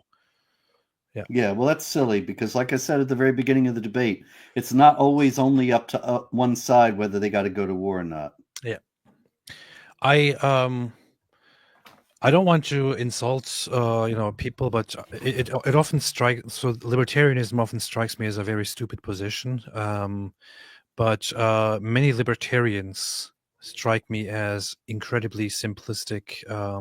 Yes, people who have very unrealistic, ridiculous positions. It's almost as unrealistic as communism. Yes, that's what it strikes me as. Just pretends to be more reasonable. God like snake, Scottish accent. Do you know what that smells like? Abraham Harp to AP the Super Chat skipper. Where's your culp? Well, jokes, bro. You know I forgive you for your sins and mistakes. I know. Thank you so much. I appreciate that. Sassy Dan, Eastern Europe's regime change was base, but ignore that. Powerful. But what do you mean? Username says you went easy on him, Robert. DS didn't answer any of your points, ignored Americans killed by Iran, and lied about what intelligence says. He can't debate. I don't know if I went easy on him. I did what I could. Gates was there, and that misdirected the whole thing a lot. Maybe I should have just interrupted him more, but I just don't generally do that in life. I don't know. I guess that makes me a weak debater, maybe. I don't know. No, Robert, you don't know how things work online right now. You're just supposed to go, no, you're gay. You're gay. You shut your mouth and start Or you were supposed to go and have material prepared, like to insult his family or something. That's what Muhammad Hijab does, and that Nice. works out well for the ummah. Yeah, yeah. Nice. Some people are going here after libertarians, which is very, very, very, very rude. Very rude. Poi, Dave is relevant for the conversation because he's informed more than the average, and also he's charismatically says one truth, one falsehood, and people go along. Yeah, I think he's dangerous. He's got a huge following on Twitter, 700 some thousand, I think, followers, maybe more. But it's a testimony to how shallow people's thinking is that they go along with this guy and think he's compelling. How many followers did he have when he before October 7? I really wonder. Yeah, I'd like to know that. 3. In fact, I might check that out, see if I can find an answer to that. Is there somewhere that keeps record of that? Yes, there I is. wonder. I only see YouTube here, but the YouTube section is already very telling. So I'm checking out YouTube here, the YouTube stats on Social Blade, and what it says here is the following: Dave Smith's YouTube channel, part of the problem. Wait, let's zoom out here. So before October 7, he had here 127,000. His channel 120,000, and now he's got 780,000 or something like that. This is on YouTube. I see. 28,000. I can't find the stats for Twitter yet, but I'll have to check that out later as well. Yeah, what happened to them? It used to be an option, right, on Social Blade. I'm looking at it too. Yeah, they removed. I think it's because Twitter changed things, so Social Blade just removed Twitter from there. Or they're like, we don't like Elon. He beat us in the desert. Dave Smith does not know history. The US did not know the Soviets were developing nukes. We discovered it when they detonated it. Ditto China, India, and Pakistan. Clinton allowed DPRK, regretted it. Powerful, powerful, powerful. Just another visitor in this world said, in all honesty, I used to listen to Dave Smith during COVID. It wasn't until the October attack on Israel that I realized how disingenuous and arrogant he is. He is always right and everyone is wrong. Yeah, I've just seen so many ridiculously dumb takes from him so far that I have very, very little faith that he actually has any good intentions or that he's a good faith. Yeah, it doesn't seem like it. Yeah. It doesn't seem like it to me at all. Not at all. Indeed. Misha, without Momo existing, Al-Zut doesn't split the moon. Ezra doesn't hitherforth to son of godship. The sun doesn't set in a pool of muddy water. This is the chain of narration. Thanks be to Ezra, you see. This is very powerful. Thank you. Yeah, you guys always say that if Muhammad didn't exist, then none of these things happened, as if you can't talk about them. And so I'm going to say it one more time. Muhammad didn't exist, yes, but the stories about Muhammad do exist, and Muslims believe them. So it's very important to know what they say because they believe them and they act upon them. But that doesn't mean that they have any historical value. That's all. That's the short version. Powerful, powerful, powerful. Saudi Arabia is not threatening to get a nuke because Israel has a nuke. This is true. So we have the Saudi Arabian crown prince. There was a speech from him where he says that Khamenei is like Hitler. Yes, and that they have no intentions to get a nuke. They don't need one, and Iran should not have the capabilities. So it's a good point here being made. They're clearly not afraid of Israel. They're not worried about Israel's nukes. They're worried about Iran only. Yep. Oh, hey, Pete, did you see why Social Blade took X off? No. They were able to track the data for $200 a month back in the day. Then Twitter changed it to $210,000 a month, and they said no, thank you, and so they stopped. Wow. 210,000 a month. That's incredible. Jesse Charity Strawman Smith is literally debating a neocon from 20 years ago instead of living in the present reality and engaging with Robert's points. Why am I from 20 years ago? Much less being a neocon. I've been here the whole time. If you didn't see me on television from 20 years ago, didn't mean I ceased to exist. No, but yeah, also, No. I am not now and never have been a neocon in the sense that it's usually used so that a neocon wants to invade all these countries and spread No, democracy. no, I was against that from the beginning. Yeah, they're not calling you a neocon. They're saying you're right there, and instead of engaging your points, Oh, he's I actually see. debating like an imaginary person from 20 years Yeah, ago. they couldn't get anybody who was like that, so they tried to push me into the role. That's probably it. Diamond Encrusted Abdullah said Israel views non-Jews as goyim. Angel Gabriel killed. Yeah, I also view you as a goy. I also view you as goyim. Doesn't it mean the people or something like that? The nations. The Just nations. the nations. Yeah. Yeah, you're a Terrible. bunch. You're What a a bunch of slur. goyim. You're a bunch of goyim. Yep. Michael Beacon, guys, Iran doesn't want nukes. They were just being silly pranksters when they Silky. refused to sign the Silky deal smooth. that would require them to not develop nukes. This is true. Absolutely. They were just pranking. It was just a prank, bro. I laughed. PC, Iran's want liberty. Yes. Nurse loves coffee. People will always talk about the straw men. Nobody ever mentions the stick men, the brick men, the three little pigs men, or the big bad wolf men. This is very Oh, true. that's poetic. I love that. It's beautiful too. Yeah. Romology saw a Pali woman saying the reason Egypt and Syria won't absorb the Palis is so they continue being victims and a problem for Israel. It's absolutely true. Yeah, and I also think that there is also the reason for it that that they want to keep the fight for Jerusalem going, and they just use the Palestinians as their pawns in that. Yep. So the Palestinians were only invented to fight Israel. They never existed as a people before the 1960s. Oh yeah, And prove it. Prove it. Write a book.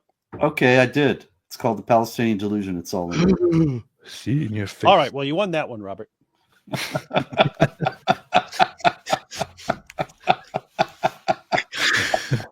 That's 2-0 now.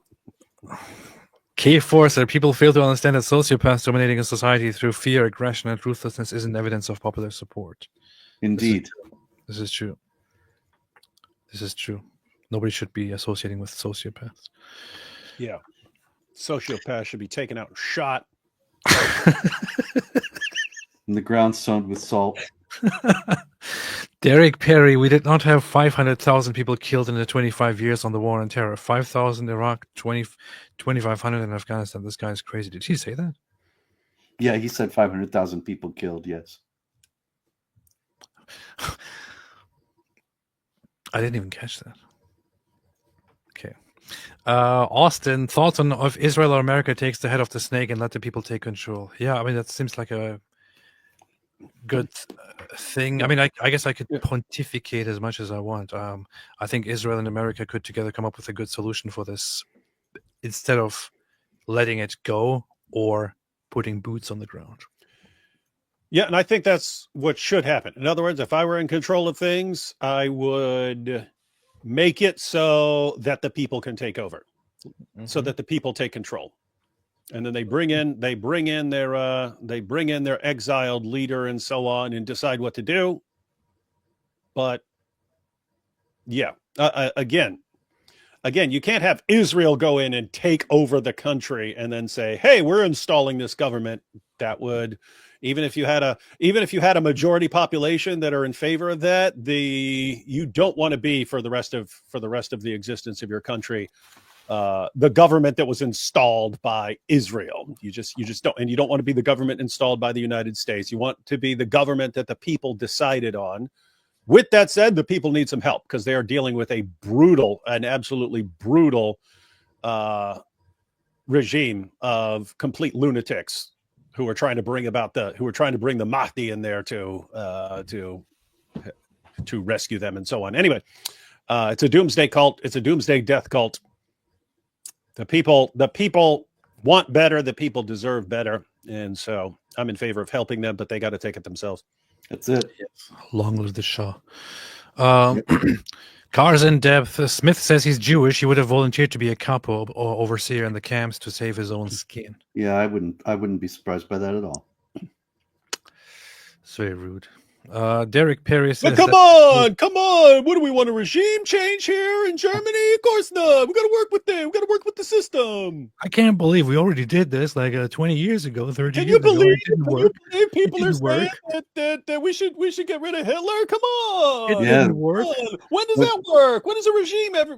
The last time we tried that, so many people died. Do we really want to do this again? I can't believe we're in the year 1942 and we're still talking about this very same thing. That's it, though. That's it. It's 100%. Derek Perry, that precludes the fact that both Israel and the U.S. has been sabotaging their program for decades. Stuxnet killing, isn't it called Stuxnet? Wasn't it something else?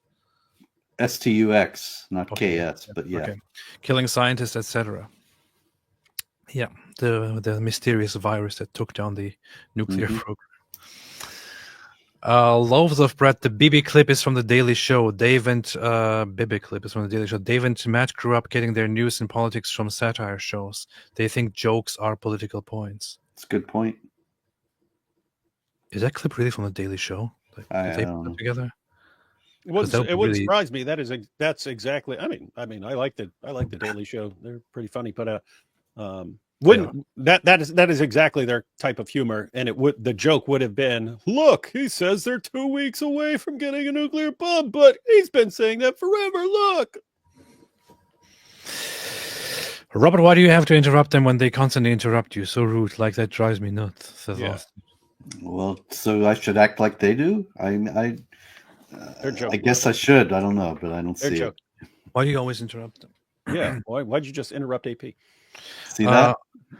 Isaiah 53, read Olivier Melnick book End Times Anti-Semitism. Y'all understand what's really going on with these so-called conservatives like Shucker, Candace, Stupider, and Stupider. More. Yeah, powerful. Maybe we will. The Brandalorian, my biggest fear is Iran could become a second China, especially since it hates religion. No, I don't think so. I don't see it happening. Iranians are super cool people. I don't see. You see communists taking over Iran? Well, they were kind of a big deal back in the day, but I think people want something else. Yeah. Iranians really don't like communism and don't like Islam. They don't want an authoritarian regime to follow the authoritarian regime they got. Let's have a different brand of authoritarianism. I don't see it. Yeah, they want real freedom. Mm-hmm. My biggest fear, I already read this. Arctic Based, dear Robert, I apologize for all the childish AP and David Wood fans in the chat. They have such dirty little minds. Good night, poofters.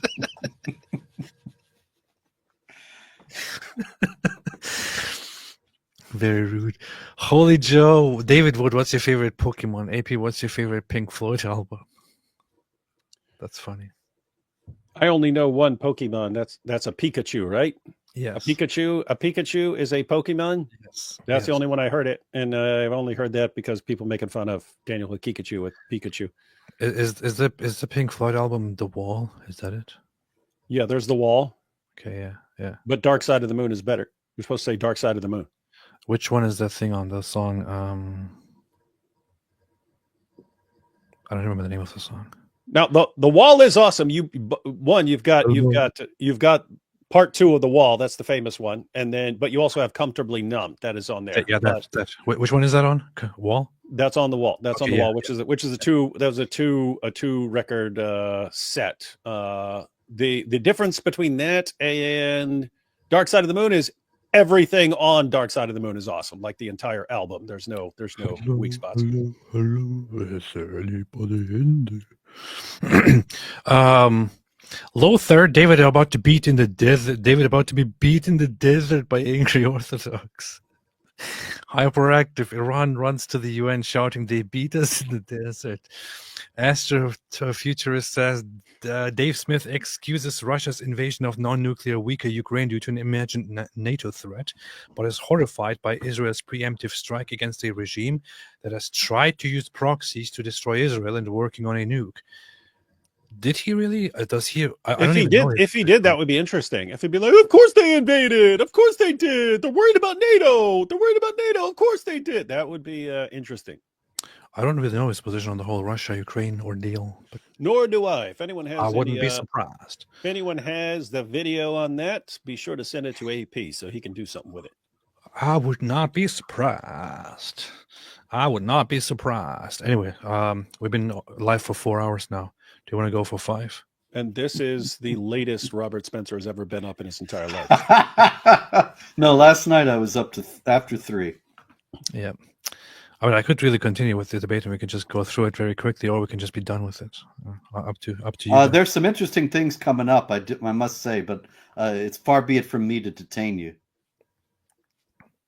That makes me want to check it out. So, like the hardest pivot I ever saw in my life, from you watching that video of Netanyahu to basically saying a couple scientists dropped dead, and so I could imagine a world where they would have had nuclear weapons. He said with certainty they're 6 months away from being at 90%. Just bold-faced lies. And then, by the way, I mean, just Matt. is this guy completely stupid? Does he not even understand the point here? Yeah, I don't think he understands, and I think he's. Netanyahu says they are so much away, if they want to, for example, building nuclear weapons, and then something happens, and Israel and America obviously strike Iran's nuclear plants down. So therefore, it doesn't happen. He's not honest. I don't know. I don't think he's stupid. I think he's dishonest. He's dumb or dishonest. You could be both. To be fair, you could be both. Indeed. You could be stupid and dishonest at the same time. Indeed. Indeed. As basic human beings watching this here, you're telling me that by the 19th time you've gotten it wrong, you don't go, now granted I have been wrong about this 18 times in a row, but no, with certainty. No, I think he's actually under the impression that you just argued that that things just randomly happened, which is why Bibi was not proven wrong. That was not my point at all. And I don't think it was all that unclear. I'm not as clear as the Quran, but still, come on. I think he genuinely doesn't get it, actually. Maybe not. I mean, he's both stupid and just dishonest, so. They're 6 months away. And every honest human being knows he was lying to try to lure America into a regime change that he wanted. And so that means that Israel doesn't have any power over America. Glad we have that cleared up. why on earth should we do it on behalf of it? It's just so crazy. I just couldn't believe that you completely got away from that. It's like right there in front of you. And here we are in 2025. I didn't think this could happen in 2025. What question did you want me to answer, Matt? Well, I think you got somewhere around there. I'm going to ask you this question. Some say that the modern nature of warfare, Dave, is such that everyone kind of has their proxy forces, right? A lot of the Sunni monarchies had their proxy forces in ISIS. We've heard Robert talk about Iran's proxy forces. And so sometimes the neocons make this argument. Well, America needs a proxy force, and we've been paying for Israel for so long. Why not just use Israel to do America's dirty work and give us plausible deniability? They get the return rockets instead of us. I thought Israel's using us for their dirty work, wasn't it? Would mean giving Israel the weapon. Right. So that they could execute this campaign with great effectiveness. What the hell did I just? So wait a minute. So now Israel is our pawn that we're using to carry out our. Are these guys making up their minds yet? Which neocon makes this point?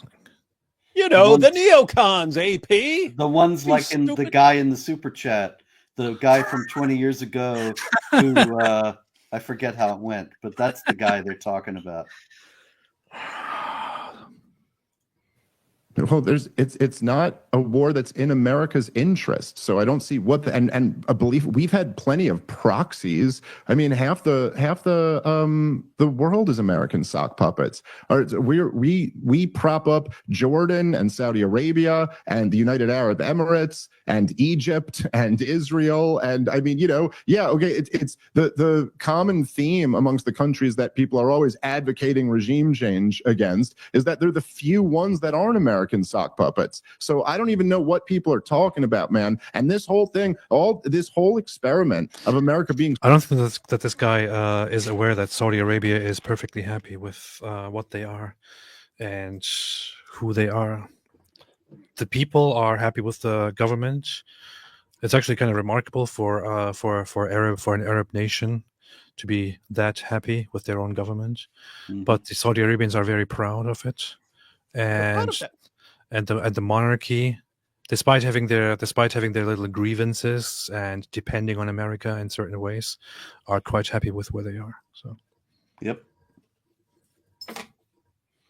Super involved in the Middle East. It's like I can't even believe people can argue for this anymore. What has it brought us? It's bankrupted the country. We got thousands of our bravest young boys who have been killed, tens of thousands of them who have been maimed and injured, tens more thousands who have blown their brains out in the aftermath of these wars. And we're sitting here talking about what does any of that have to do with what we're talking about? then there are millions who died in Iraq. Hang on, Robert. Is anyone involved in this debate or our discussion of the debate talking about sending in many thousands of young Americans to go and get killed in Iran? Anyone? Nary a soul. Why does he keep responding to that and pretending because that's it's easier for him to deal with that than to deal with the actual arguments presented. So it's easier to deal with the straw man than someone's actual position. That's it. it. Got it.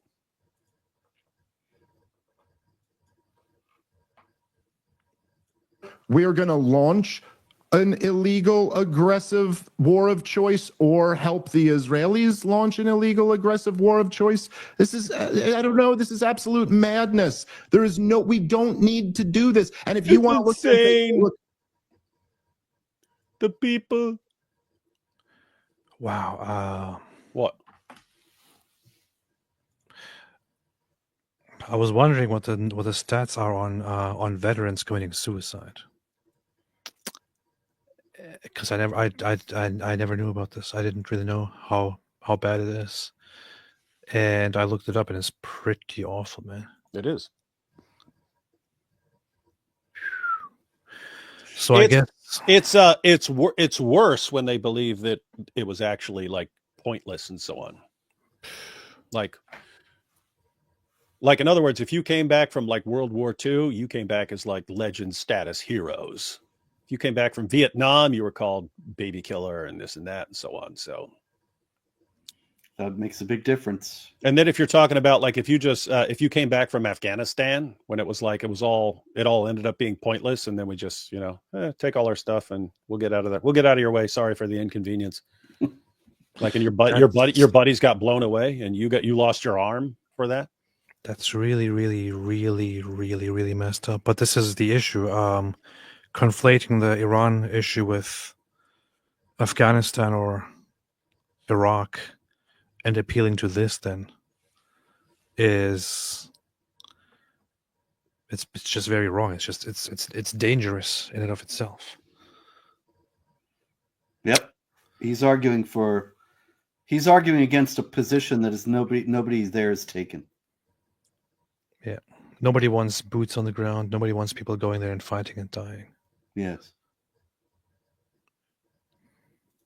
The argument that, well, Donald Trump said some good stuff about it back then, so there. It's like, yeah, Donald Trump just demanded a complete surrender, dude. I don't know. It's not looking like he's pursuing that policy, and I think we should be trying to do everything in our power to urge him to get back to his previous position. By the way, that was kind of my point when I said that he was betraying MAGA, whatever MAGA means to you. The point is that he's gotten away from that great stuff he was saying, and now he's demanding a complete that stupid grin. You demand complete.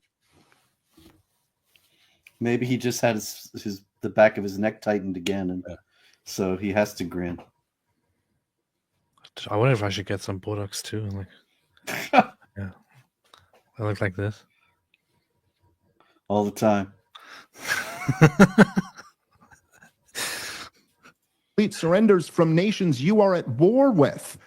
What are we doing here? Yeah, I want to talk about the cost of that war with Robert. One of the things that has given a lot of millennials resentment over the regime change wars in the Middle East of yesteryear is the cost. And so I wondered if you'd given any thought to like what's an amount of money that is worth it to the American taxpayer to cause a regime change in Iraq. I'm sorry. Well, there's no doubt that this is a big thing that has been not paid sufficient attention to. The fact is that Osama bin Laden actually launched the 9/11 attacks in order to cripple America economically. And that was why he chose the target of the World Trade Center, thinking that it was the center of the economic activity of the United States. And so there's no doubt that he had tremendous success with this. And the American economy has suffered tremendously in all kinds of ways, from the war on terror, so-called, which was wrongly conceived and wrongly pursued from the beginning. But on the other hand, you have to balance economic considerations against considerations of survival. And Dave was saying, are we going to go to war for Israel because Netanyahu wants us to go to war? Even if Netanyahu and Israel didn't exist, you have a regime that, as I showed earlier, has repeatedly attacked the United States, is on a war footing with the United States, has been since 1979, has incredibly hostile stances toward American policies, has kidnapped Americans, tortured Americans, killed Americans. Meanwhile, the rhetoric, yes, is frankly about destroying America. And this is something that the Iranians— But how much money, Robert? Is it worth $1 trillion? To assassinate Trump. And so we got it. We've heard. No. We've heard you lay out the list of criticisms. What do you mean, come on? He doesn't think they tried to assassinate Trump. There'll be more on that. Oh yeah, so we don't. Robert we don't believe anything. Robert said moron. Because Tucker Carlson said that nobody was trying to assassinate Trump, and he's just assuming that Tucker must know what he's talking about. And Tucker actually didn't know. Yeah, Because Tucker was talking to Ted Cruz, and it's very funny. What Tucker Carlson actually said is really messed up. Tucker Carlson said that if Iran was actually trying to take out Trump, then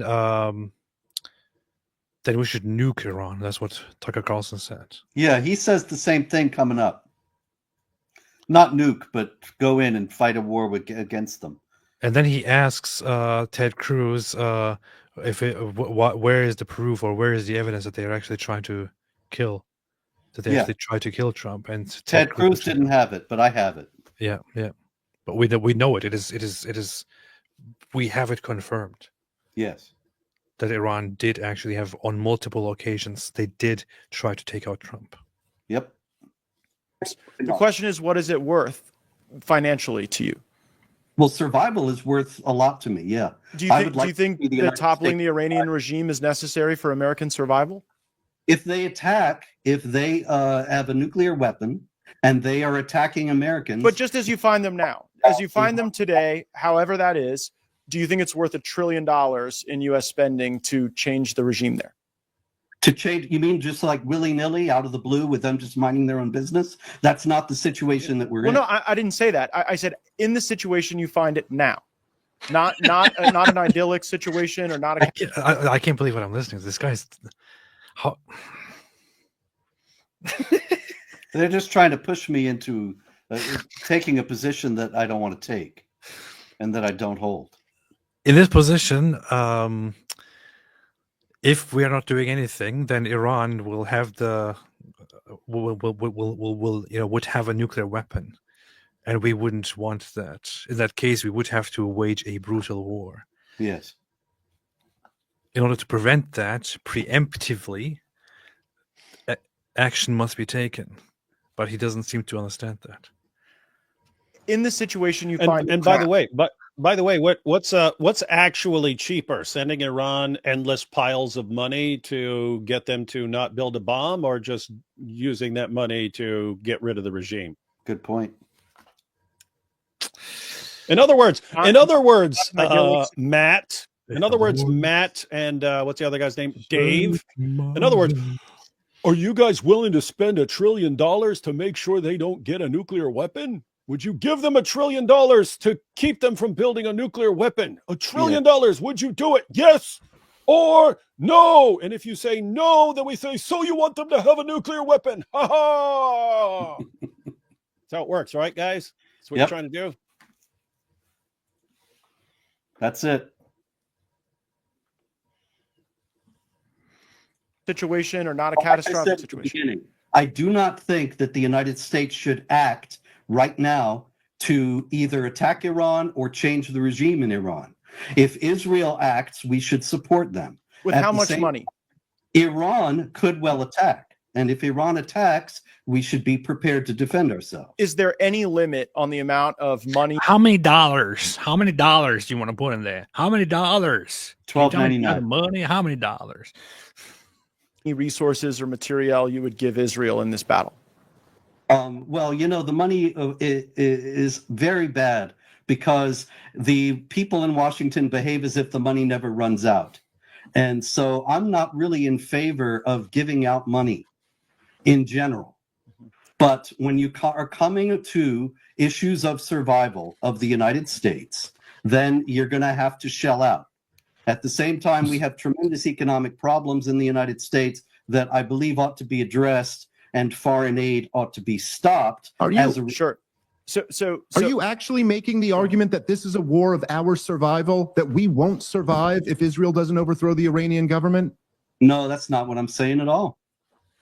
So how I'm is this a saying war of that survival for us? If they attack the United States, it's a very different situation. Can I just say, when you say attack the United States, is imminent. I'm sorry, Very I don't mean to interrupt, just like a clarifying question. I just want to ask you a clarifying question because I just don't. When you say the United States of America, we might be talking about different things. Like I'm talking about the geographic area between Mexico and Canada, like the middle section of North America. When you say they've attacked the United States of America, when has Iran attacked the United States of America?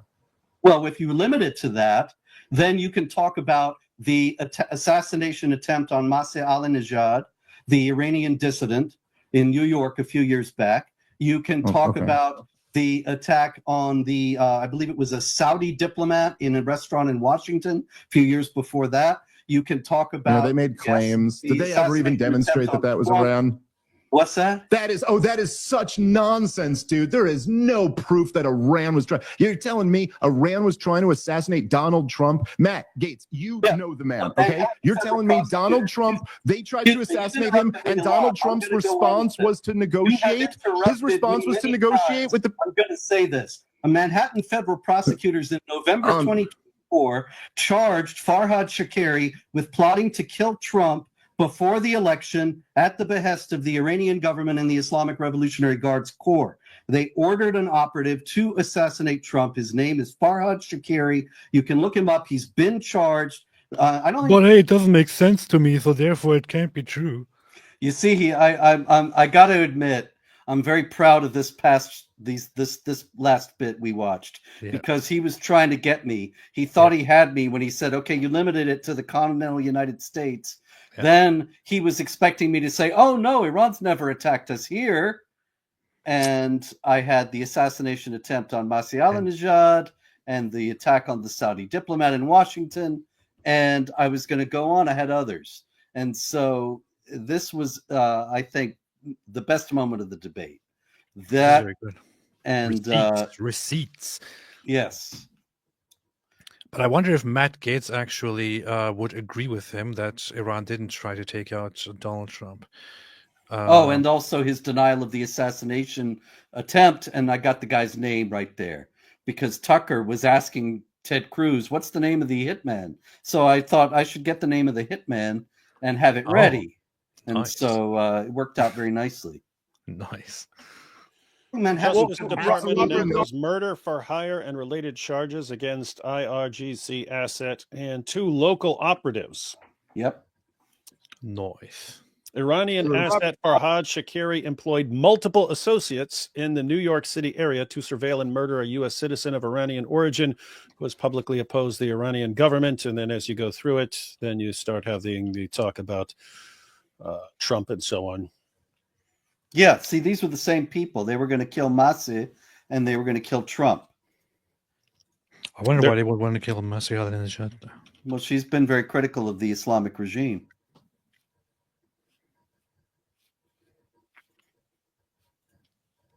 So have you, Robert. Yes, indeed.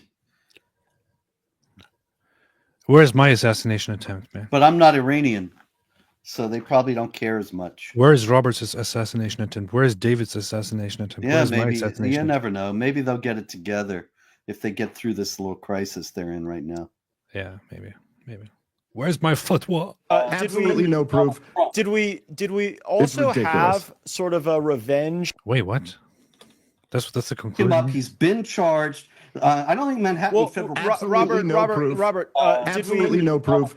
Did we also ridiculous. have sort of a revenge plot in the Iraq War on an assassination attempt? As I recall, there was this belief that an individual had motivated an assassination attempt against George H.W. Bush, and that was something that inspired his son. That was Saddam, right? Saddam was supposed to have done that, and so W wanted to do it. But this, because W is that similar to you?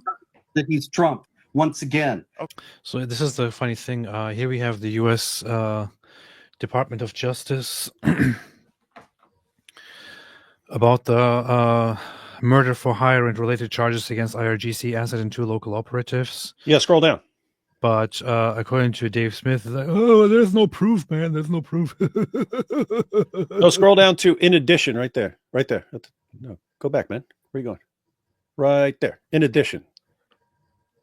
In addition, according to statements made by Shakiri in recorded interviews with law enforcement agents, the IRGC has also tasked Shakiri with carrying out other assassinations against U.S. and Israeli citizens located in the United States.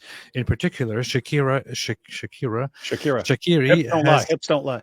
Shakiri has informed law enforcement that he was tasked on October 7, 2024 with providing a plan to kill President-elect Donald J. Trump. During the interview, Shakiri claimed he did not intend to propose a plan to kill Trump within the time frame set by the IRGC. He also stated he was tasked with surveilling 2 Jewish American citizens residing in New York City and offered $500,000 by an IRGC official for the murder of either victim. He was also tasked with targeting Israeli tourists in Sri Lanka. Yeah, so get that? So it's the IRGC that says, hey, come up with a plan, and here's the time frame. And then he said, I couldn't do it within that time frame. What's that mean? It's the Iranian government that's telling him we need a plan to assassinate Trump, so what our good friend Dave Smith is insisting is this guy's just lying, and he's making stuff up. Well, if isn't this amazing? You have an actual assassin who works for the Iranian government saying they gave me the task of putting together a plan to assassinate Donald Trump.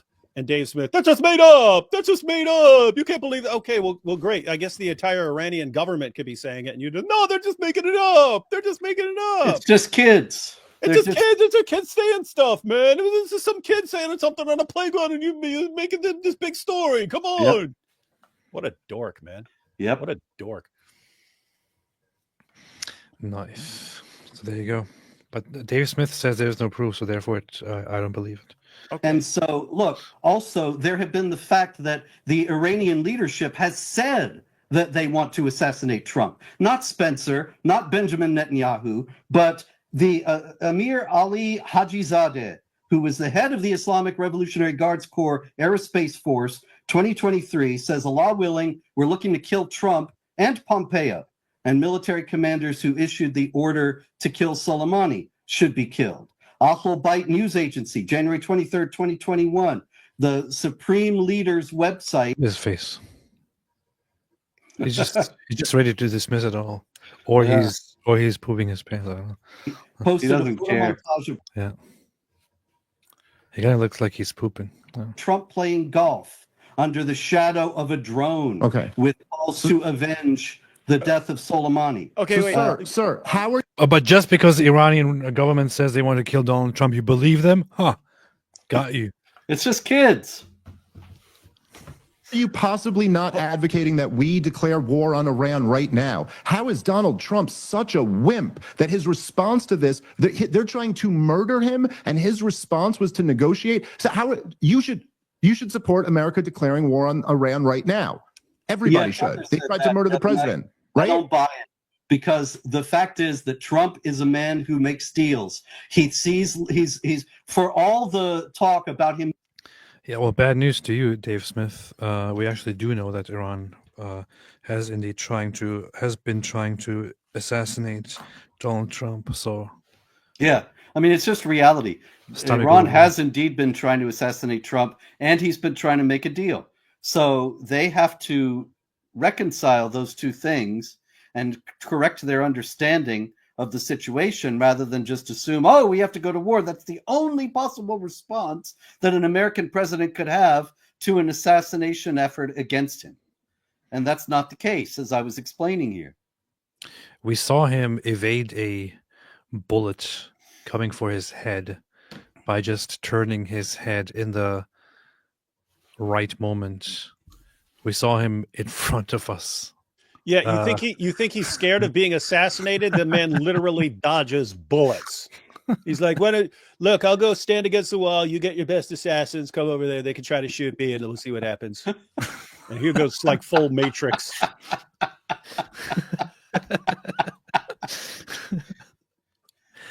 People are saying it's going to be the best assassination attempt ever.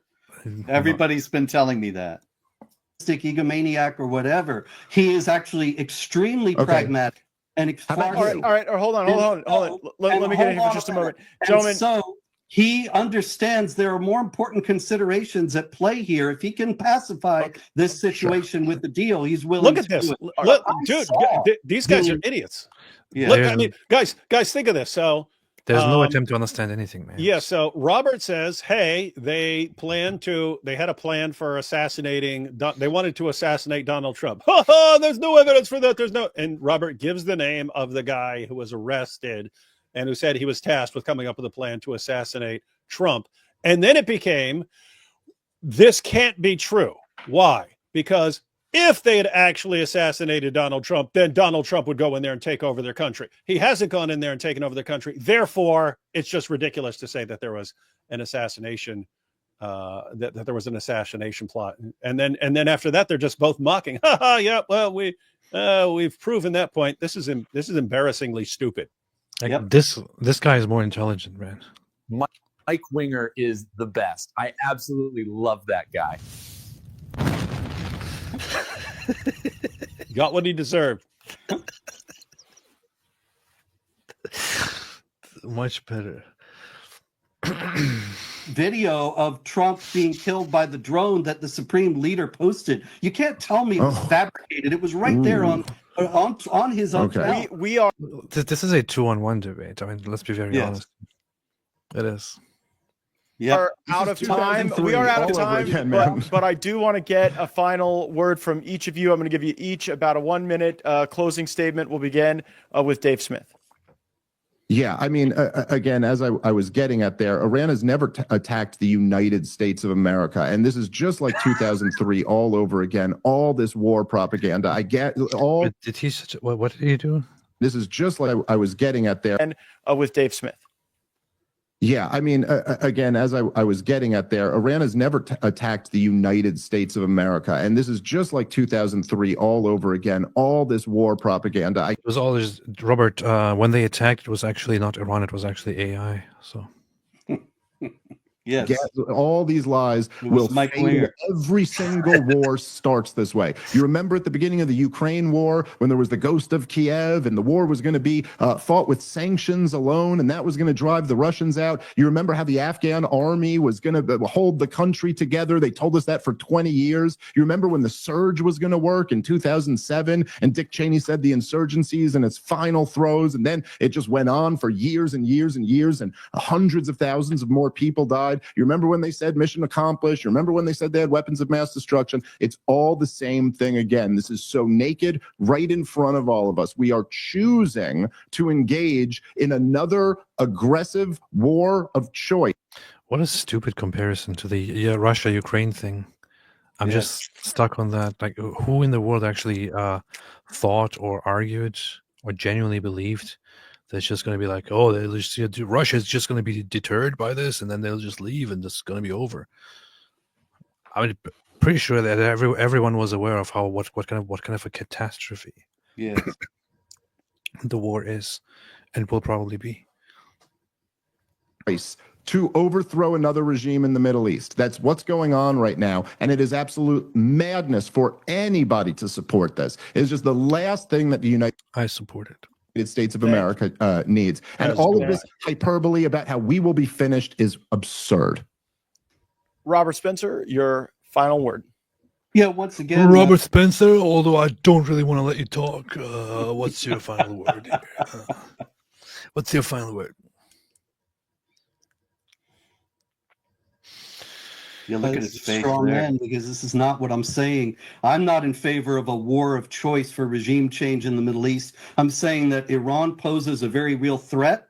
It is a nuclear threat. This is abundantly documented by the IAEA and others. The foreign minister of France recently was talking about how Iran poses an imminent threat.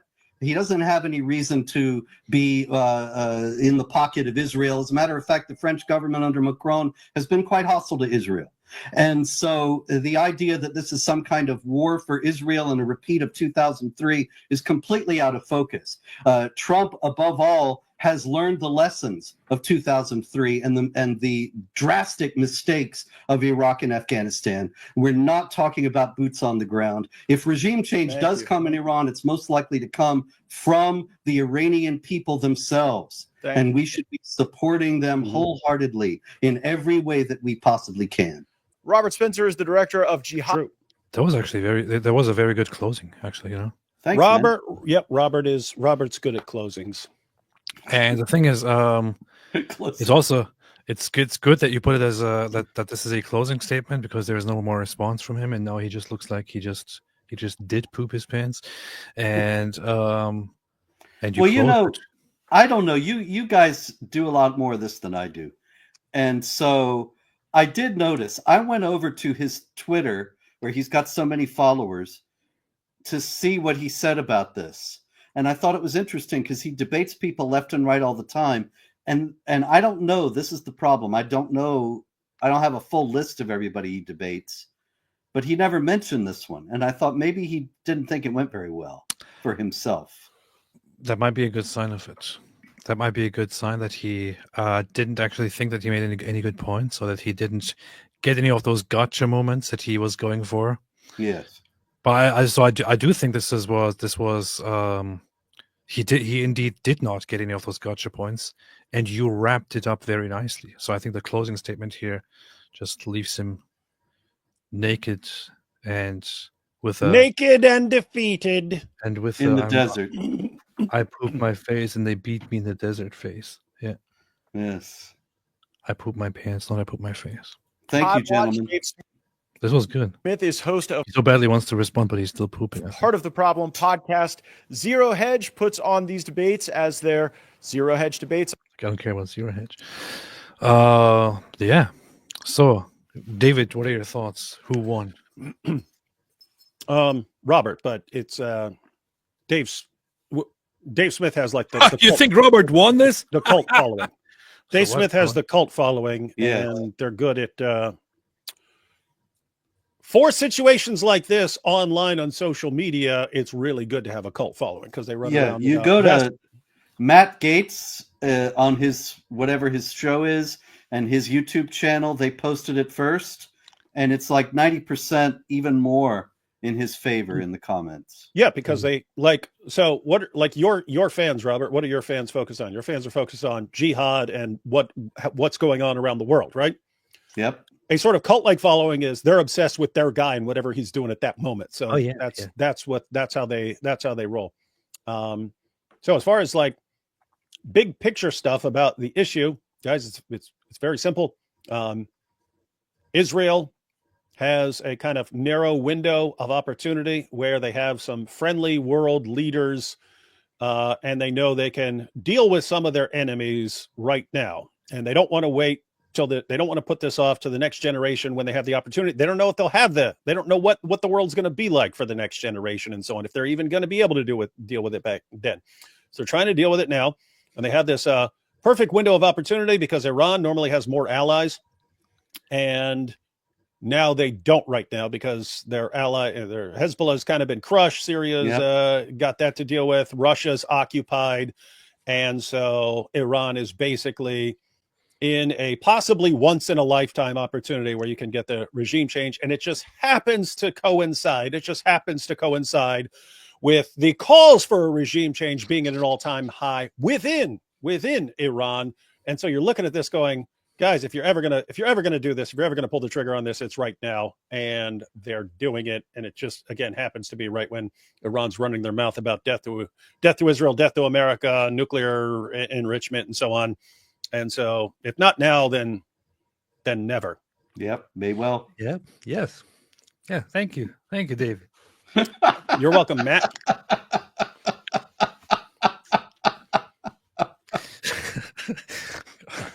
Hey, I got mine down too, AP. Is you? Well, this has been a good debate, guys. This has been a good debate, guys. Wait, I'm Dave Smith. This has been a good debate, guys. All right, next time on the Hedge Fund Show. It's actually hard to do having your eyes closed and your eyebrows raised. It's easier to do one or the other, but both simultaneously, that's a lot of work. Oh my goodness. All right. Yeah, that's why you have to have surgery to achieve the look. Yes, you got to do that. Well, actually, super chats, final super chats. America would have been well within its rights to go to war with Iran multiple times. Forgive me for saying Iran. I normally don't say that. If I'm not mistaken, wasn't it Iran? Sorry, I didn't say that. Who blew up a passenger airliner with Americans and Canadians aboard? Yeah, they've committed numerous acts of war, and the American presidents in succession have decided to ignore them, which may have been the right decision. I'm not saying, but there was ample justification many times since 1979 to go to war with this regime. Mm-hmm. Ligma Thigoyon says David Smith has to be paid off by someone because he sure as heck doesn't make his living by making people laugh. I laughed. Michael Feldman, I'm an OEF vet. Thanks for knowing that US is not sending a large invasion in Iran. That people that think that are Muppets. Yep. AG, the more this clown talks, the more I realize he has almost mastered David Pacman's inflections and mannerisms. Both of them are bozos. Anyways, excellent professional work, Robert. You are a blessing. Thanks, AG. AG, my goodness. AG.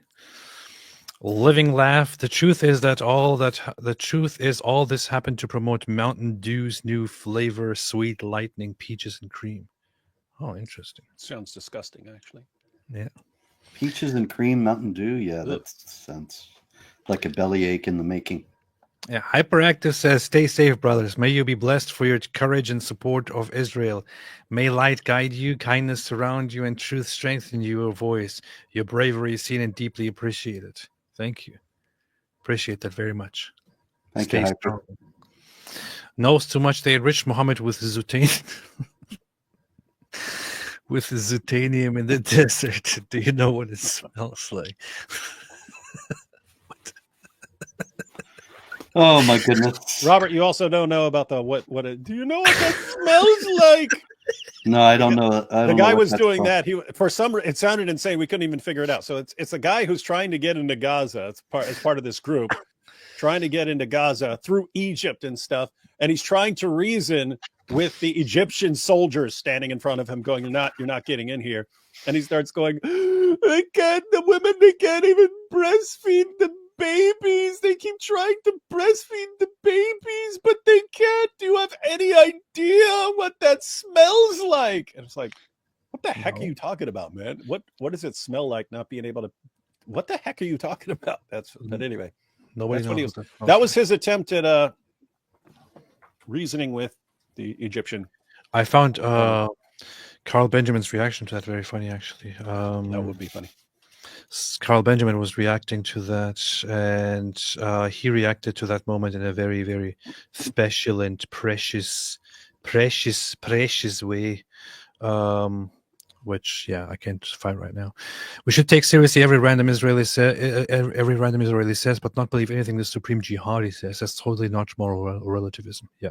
Powerful. Empty Dave Smith wants to sit in a chair in the darkest corner of the motel room and watch while Iran develops nukes. Derek Perry, if that was me, I would have said everything he said is bullshit in my Joe Pesci voice. Oh, that was he actually did that in My Cousin Vinny. Noise. Just another visitor in this world. Dave Smith usually does a synopsis of his debates on his channel. There was nothing posted, nor did he promote the debate. I think Robert put him in his place, and we are seeing Dave being unmasked. I think so too. MT, 55 out of 9 rating for David Wood's Matt Gates Botox face impression. Again, not sure whether that's the best or worst rating. Mohammed will tell us. Mark Vendy, 9/11 led to setting up stay behind intelligence networks to Iran's immediate left and right. Anyone who doesn't grasp the implication is utterly blind. MT, they zooted me in the desert. Ruby Scott Horton is the one that Dave Smith reciting. Salt, you see the interview with Mossab from 12 years ago. He talks about his Christian faith, Mossab, along with everything else. It was posted on the Act 17 site. Well, if it was posted on the Act 17 site, then I've obviously seen it. Yeah, I have seen it a long time ago. All right, anything else, ladies and gentlemen? Thank you, gentlemen. Mm-hmm. Been fun. Osama been fun. And great job, AP, making sure that Robert will never want to join you for a live stream again. Yeah, while we're here, I actually want to watch another thing together. Hey, Robert, want to join us for a quick live stream? Sure. 17 hours later. Yeah, no, this was a lot of fun, and I think I'm glad I watched the debate, and it was good to see Dave Smith with his poop face in the end. And I'm glad that he finally finished it and did poop his pants. Thank you, Robert. I think it was a good debate. And thank you. No thanks to David. Well, I appreciate it again. Very interesting. Thanks everybody for watching. We will be back again tomorrow on my channel and later and on Sunday on David's channel. Until then, as always, which translates to stay away from Islam. Advice.